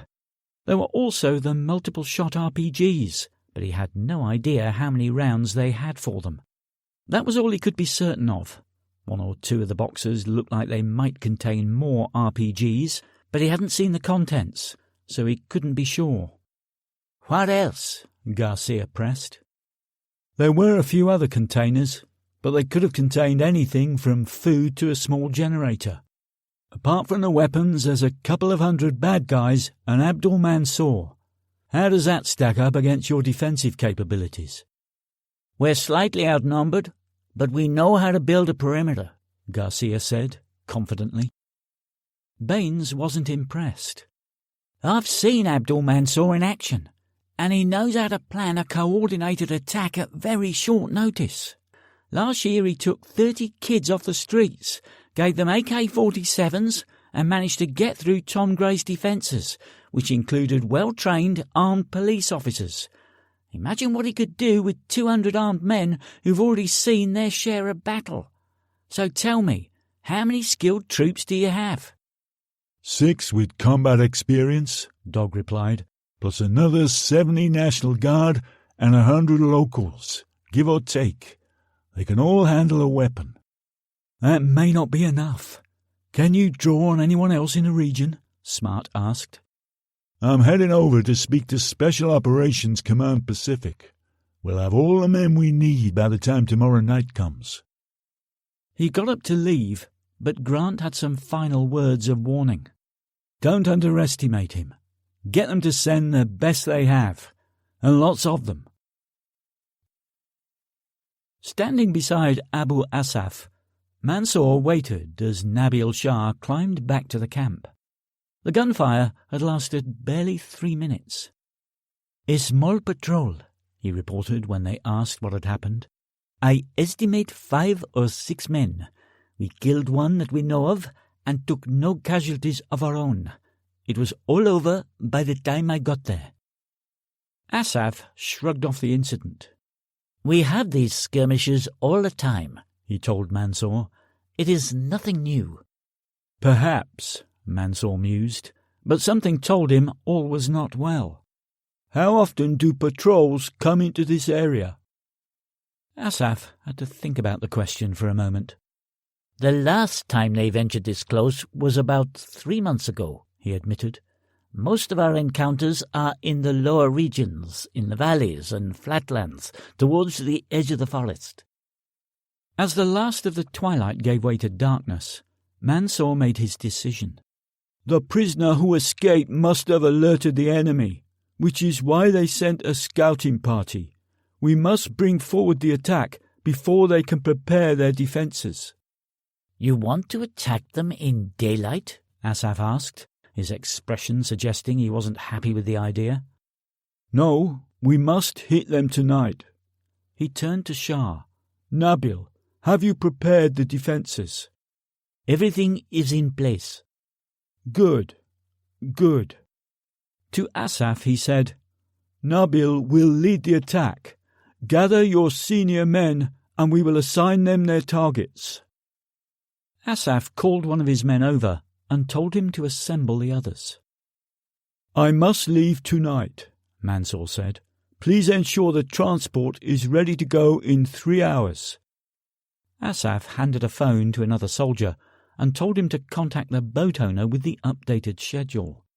As he did so, a group of men arrived at the camp with 9 children in tow. Nabil looked at Mansour questioningly. "What are they doing here?" he asked. Just a little insurance, my friend. There is no telling how they will retaliate, and a few adult hostages might not be enough to stay their hand. They will think twice if they know there are children in harm's way. Nabil clearly wasn't happy with the idea, but was not about to question Mansour's decision. Instead, he offered to lead the briefing, and with Mansour's blessing, he went off to prepare the map of the base. "The boat is on its way," Asaf told Mansour. "I will have my men escort you to the rendezvous point." Mansour thanked him for his hospitality. "May Allah watch over you. I pray he doesn't need too many martyrs tonight." "Thank you, my brother. Will we see you again?" "No, I cannot make this journey again, but I will send others in my place. You can be assured of our continuing support." He saw that Nabil was about to begin the briefing, so he said a quick farewell. "Once the attack is over, I want you to make your way to Sumalata, as planned." Sumalata, set in a bay in one of the 17,000 Indonesian islands, was a 300-mile journey due south. "The vessel that brought us here should be able to make the journey in less than a day. I will have someone waiting on shore at 1 o'clock in the morning for the next 7 days. If you don't arrive by then, I will assume Allah's need was greater than mine." After a brief hug, Mansour, carrying his bag and an M16, joined the 4 armed men ready to guide him through the pitch-black jungle. The Sundalos rarely ventured into the jungle at night, one of them explained, but that did not prevent them from taking their time. One man took point 100 yards ahead, ready to raise the alarm if necessary, but the trek passed without incident. As Abdul Mansour climbed aboard the banca, he saw the sky on the horizon light up as mortars hit their targets, followed moments later by the signature crump and the chatter of distant small arms fire. Saying a prayer for his friend, he gave the order to cast off and began the next leg of his mission. Chapter 12. Friday, 20th of April 2012. While Len and Sonny slept soundly on their bunks, Sam Grant lay awake, staring at the ceiling. Despite the events of the past few days, it wasn't Farah or Abdul Mansour that occupied his thoughts, but Vic Phillips. In the short time spent in her company, he had seen an inner strength that he'd found even more attractive than her considerable physical beauty. She had obviously been deeply affected by the death of the Filipino girl and her parents shortly after her capture, and the constant run-ins with the local forces must have taken their toll too. Still, she remained resolute, determined not to let the situation overwhelm her. If only Dina had managed to find such courage following Daniel's death, they might still be together. But she simply hadn't been prepared to deal with the tragedy.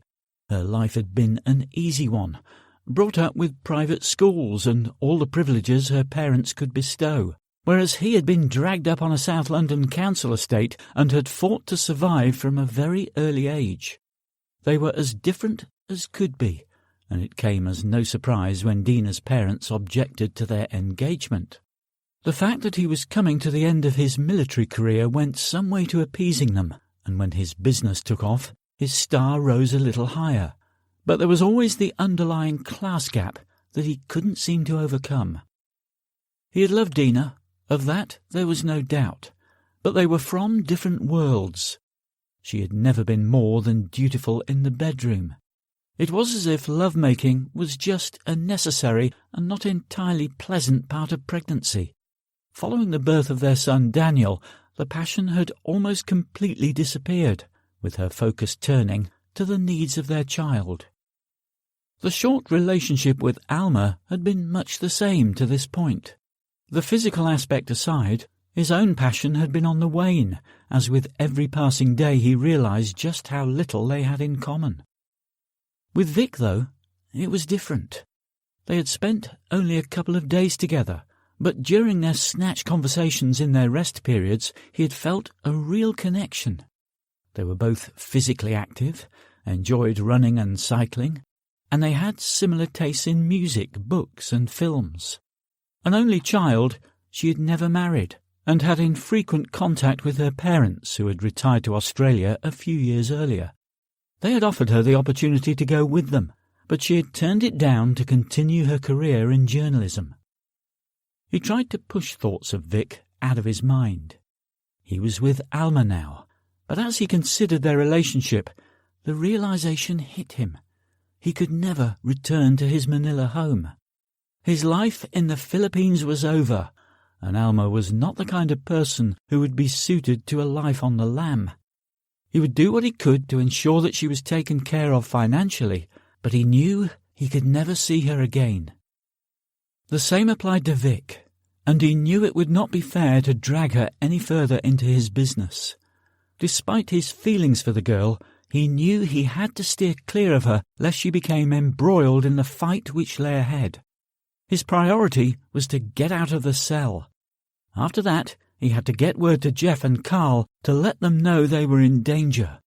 Beyond that, he didn't know, but he wasn't willing to spend the rest of his life looking over his shoulder. He was in the process of figuring out the next step when the first mortar round hit the fuel stores 100 yards from the guardhouse. The shockwave almost picked the building up and threw all three of them from their bunks. Len and Sonny instinctively scrambled for their weapons, but they soon remembered where they were and realized they had nothing to protect themselves with. The solitary guard rushed to what was left of the window and looked out at the devastation just as another shell fell. "You have to let us out of here," Grant shouted. "Those rounds are getting closer." The guard ignored him and stuck his rifle through the broken window frame, desperately searching for a target. The sound of small arms fire could be heard between mortar blasts, and the tree line beyond the runway sparkled with each incoming bullet. "Hey, you have to let us out!" Len and Sonny joined in, all three trying to get the guard's attention, but he focused on the attack. He fired a 5-second burst towards the trees, but all he managed to do was empty his magazine. As he fumbled for another, he became aware of the prisoners shouting at him. Let us out! He grabbed the keys from his belt, but rather than open the cell, he looked from the men to the keys back and forth, wondering whether it was a good idea. Before he could decide, another mortar round burst a few yards away, showering the hut with red-hot shrapnel. The guard, standing close to the already shattered window, took the brunt of the force. His shredded body hit the opposite wall and bounced to the floor a few feet from the cell. Grant tried to grab the keys, but they were tantalizingly out of reach. He looked around for something he could use to extend his reach. Nothing seemed suitable, so he whipped off his T-shirt and tried to snag it on the keys in the dead guard's hand. Again and again he tried, but with no luck. The next shell to land in the camp gave him the help he needed, destroying the guardhouse door and sending chunks of wood in his direction. Grant grabbed a piece around 3 feet long and finally managed to wrest the keys from the corpse. He opened the cell and they poured out, looking for weapons. The guard had his M16, but there was nothing else in the room. "We need to find the colonel," Len said, snatching the weapon up and inserting a fresh magazine from the Filipino's pocket.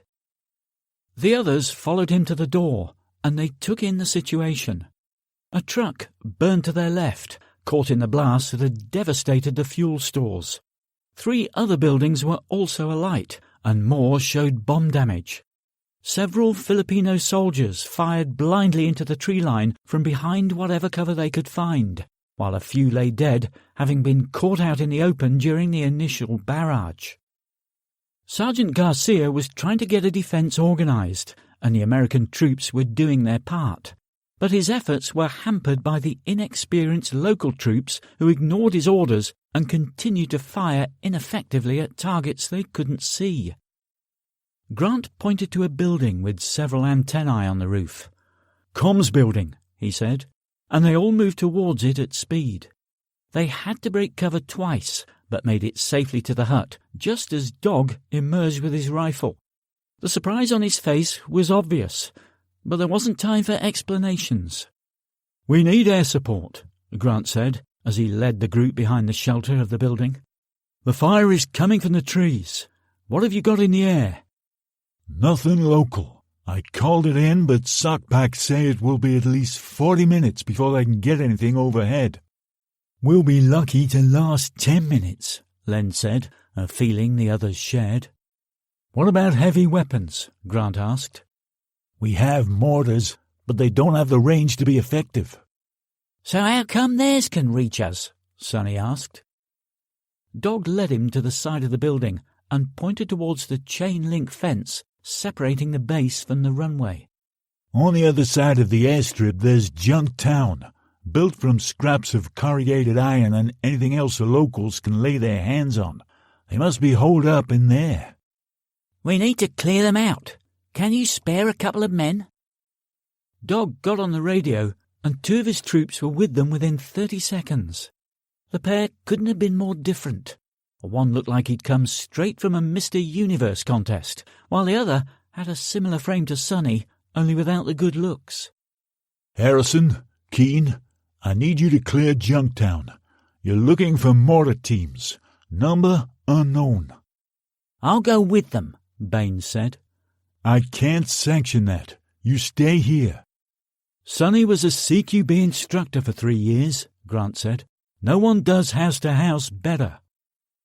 Dog thought for a moment, then nodded. I went through the close-quarter battle program while on secondment to Hereford a few years back, and I know how good you have to be to pass the course, never mind teach it. He can go. To Harrison, a bodybuilder, he said, Grab their weapons from the command room and bring 3 comms units.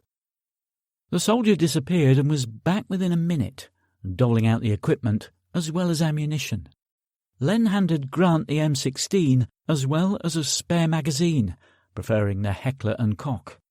With everyone geared up, Keane led Harrison and Baines to the main gate to make their circuitous approach to the shantytown.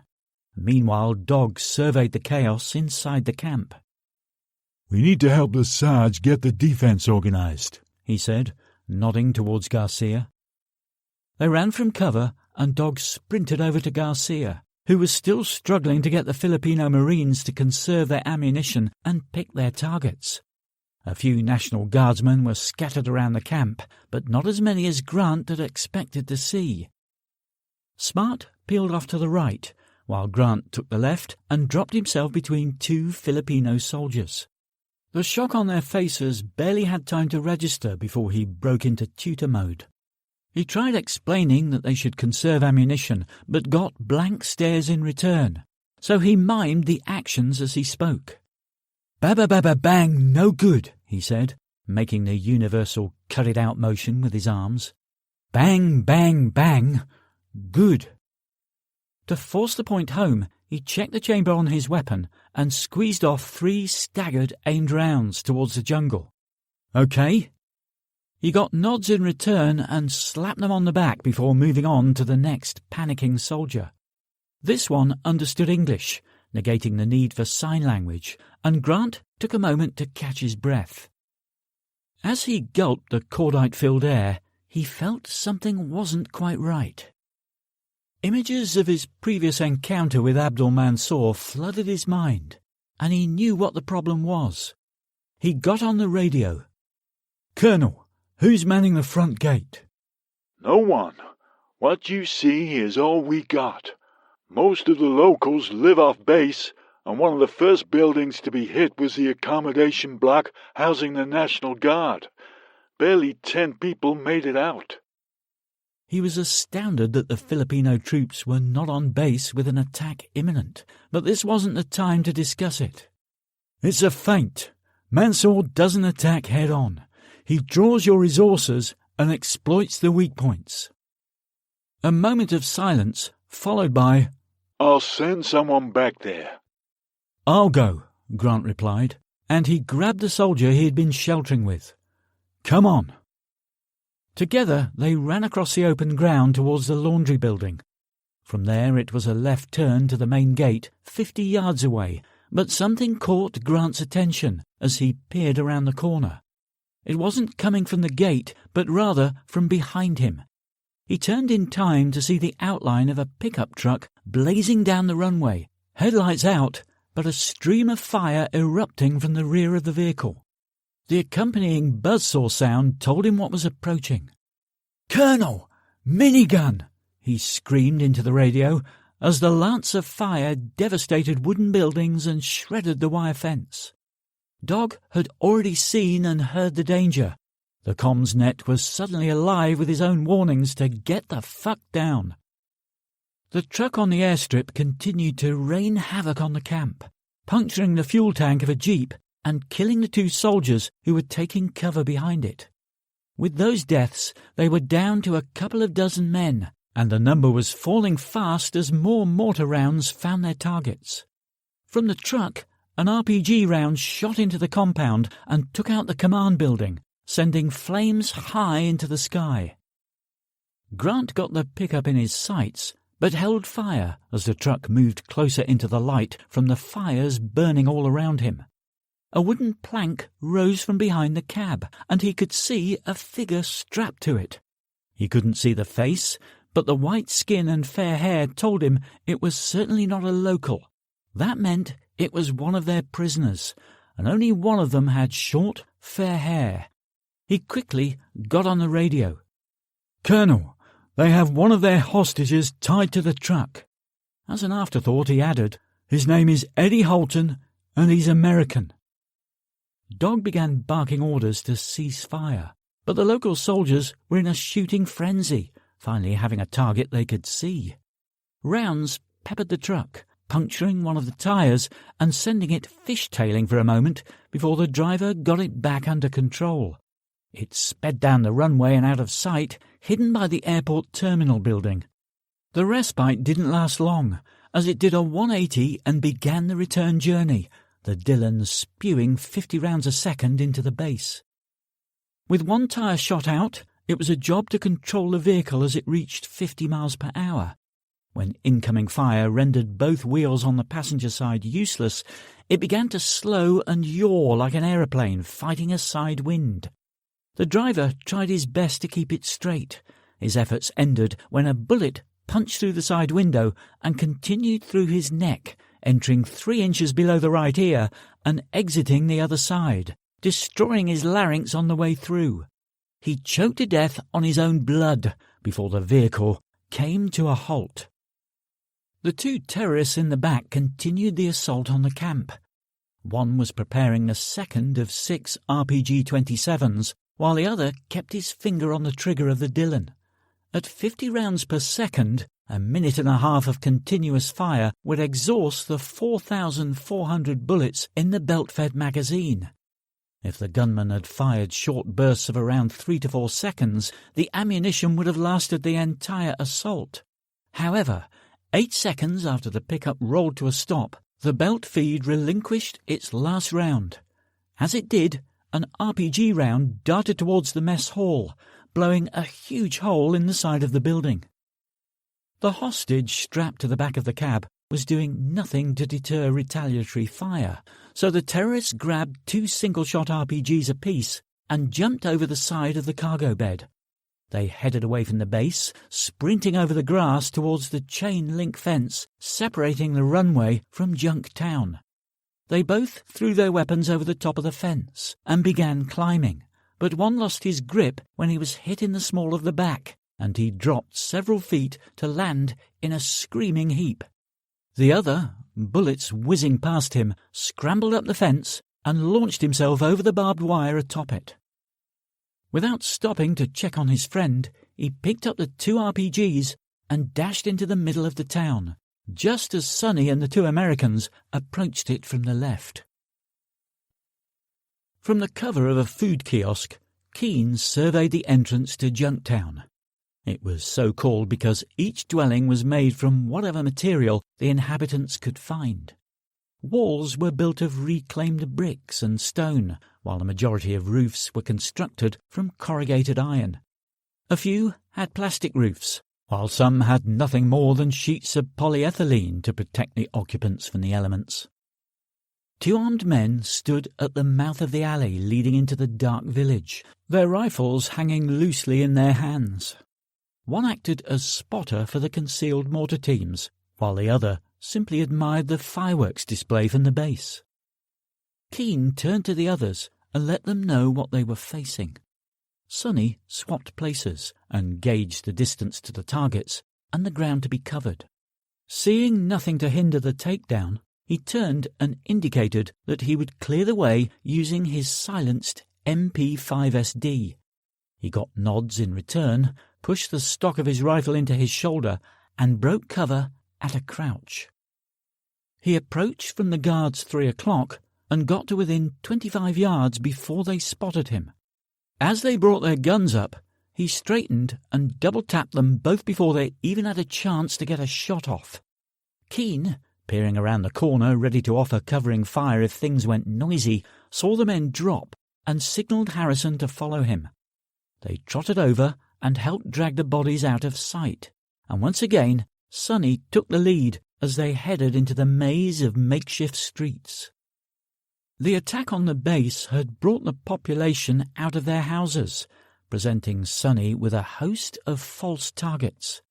Fortunately for him, they had about enough to spend on clothing as they did on accommodation, and to a person they wore little more than flip-flops and shorts with T-shirts for the women. He motioned them aside as he passed, the barrel of his MP5 flicking left and right as he searched for anyone carrying anything more threatening than a penknife. Sonny heard the familiar whoomph as another mortar shell shot into the sky, and the sound told him the launcher was close. 10 yards ahead, he saw a side street open up, and motioned towards it. The smell of rotting food and untreated sewage assaulted his nostrils, but his focus was on what lay around the corner. As he approached, a figure appeared carrying a rifle, and Sonny immediately got a couple of rounds off. The first missed by a gnat's hair, but the second caught the target on the forehead, grazing the skin and ricocheting off the bone beneath. A third found its mark, and the figure crumpled, but not before managing to shout a warning. "Shit!" Sonny cursed. The last thing he needed was the situation to go loud with so many bystanders around. He rushed to the corner and sneaked a peek, just in time to see the mortar team grabbing their rifles. He hit the first with a double tap, but the second was quicker to his weapon and returned fire, causing Sonny to retreat around the corner. When the shooting stopped, he counted to 5 before sticking a quarter of his head out, but the target had gone. "One went this way," he told Keane. "You two go straight on. See if you can cut him off." The 2 Americans continued down the main alley while Sonny followed the fleeing terrorist. The side street ran for 7 yards before turning right, and the mortar had been set up at the corner. He glanced around, but saw no one except a woman consoling a young girl. The unmistakable chatter of M16s could be heard a couple of streets away, which told him that Keane and Harrison must have found the target. He followed the sound, stepping round the mother and child, and on to the next corner, where he once again stopped to clear the turn. He saw his quarry disappear around the next corner, rejoining the main thoroughfare and following in the footsteps of his new teammates. Sonny sprinted after him, knowing that he had to catch up before the shooter got on their 6. Training told him that he should stop at the junction and clear it, but with fellow soldiers in danger he took the risk and barreled around it, a move which saved his life.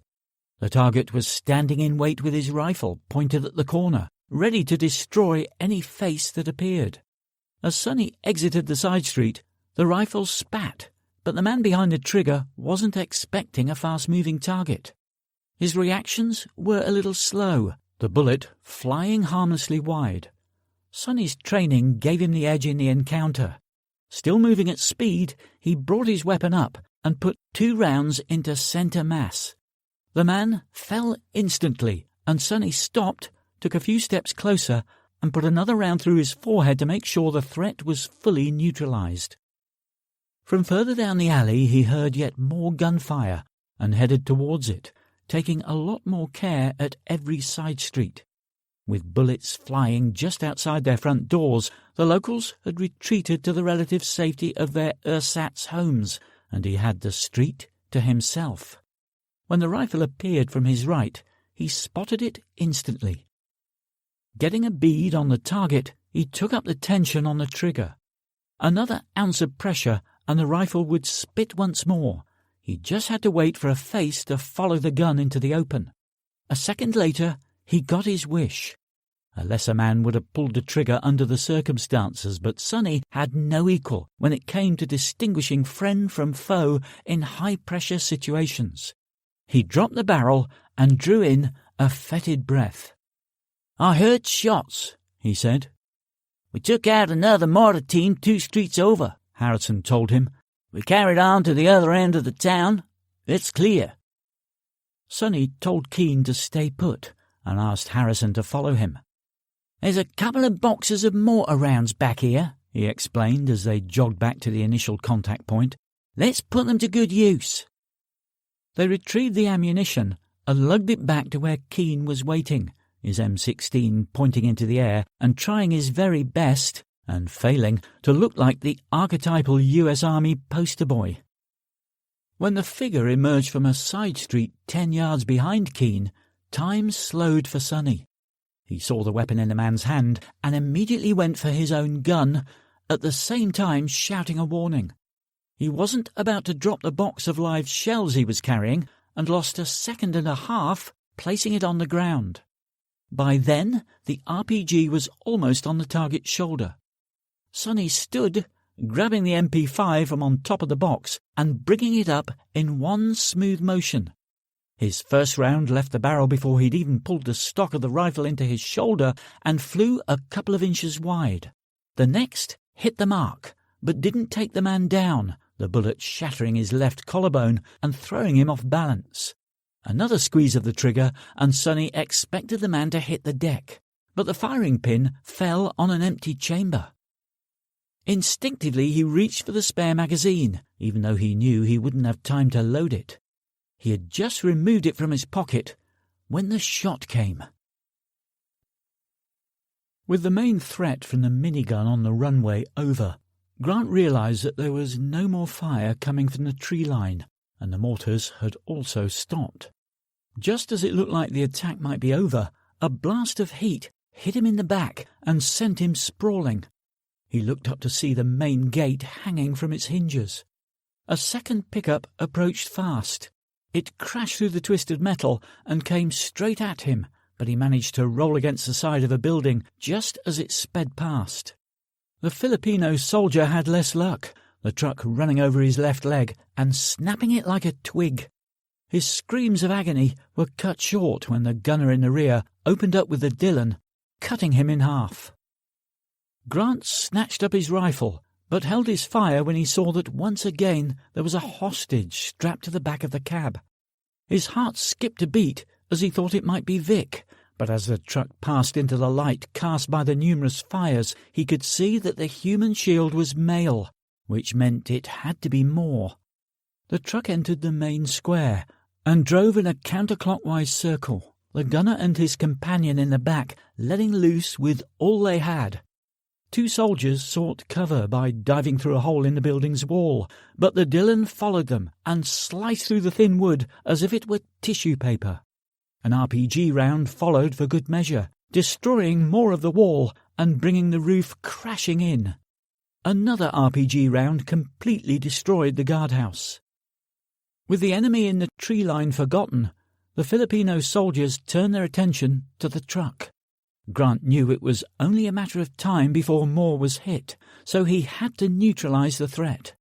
His main concern was that the guy behind the Dillon was standing just inches from Moore, and with the vehicle constantly moving and jolting, it was not going to be an easy shot. Decision made, he went for the truck's wheels and engine block, emptying a whole magazine into the front of the vehicle as it swung its nose towards him. The tyre on the passenger side immediately went flat, but it did little to kill the speed. The truck continued on its course, showing its back end to Grant, and he went for the rear tyres, puncturing them both. In the back of the truck, his actions hadn't gone unnoticed, and the terrorist threw an RPG with Grant's name on it over his shoulder. He had his finger on the trigger when Dog took him out with a single clean headshot. With his steering becoming erratic, Nabil Shah knew that it wouldn't be long before he became a sitting duck. He gunned the engine and headed for the gate, but found Grant standing in his way, inserting a fresh magazine into his rifle. This was the man Abdul had been so concerned about, and killing him was the least he could do for his master. Foot hard to the floor, he drove straight at Grant in the hope of knocking him down as he made his exit. He didn't get within 5 yards. Grant walked the line of bullets from the bottom of the windscreen to the top, shattering the glass and almost splitting the driver down the middle. The truck veered wildly and buried itself in the remains of a shower block, slamming the gunner against the back of the cab, where he slumped onto the deck of the cargo bay. Grant ran over to finish the driver off from close range, but when he pointed the rifle over the side wall, he saw only the terrorist Dog had taken down. Before he had time to wonder where the gunner was, a punch to the right temple floored him. It felt like he'd been hit by a grizzly bear, and when he managed to look up, his hazy vision told him he wasn't far wrong. When the pickup had hit the wall, Ox had jumped over the other side and snuck around the back of the vehicle. He now stood next to Grant and was reaching for the M16 he had dropped. Groggy, Grant pulled his knees up and kicked Ox square in the chest, knocking him backwards. He rolled onto his side to reach for the weapon, but Ox was on him quickly and stamped on his arm. He brought his other foot crashing down on Grant's face, smashing his nose. With blood pouring down his face and tears in his eyes, Grant struggled to get his act together. He knew that if he didn't move quickly, he would be dead in moments, and any action was much better than inaction. He got up on one knee and launched himself at the blurry figure in front of him, managing to get both hands around Ox's waist. He pumped his legs and lifted with all the strength he could muster, hoping to catch the man off balance. But Ox grabbed his wrists and easily managed to pull him off. A knee in the face followed, and Grant collapsed, spent. He was too dazed to put up any more resistance, and Ox could see it. He picked up the rifle and aimed it at Grant's head, no emotion on his face whatsoever. A volley of fire followed, and Grant's face was covered with blood. It had come from Ox's chest, ripped open as Len put 6 rounds through his spine. Smart put his hand out and helped Grant to his feet. "Can you still handle a weapon in that state?" Grant wiped the blood, both his and Ox's, from his face and assured him he could. With the pickup destroyed, the firing from the tree line had recommenced, pinning down the few remaining defenders. It wasn't long before Grant heard the faint sound of a mortar shell leaving the tube, and he braced for the impact. But the explosion came from the tree line. Round after round crept along the edge of the jungle, with a couple of RPGs adding to the pyrotechnic display. As a result, the incoming fire petered out, giving Grant time to take stock of the situation. Less than 12 men were left standing in the camp, with scores of dead littering the area. Fires burned in most of the buildings, and not a single vehicle was serviceable. While others began tending to the wounded, Grant gingerly helped Moore down from the pickup. He had suffered several gunshot wounds and was in shit state, but none of the injuries seemed life-threatening. A couple of bullets had passed straight through his right arm without hitting bone, but one had lodged in his right femur. "Lie still," Grant said. "We'll get you to a hospital as soon as possible." "Is Eddie okay?" Moore asked. His breath staggered as shock set in and adrenaline pumped through his body. Grant got up and saw a couple of soldiers at the pickup on the runway. The way they cut his bindings and caught him as he collapsed like a sack of potatoes told him the worst. There was no way to sugarcoat it. "Sorry, Robert." Moore closed his eyes, taking in the news. After a few moments they flashed open, and he grabbed Grant's arm. "Abu Sayyaf," he stammered. "They have more hostages, kids." A Filipino joined them and administered morphine, then went to work with his supply of bandages taken from the remains of the medical unit. He and Grant applied tourniquets, and once Moore was stable, Grant left him in the soldier's care. He found Dog surveying the grisly scene in the accommodation block. Why the hell did you let the soldiers go off base when you knew we were about to face an attack? It wasn't my call, Dog said. I shared your intel with the general, but he dismissed it. He said Abu Sayyaf are cowards and wouldn't dare attack his base. Grant was about to comment on the typical officer arrogance, but thought it best not to offend the colonel. He felt a hand on his shoulder and found Sonny standing next to him. Damn, these boys are quick on the draw. We cowboys have a reputation to keep up, Harrison beamed. There I was, staring down the launcher of an RPG with my dick in my hand, when Harrison whips out his SIG P226 and puts a bullet between the man's eyes from 25 yards. He patted his new best friend on the back.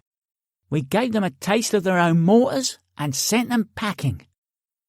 Len joined them and interrupted the backslapping session. We gotta go.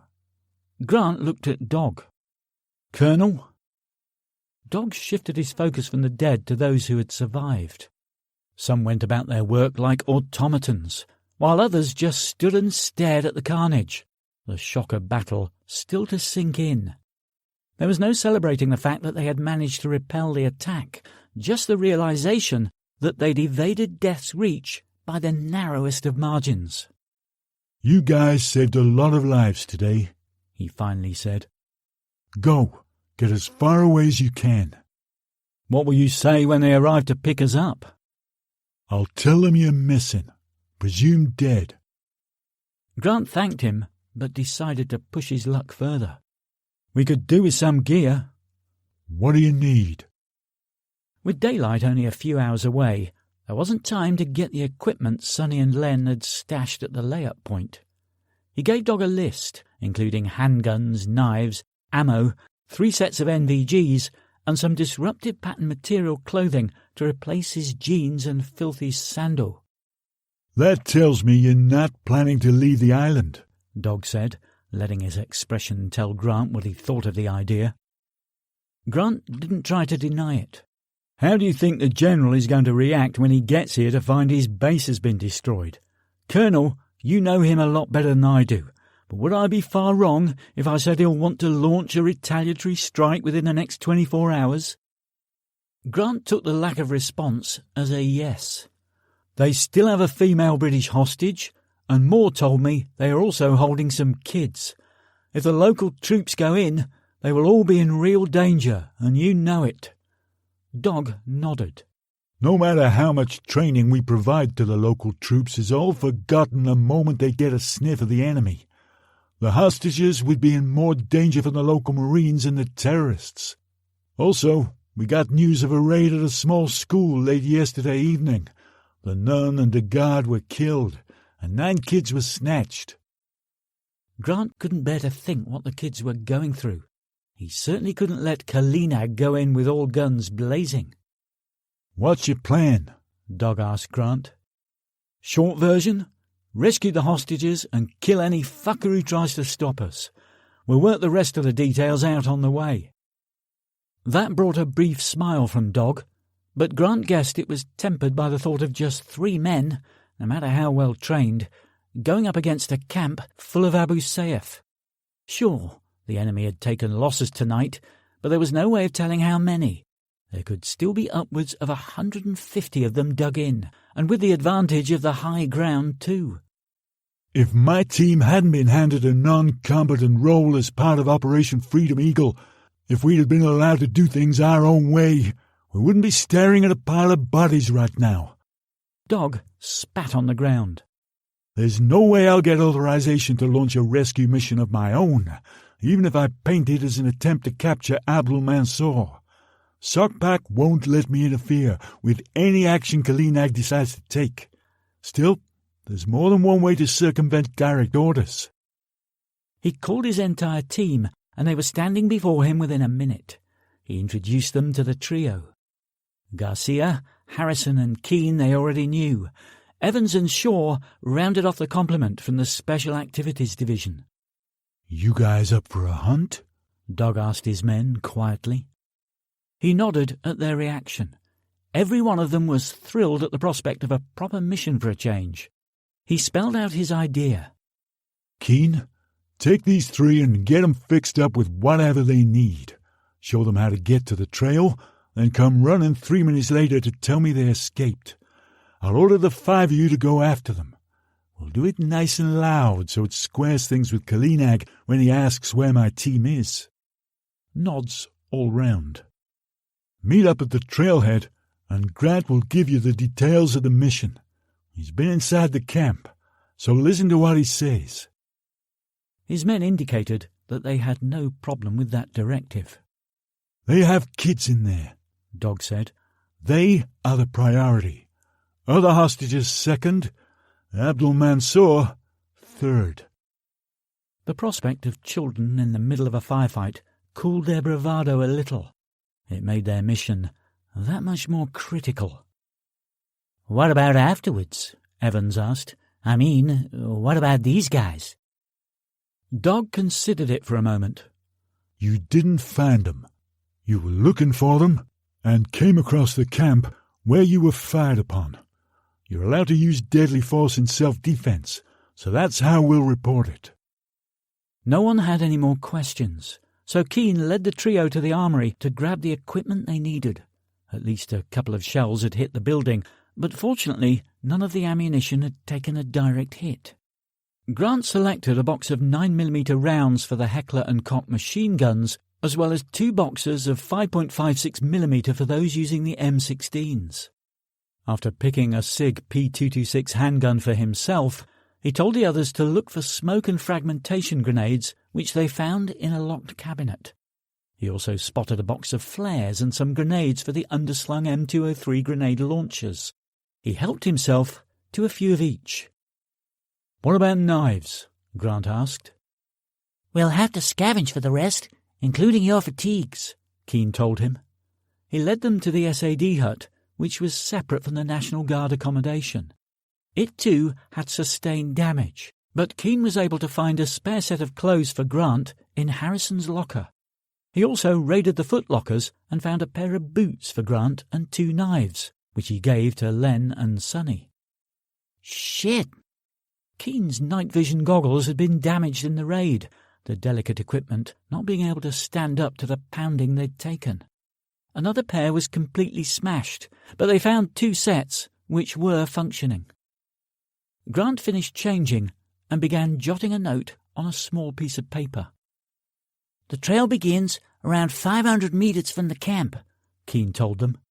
"Take a right out of the gate, and you'll see it on your right-hand side. It's nothing more than a dirt track, so keep your eyes peeled. Once you get into the trees, go on for another 50 meters, and we'll meet you there soon." Grant handed him the slip of paper and asked him to pass it to the colonel. Then the trio grabbed their gear and jogged up the road, finding the track where Keane had said it would be.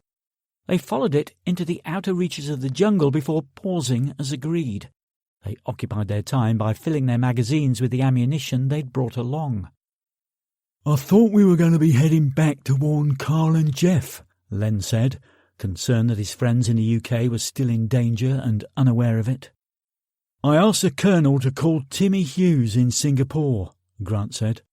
"He'll ask Timmy to give the boys a heads up and expect a call from us. If we make it out of here, that is." "Which brings me on to my next question," Len said. "Why exactly are we here? Is it the kids, Abdul Mansour, or the girl?" Grant had known these 2 men for too long and had been through too much with them to even think about lying. "As someone who lost his own son at a tender age, I can't in all conscience sit back and let those kids go through a major attack. I also want Mansour for putting me in this position in the first place. Without his interference, I'd be a free man in my own country rather than a fugitive. To be honest, though, my main driving force is Vic Phillips. Do you still want to tag along?" he asked them. "Do bears shit themselves when they see me in the woods? Of course I'm coming along." Sonny also agreed, and they continued their preparation for another 15 minutes until they caught sight of the American team approaching. "Sorry we're late," Harrison said in his Texas drawl. "The general turned up just as we were ready to leave. He brought a shitstorm along for good measure." Why? Grant asked. He was told that an attack was imminent and he ignored the warning. Even if you don't think a threat is credible, you prepare for it. You don't order all of your troops off base. Yeah, he's the Colonel's problem now, Len said. It will soon be our problem, Keane said. Kalinag wants to hit them at first light, so he won't be happy about us disappearing like we did. How long does that give us? Sonny asked. A little over 4 hours, Keane told him. There must be about 100 Abu Sayyaf hightailing it back to their camp right now, Harrison said. If we can get on their tail, we should be able to take a few out. We could, Len agreed, but that might alert them to our presence. I say we let them get back, let the adrenaline wear off, and take them while they sleep. Evans asked what they would do if the terrorists weren't in a hurry to get back, and a quick discussion on possible scenarios ensued. Grant asked for a map of the area and wanted to know the likely route Abu Sayyaf would take during their retreat. If we stay on this track, are we likely to run into them? He asked. Not for some time, if they take the shortest way home, Garcia told him, indicating the markings on his map. There is a network of tracks throughout the area, and they are most likely to follow this route. He traced a line from the airstrip to the top of Hill 178, and then drew another from their current location to the same destination. We remain roughly 700 meters from them until we get to this point. He indicated a spot a kilometre from the terrorist camp, and Grant could see the two tracks converging. I say we get a sprint on and get there first. The fewer people in the camp, the better our chances of securing the hostages. With everyone in agreement, they divided up the ammunition, checked their pockets and pouches to make sure they didn't rattle as they ran, and then set off at a shade over jogging pace. The dirt tracks soon gave way to denser jungle, and what was once a clear path became nothing more than a narrow channel through the undergrowth. They heard fixed-wing fighters fly overhead, and Grant hoped they'd been informed about the hostages, plus the fact that friendly forces were in the area. If they hadn't, it could turn very hot very quickly. The Americans, being familiar with the route, each took a turn on point, remaining 100 yards ahead of the others. They stopped at regular intervals to switch point man and listen for any sign of the enemy, but the first leg of their journey went without incident. After an hour and a half, they reached the spot where they would begin to close on the enemy.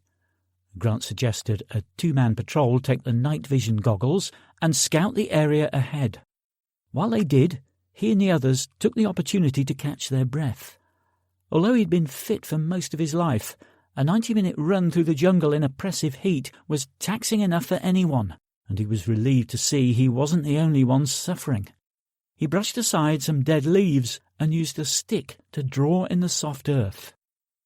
As I remember it, the camp is circular, roughly 70 yards across. The perimeter is lined with trees, and there are more trees dotted throughout, which they use to rig their hammocks. The hostages were being held over here, but that may have changed. At the back of the camp, the hill continues to the summit, so we should be able to approach from these three sides. He used the stick to indicate possible entry routes. Sonny and Shaw returned after 20 minutes, and the news was both good and bad. There isn't a lot of sound coming from the area which suggests they aren't back yet, but those who stayed behind are nicely dug in. There's a track leading up to the camp, and we saw movement from a couple of foxholes either side of it. If we go in that way, we'll be torn apart. We could try skirting to the left or right of the track and get to the camp that way, Len said. But Sonny explained that they had tried that and spotted another foxhole not far from the first. My bet is that they have a ring all the way around the camp, he said, although he admitted that they hadn't had time to verify it. Are they two up in each hole? It looks like just one, Shaw said. I would have expected two, but maybe they sent the majority of their people on the assault. Grant was acutely aware that time was short, and they had to make a decision. We can't hang around forever.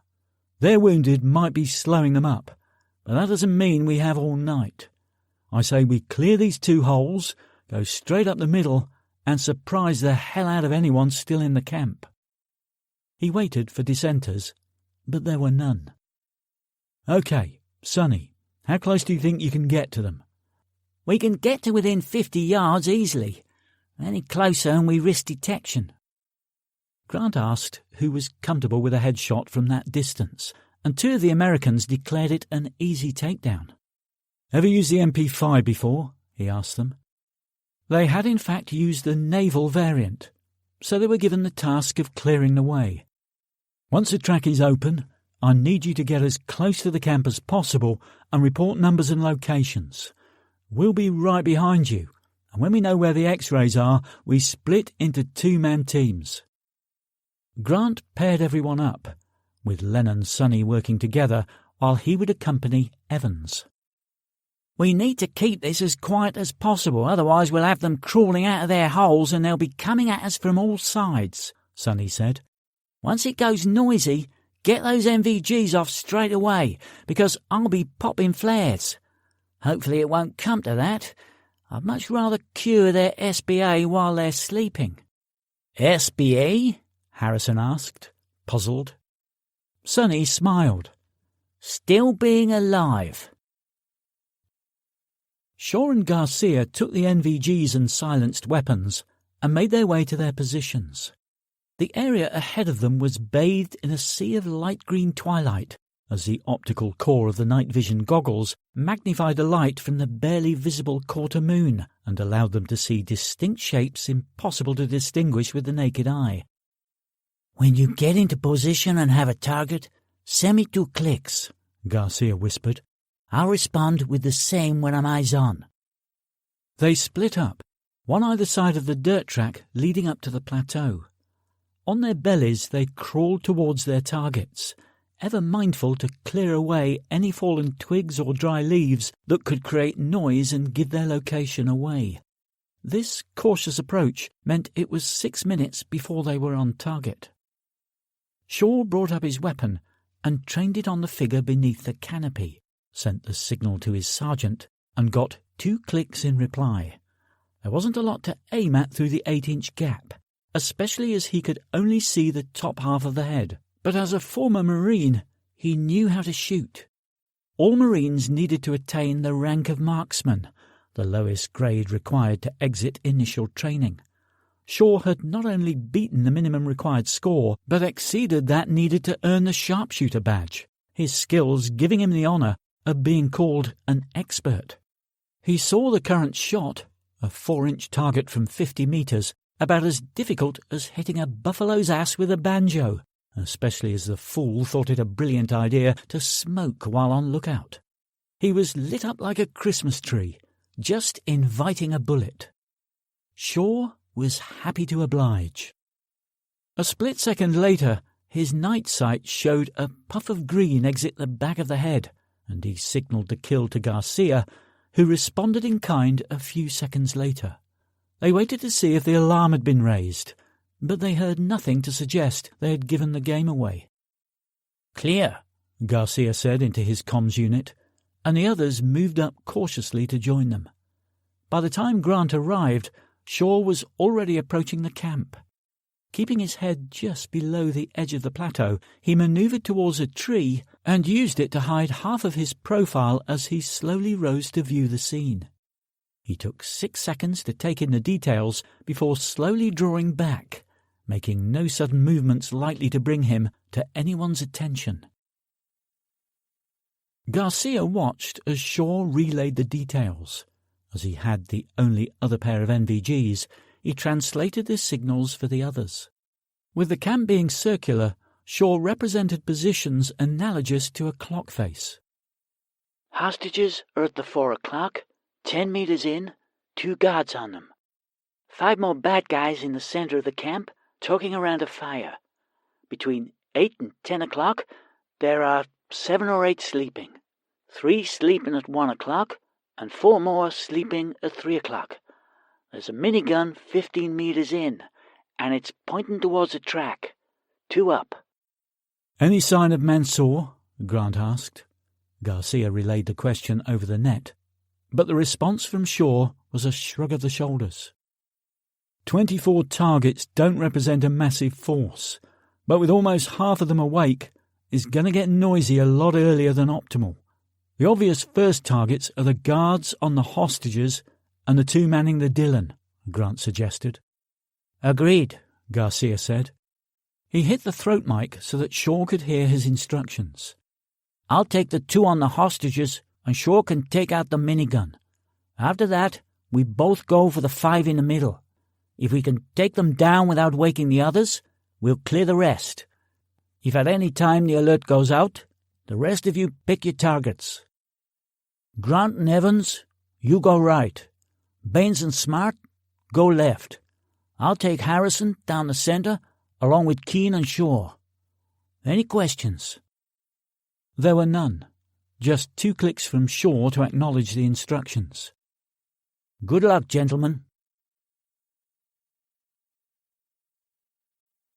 Chapter 13. Friday, 20th of April, 2012. The overriding principle behind any plan is KISS. Keep it simple, stupid. That was what Grant had always been taught, and what they were about to attempt was as simple as they could make it, under the circumstances. As with any plan, there was always the unexpected that simply couldn't be factored in, and that was why the ability to adapt instantly often meant the difference between death and survival.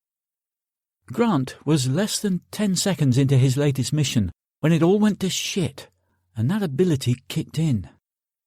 Just as they entered the camp, a guard left his defensive position and tracked along the side of the hill in search of a cigarette from his friend in the adjacent hole.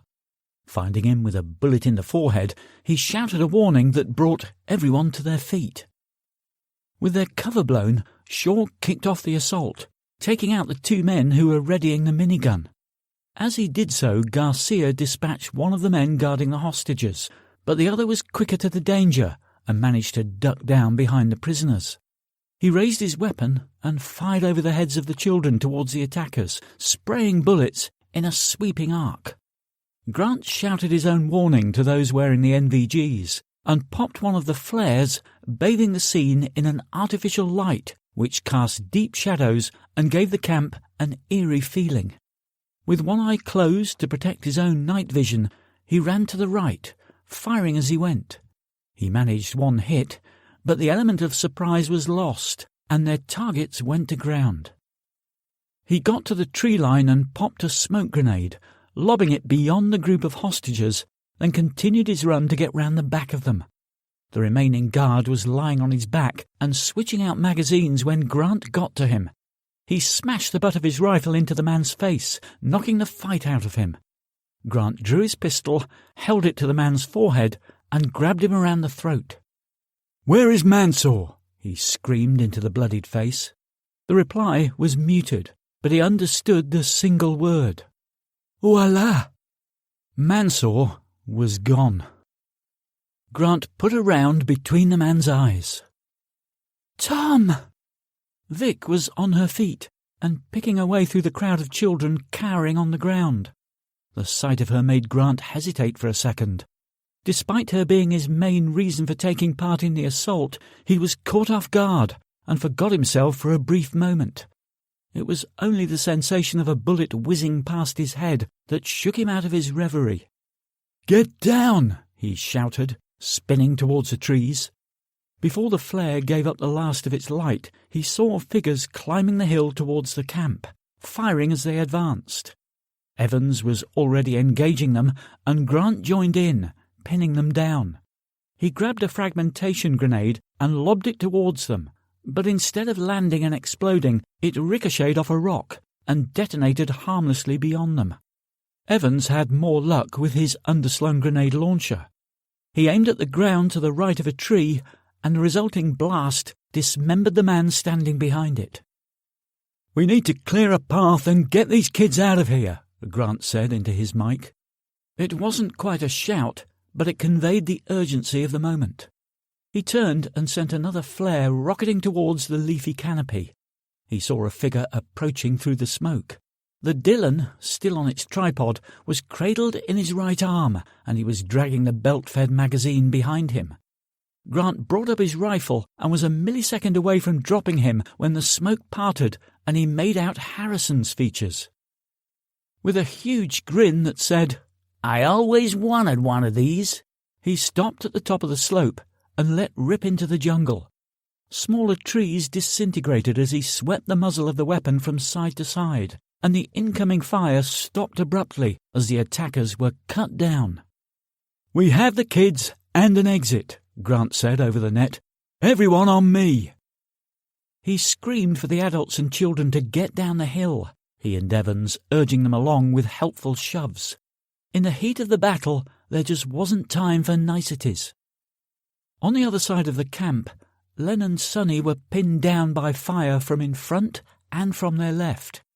Keane eased the pressure with a couple of well-aimed M203 rounds and was readying a third when a bullet caught him in the chest and he fell backwards, his gun slipping from his dead hands. "Keane is down," Shaw shouted, pouring more fire onto the enemy. A couple of grenades followed, and the response from the terrorists dwindled, allowing them all the opportunity to crab their way over to Grant. They threw more smoke grenades to mask their retreat, and soon the only gunfire came from the few remaining Abu Sayyaf, shooting blindly into the haze in the futile hope of hitting targets. Vic had assumed the lead and guided the other hostages down the hill when Grant screamed for her to stop. He had come across one of the defensive positions. The plastic triggers for the claymore mines were all too familiar. He called Sonny over. "Trace this to the mine and watch out for tripwires. We'll take them with us just in case." They slowly gathered the wire in as they walked down the hill, keeping a keen eye out for signs that they were rigged to explode automatically. Shaw and Garcia remained near the top of the hill. When a couple of faces peered over the edge, they did nothing, in the hope of sucking more targets into their sights. Unfortunately, one of the terrorists raised his weapon with the aim of hitting a fleeing figure, and both men were forced to open up, cutting him down. They got a barrage of incoming fire in return. The shooters were lying flat inside the camp, while extending their arms over the edge and spraying lead indiscriminately.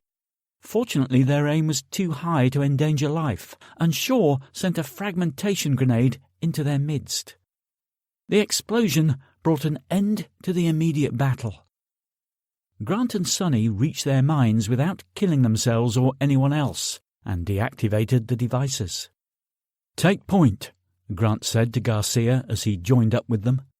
"We need to get these kids out of here before the others turn up." He took a moment to get his bearings. "They'll be coming from the north, so we need to head west. Are there any towns that way?" "No, there's nothing. We'll have to track west and head north after a couple of clicks. That'll bring us out near the airport, and we should be able to avoid any contact." "Okay, you lead the way." Grant called the men together and allocated their positions. "Shaw, you stay on our right flank and keep your eyes peeled. Harrison, Evans, take the rear and cover our retreat with the minigun. The rest of us will help keep the kids quiet." The adult hostages were having trouble with this, as most of them were as frightened as the children. But with Grant, Sonny and Len, there were now almost enough adults to take care of one child each. The men were assigned to the larger children, leaving the smaller ones for the women, in case they had to carry them at any point. One more adult would have been perfect, but it took at least 2 people to carry the Dillon along, with its magazine and power unit. Even with a quarter of its rounds expended, the entire unit still weighed close to 200 pounds. Grant gathered them all together and explained the situation, choosing words he hoped the young ones would understand. "We're taking you home to your parents now, but there are some bad men looking for us, so we have to be very quiet." He was sure the pained expressions on their faces were due to having this ugly foreigner address them, but Vic leaned over and whispered in his ear, "They're orphans." Grant let loose a quiet expletive. OK, then we'll take you back to the orphanage. This didn't go down well either. It was run by one woman, Sister Evangelina. She was hacked to death in front of them. Of all the battles he'd taken part in, Grant had a feeling this was one he was not going to win. You tell them, he whispered back. Just make sure they know to keep quiet. Vic had obviously gained their trust during the short time they'd been together. The children nodded, a few smiling when she explained that they were going to take them somewhere safe and give them hot food and a soft, comfortable bed. But you all have to stay close to your grown-up and do as they say, she emphasized, and be very, very quiet. More nods, and she declared them ready to go. Grant sent Garcia on ahead and gave him a 2-minute start before leading his chargers into the darkness. Daylight was still another 2 hours away, and their progress began slowly. The moonlight struggled to penetrate the forest canopy. What little light got through cast shadows across their path, so they didn't know whether their feet were about to fall on shade or a hole in the ground. Garcia reported in every 2 minutes, letting everyone know that he was still alive, as well as reporting any hazards or obstacles the kids might have trouble with. The children behaved as well as Grant could have hoped, but their first challenge lay just yards ahead. He heard the river before he saw it. When he reached the bank, he saw that it was at least 20 feet across, and although the surface water wasn't racing, there was always the undercurrent to consider. Garcia was waiting for him. Should be fine for us to cross, but the kids might find it more difficult. Grant agreed and offered a solution. Form a chain and help them across? That works for me. I'll send Harrison 10 yards downstream, just in case one of them gets away from us. They explained the plan to the others, who were much happier to have the help of the soldiers rather than attempt crossing by themselves. Harrison set the minigun on its tripod and walked a few yards down the bank, where he eased himself gingerly into the river before wading out towards the centre. By the time he reached the halfway point, it was lapping above his navel, which equated to neck-high for the adult Filipino hostages, never mind the children. Shaw remained in the trees, keeping an eye out, while the other 5 men entered the water and formed a line from one bank to the other. Grant could feel the undercurrent constantly tugging at his calves and knew it wouldn't be long before they started to cramp up, so he beckoned to the first person. The Chinese man was the first across, followed by his wife a minute later. One by one, they crossed the river until there was just Vic and 2 of the children remaining. Shaw's voice came over the radio. "We've got company." "Where, and how close?" "This side of the river, 100 meters and closing. I see 8... No, make that 12. Grant knew there wasn't much time before they were spotted, and he had to get the remaining people across. He urged Vic to send the next child over quickly, but his actions told her something was wrong. In a panic, she was a little too forceful with the young girl. Rather than guide her into the hands of Grant, she virtually pushed her into the river. The girl lost her footing immediately, and her head went under the water, reappearing a few feet further downstream. "Help her!" Vic pleaded to Harrison. Everyone else held their breath, as if doing so might prevent her cry from carrying to the enemy. But Shaw confirmed the worst. "They heard us," he said. "Get them across. I'll cover you." Shaw immediately began picking off the targets one by one, using the silenced weapon, but as each went down, another 2 seemed to appear from nowhere. With their numbers swelling and their advance quickening, they began returning fire in all directions, still not sure where the attack was coming from. They got an idea when Shaw switched to the minigun and sent a 6-second burst in their direction. Over a dozen died, and the rest hit the jungle floor seeking whatever cover they could find. A few had the nerve to return fire, but their vision was limited to a few feet, and their bullets flew wildly. Shaw aimed at the muzzle flashers and began picking them off with the Dillon. firing a short burst before shifting his aim and hitting them again, until finally they got the message and held their fire. Harrison had plucked the girl from the current and carried her to the far bank to reunite her with the group. Vic was clearly shaken by the near loss, and Grant had to climb out of the river to get the last child. After passing her over to Sonny, he went back for Vic. "Come on," he said, taking hold of her arm. "This is the last hurdle. Once we're across, we'll be home free." She followed his lead, refusing to release her grip on his hand until they reached the safety of the opposite bank. Shaw was still pinning the enemy down whenever he saw any movement, when he heard Garcia tell him to join up with the group. Rather than leave the Dillon to the enemy, Shaw emptied the magazine in their direction, then pressed the latch to open the top cover, which put the weapon into safe mode.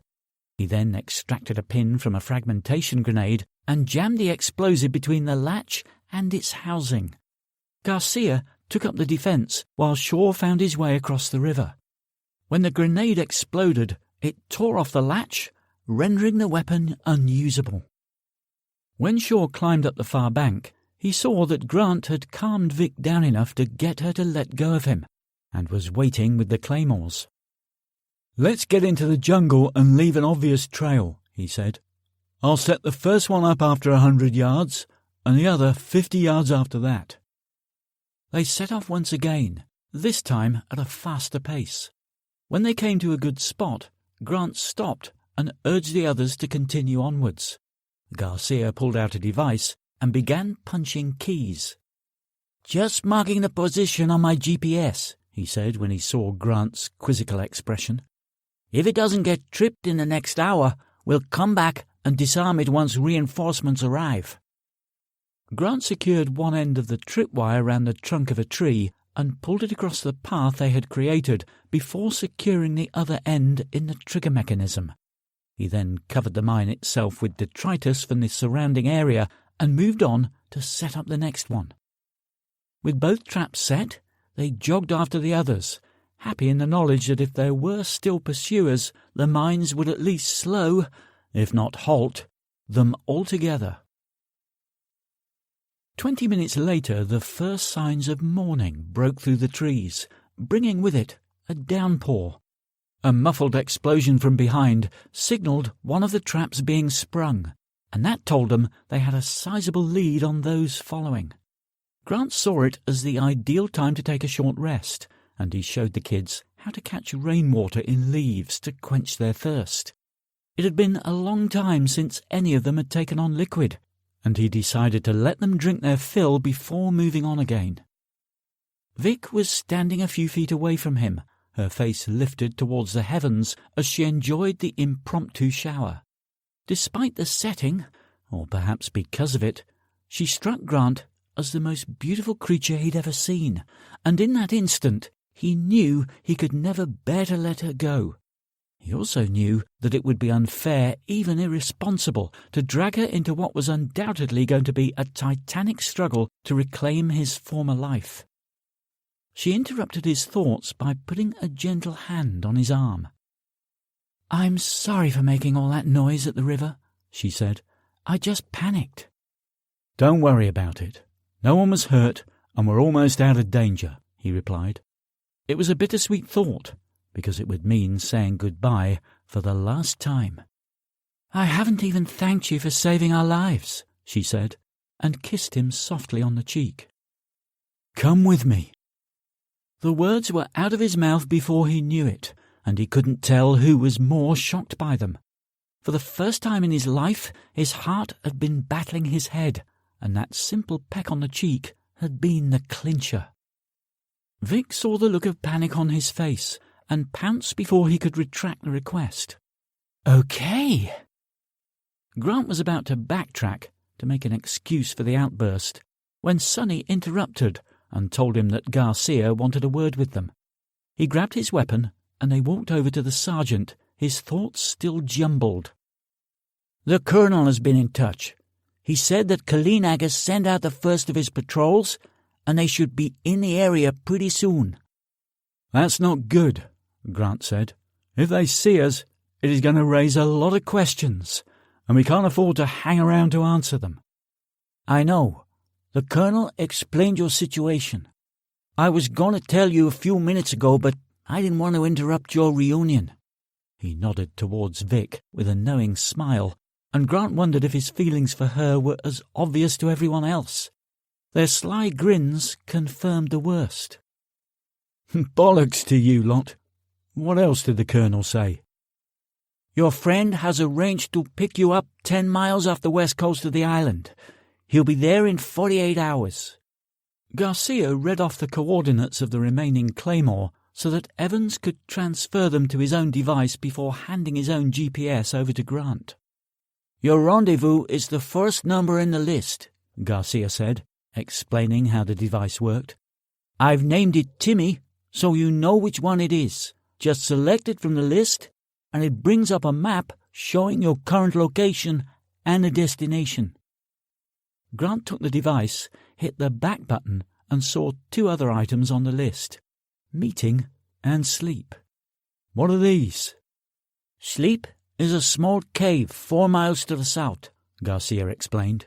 "You can hide there until you're ready to head out to sea. There's never much activity in that area, so the chances of being found are slim. The Colonel is making arrangements for a boat to be left at this location," Garcia continued, bringing up the meeting coordinates. "It will be delivered at 10 tomorrow evening, which will give you roughly 6 hours to get on station." Grant stowed the device in his pocket and thanked them for helping with the rescue. "You've got a good team here, Sergeant. I'm sorry about Keane." There was naturally a professional rivalry between all armed forces units, each believing themselves to be the best. However, deep down it was begrudgingly accepted that the SAS were the true masters of special warfare. "Coming from you guys, that's praise indeed," Garcia said. "As for Keane, it comes to all of us." Grant knew what he meant.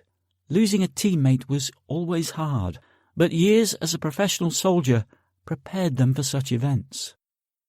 He asked Sonny and Len to give him a moment while he squared things with Vic. He still couldn't understand why he'd made her the offer, but it was something he couldn't go through with. Vic saw the look on his face as he approached, and seemed to guess what was coming. "Don't you dare try and leave me here," she warned him. Grant put up his hands to placate her, but she was going to have her say, whether he liked it or not. "You just asked me to come with you." "This isn't your fight, Vic." "Don't give me that," she shouted. "I've been stuck in this jungle for 3 months, and my government did nothing." He tried to keep his voice level rather than engage in a shouting match. "Vic, where I'm going, it will be dangerous. I can't ask you to be part of that." "Dangerous? What would you call the last few hours? A walk in the park? Tom, I'm coming with you." "It won't be the same kind of danger, Vic. Here you know who your enemies are. Back in England, you'll have no idea until it is too late." "I can handle it," she said, defiantly. "Like you did at the river. You nearly cost that child her life, and your actions gave away our position to the enemy." Vic appeared stung by the accusation, and the tension of the last quarter of a year began to bubble to the surface. As the tears came, Grant placed a gentle hand on her cheek and rubbed them away with his thumb. "Vic, I love you, but where I'm going—" "What?" Grant looked confused, while Vic suddenly perked up. "What?" he asked in return. "You said you loved me." "No, I didn't." "Yes, you did, Tom Gray. You said, 'Vic, I love you.'" As he struggled to rewind the last few seconds in his mind, she took advantage of his bewilderment and grabbed his face, planting her lips onto his.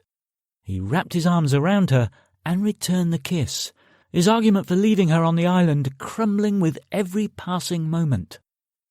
Sonny walked past and slapped Grant on the shoulder. "Get a room, guys. Better yet, I know a good cave not far from here." Grant realised that he'd been outflanked and outmanoeuvred. but a part of him knew that he hadn't been putting up much of a fight. "I'm serious," he said as he held her close. "The next few weeks are going to be tough. It may even be months before this is all over." "I don't care.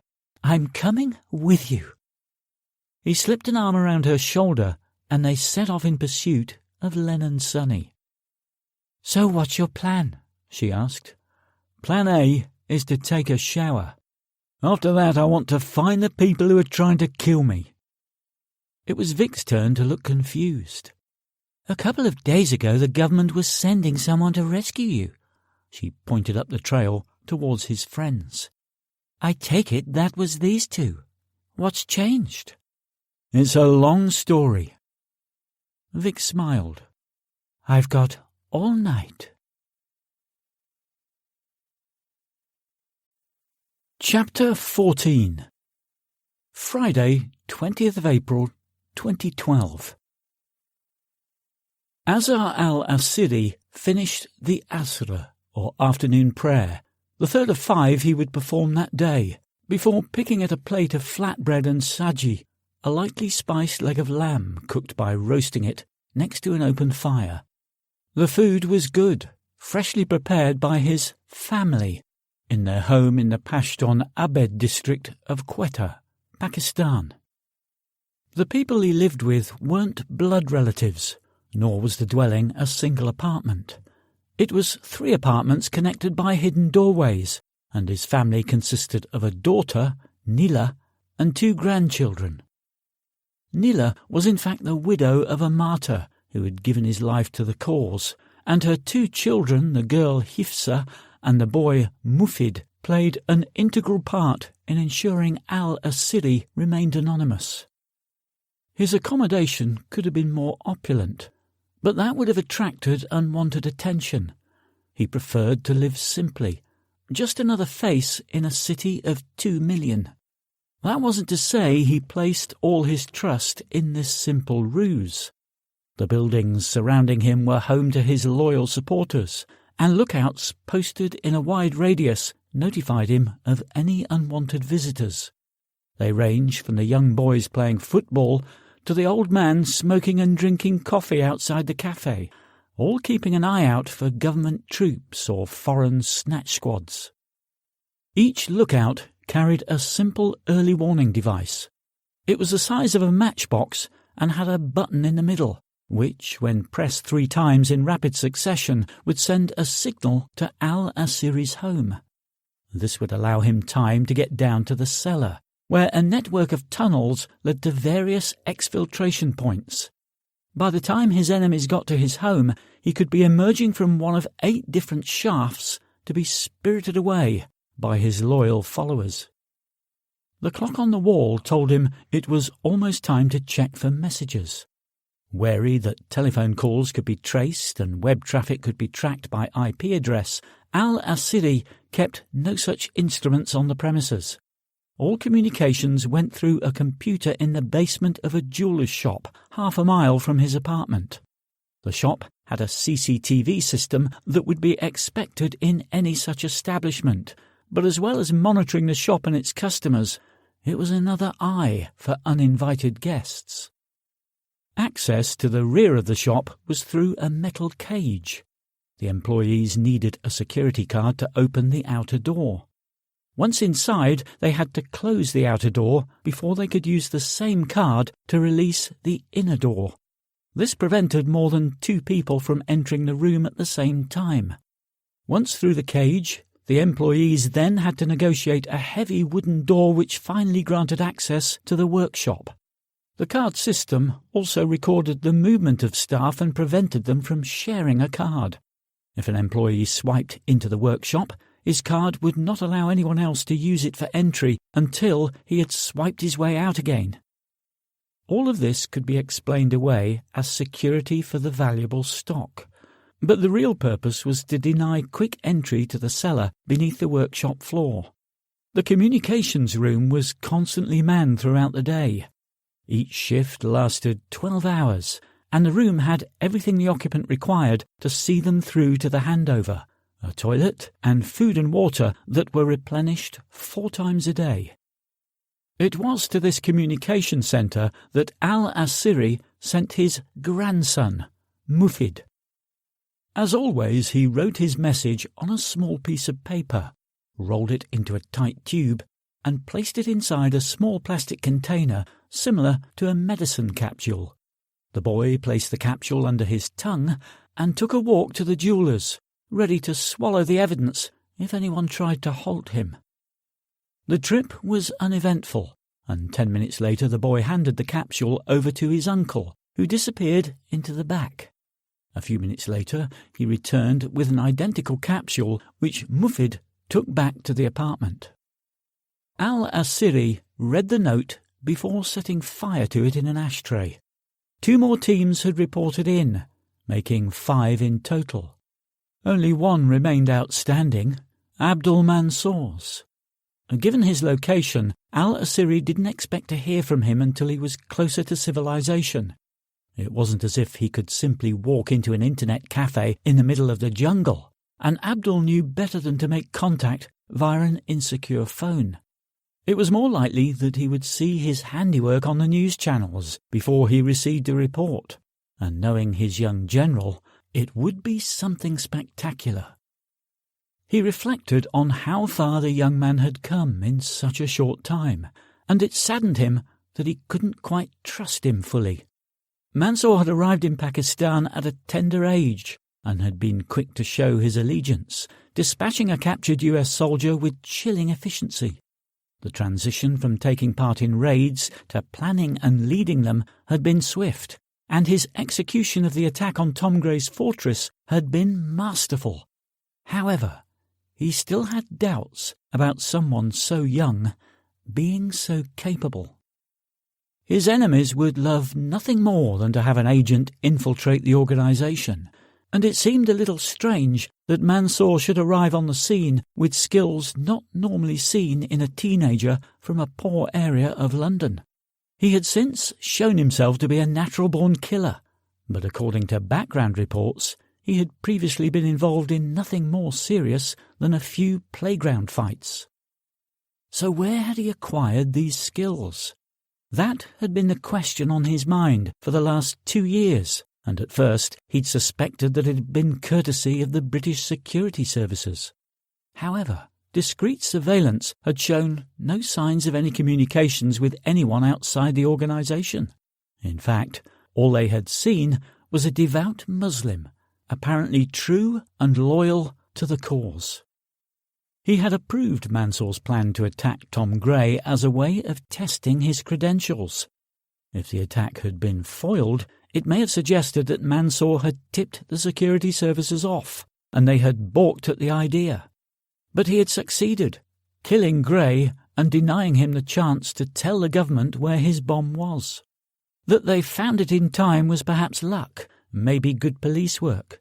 But whom had Mansour actually killed? Tom Gray, a terrorist in his own government's eyes, a couple of his associates, and a handful of police officers. Would the British government have allowed that toll in order to protect Mansour's true allegiance? After all this time, he still hadn't come to a conclusion about his young general. The result of his Asian mission, and more importantly Mansour's next assignment in the UK, would offer the defining answer. Farrar had been sitting outside the office for nearly 20 minutes when the door opened and the familiar figure of the Home Secretary stormed out, his face like thunder. Farrar's boss stuck his head out and told him to enter, then offered him the warm seat recently vacated by the Minister.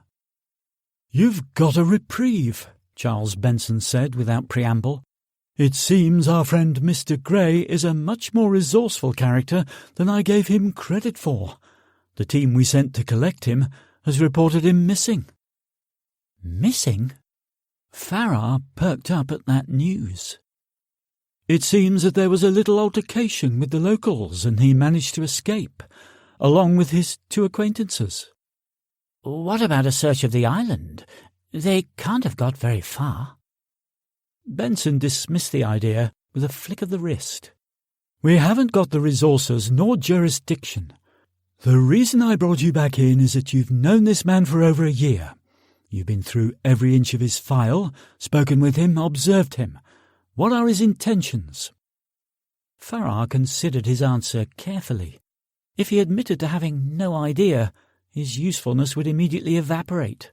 Better to play the subject matter expert. "He's got 2 things on his mind. The first is revenge, the second is survival. Given the events of last year, I'm afraid we cannot discount the former." "Last year he had the advantage of anonymity plus a sound financial footing. Do you really think he'll come after you?" The question left Farrar under no illusion. The trail stopped with him. "That's a possibility, but it's a long way home. As you said, he has no money. I also know he hasn't got a passport, and he'll need both to get back to the UK.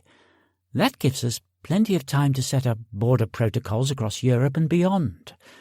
He will have to seek help from others, and we have a comprehensive list of former acquaintances, from his army days up to his time as managing director of Viking Security Services.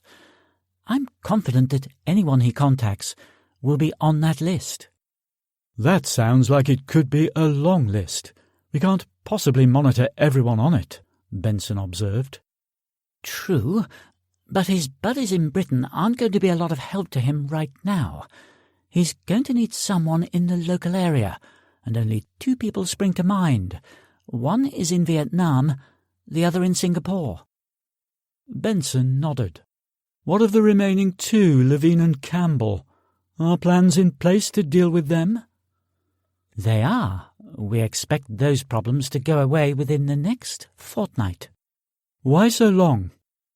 "We have to work to their patterns," Farrar explained. "Otherwise suspicions will be aroused." Benson sat back in his chair and folded his arms. "Consider this your last chance, James. If this mess isn't cleared up soon, you can kiss your career goodbye. We cannot simply blame this on the previous government, no matter how appealing it sounds. I want an end to the whole Tom Gray saga, or you will be the one to take the fall." Benson picked up a pen and opened a folder, signalling the end of the meeting. Farrar got up and let himself out of the office, the threat clear. As he stepped from the government building into an April shower, he knew that failure wouldn't simply mean spending the rest of his life in prison. His very life depended on killing Tom Gray. The end. About the author. Alan McDermot is a husband, father to beautiful twin girls, and a full-time author from the south of England. Born in West Germany of Scottish parents, Alan spent his early years moving from town to town as his father was posted to different army units around the United Kingdom. Alan had a number of jobs after leaving school, including working on cruise ships in Hong Kong and Singapore, where he met his wife. Alan's writing career began in 2011, and Grey Justice was his first full-length novel. You have been listening to Grey Resurrection, Book 2 in the Tom Gray series, written by Alan McDermot, narrated by Andy Stevenson. Copyright 2021 by Alan McDermot. Production copyright by Alan McDermot.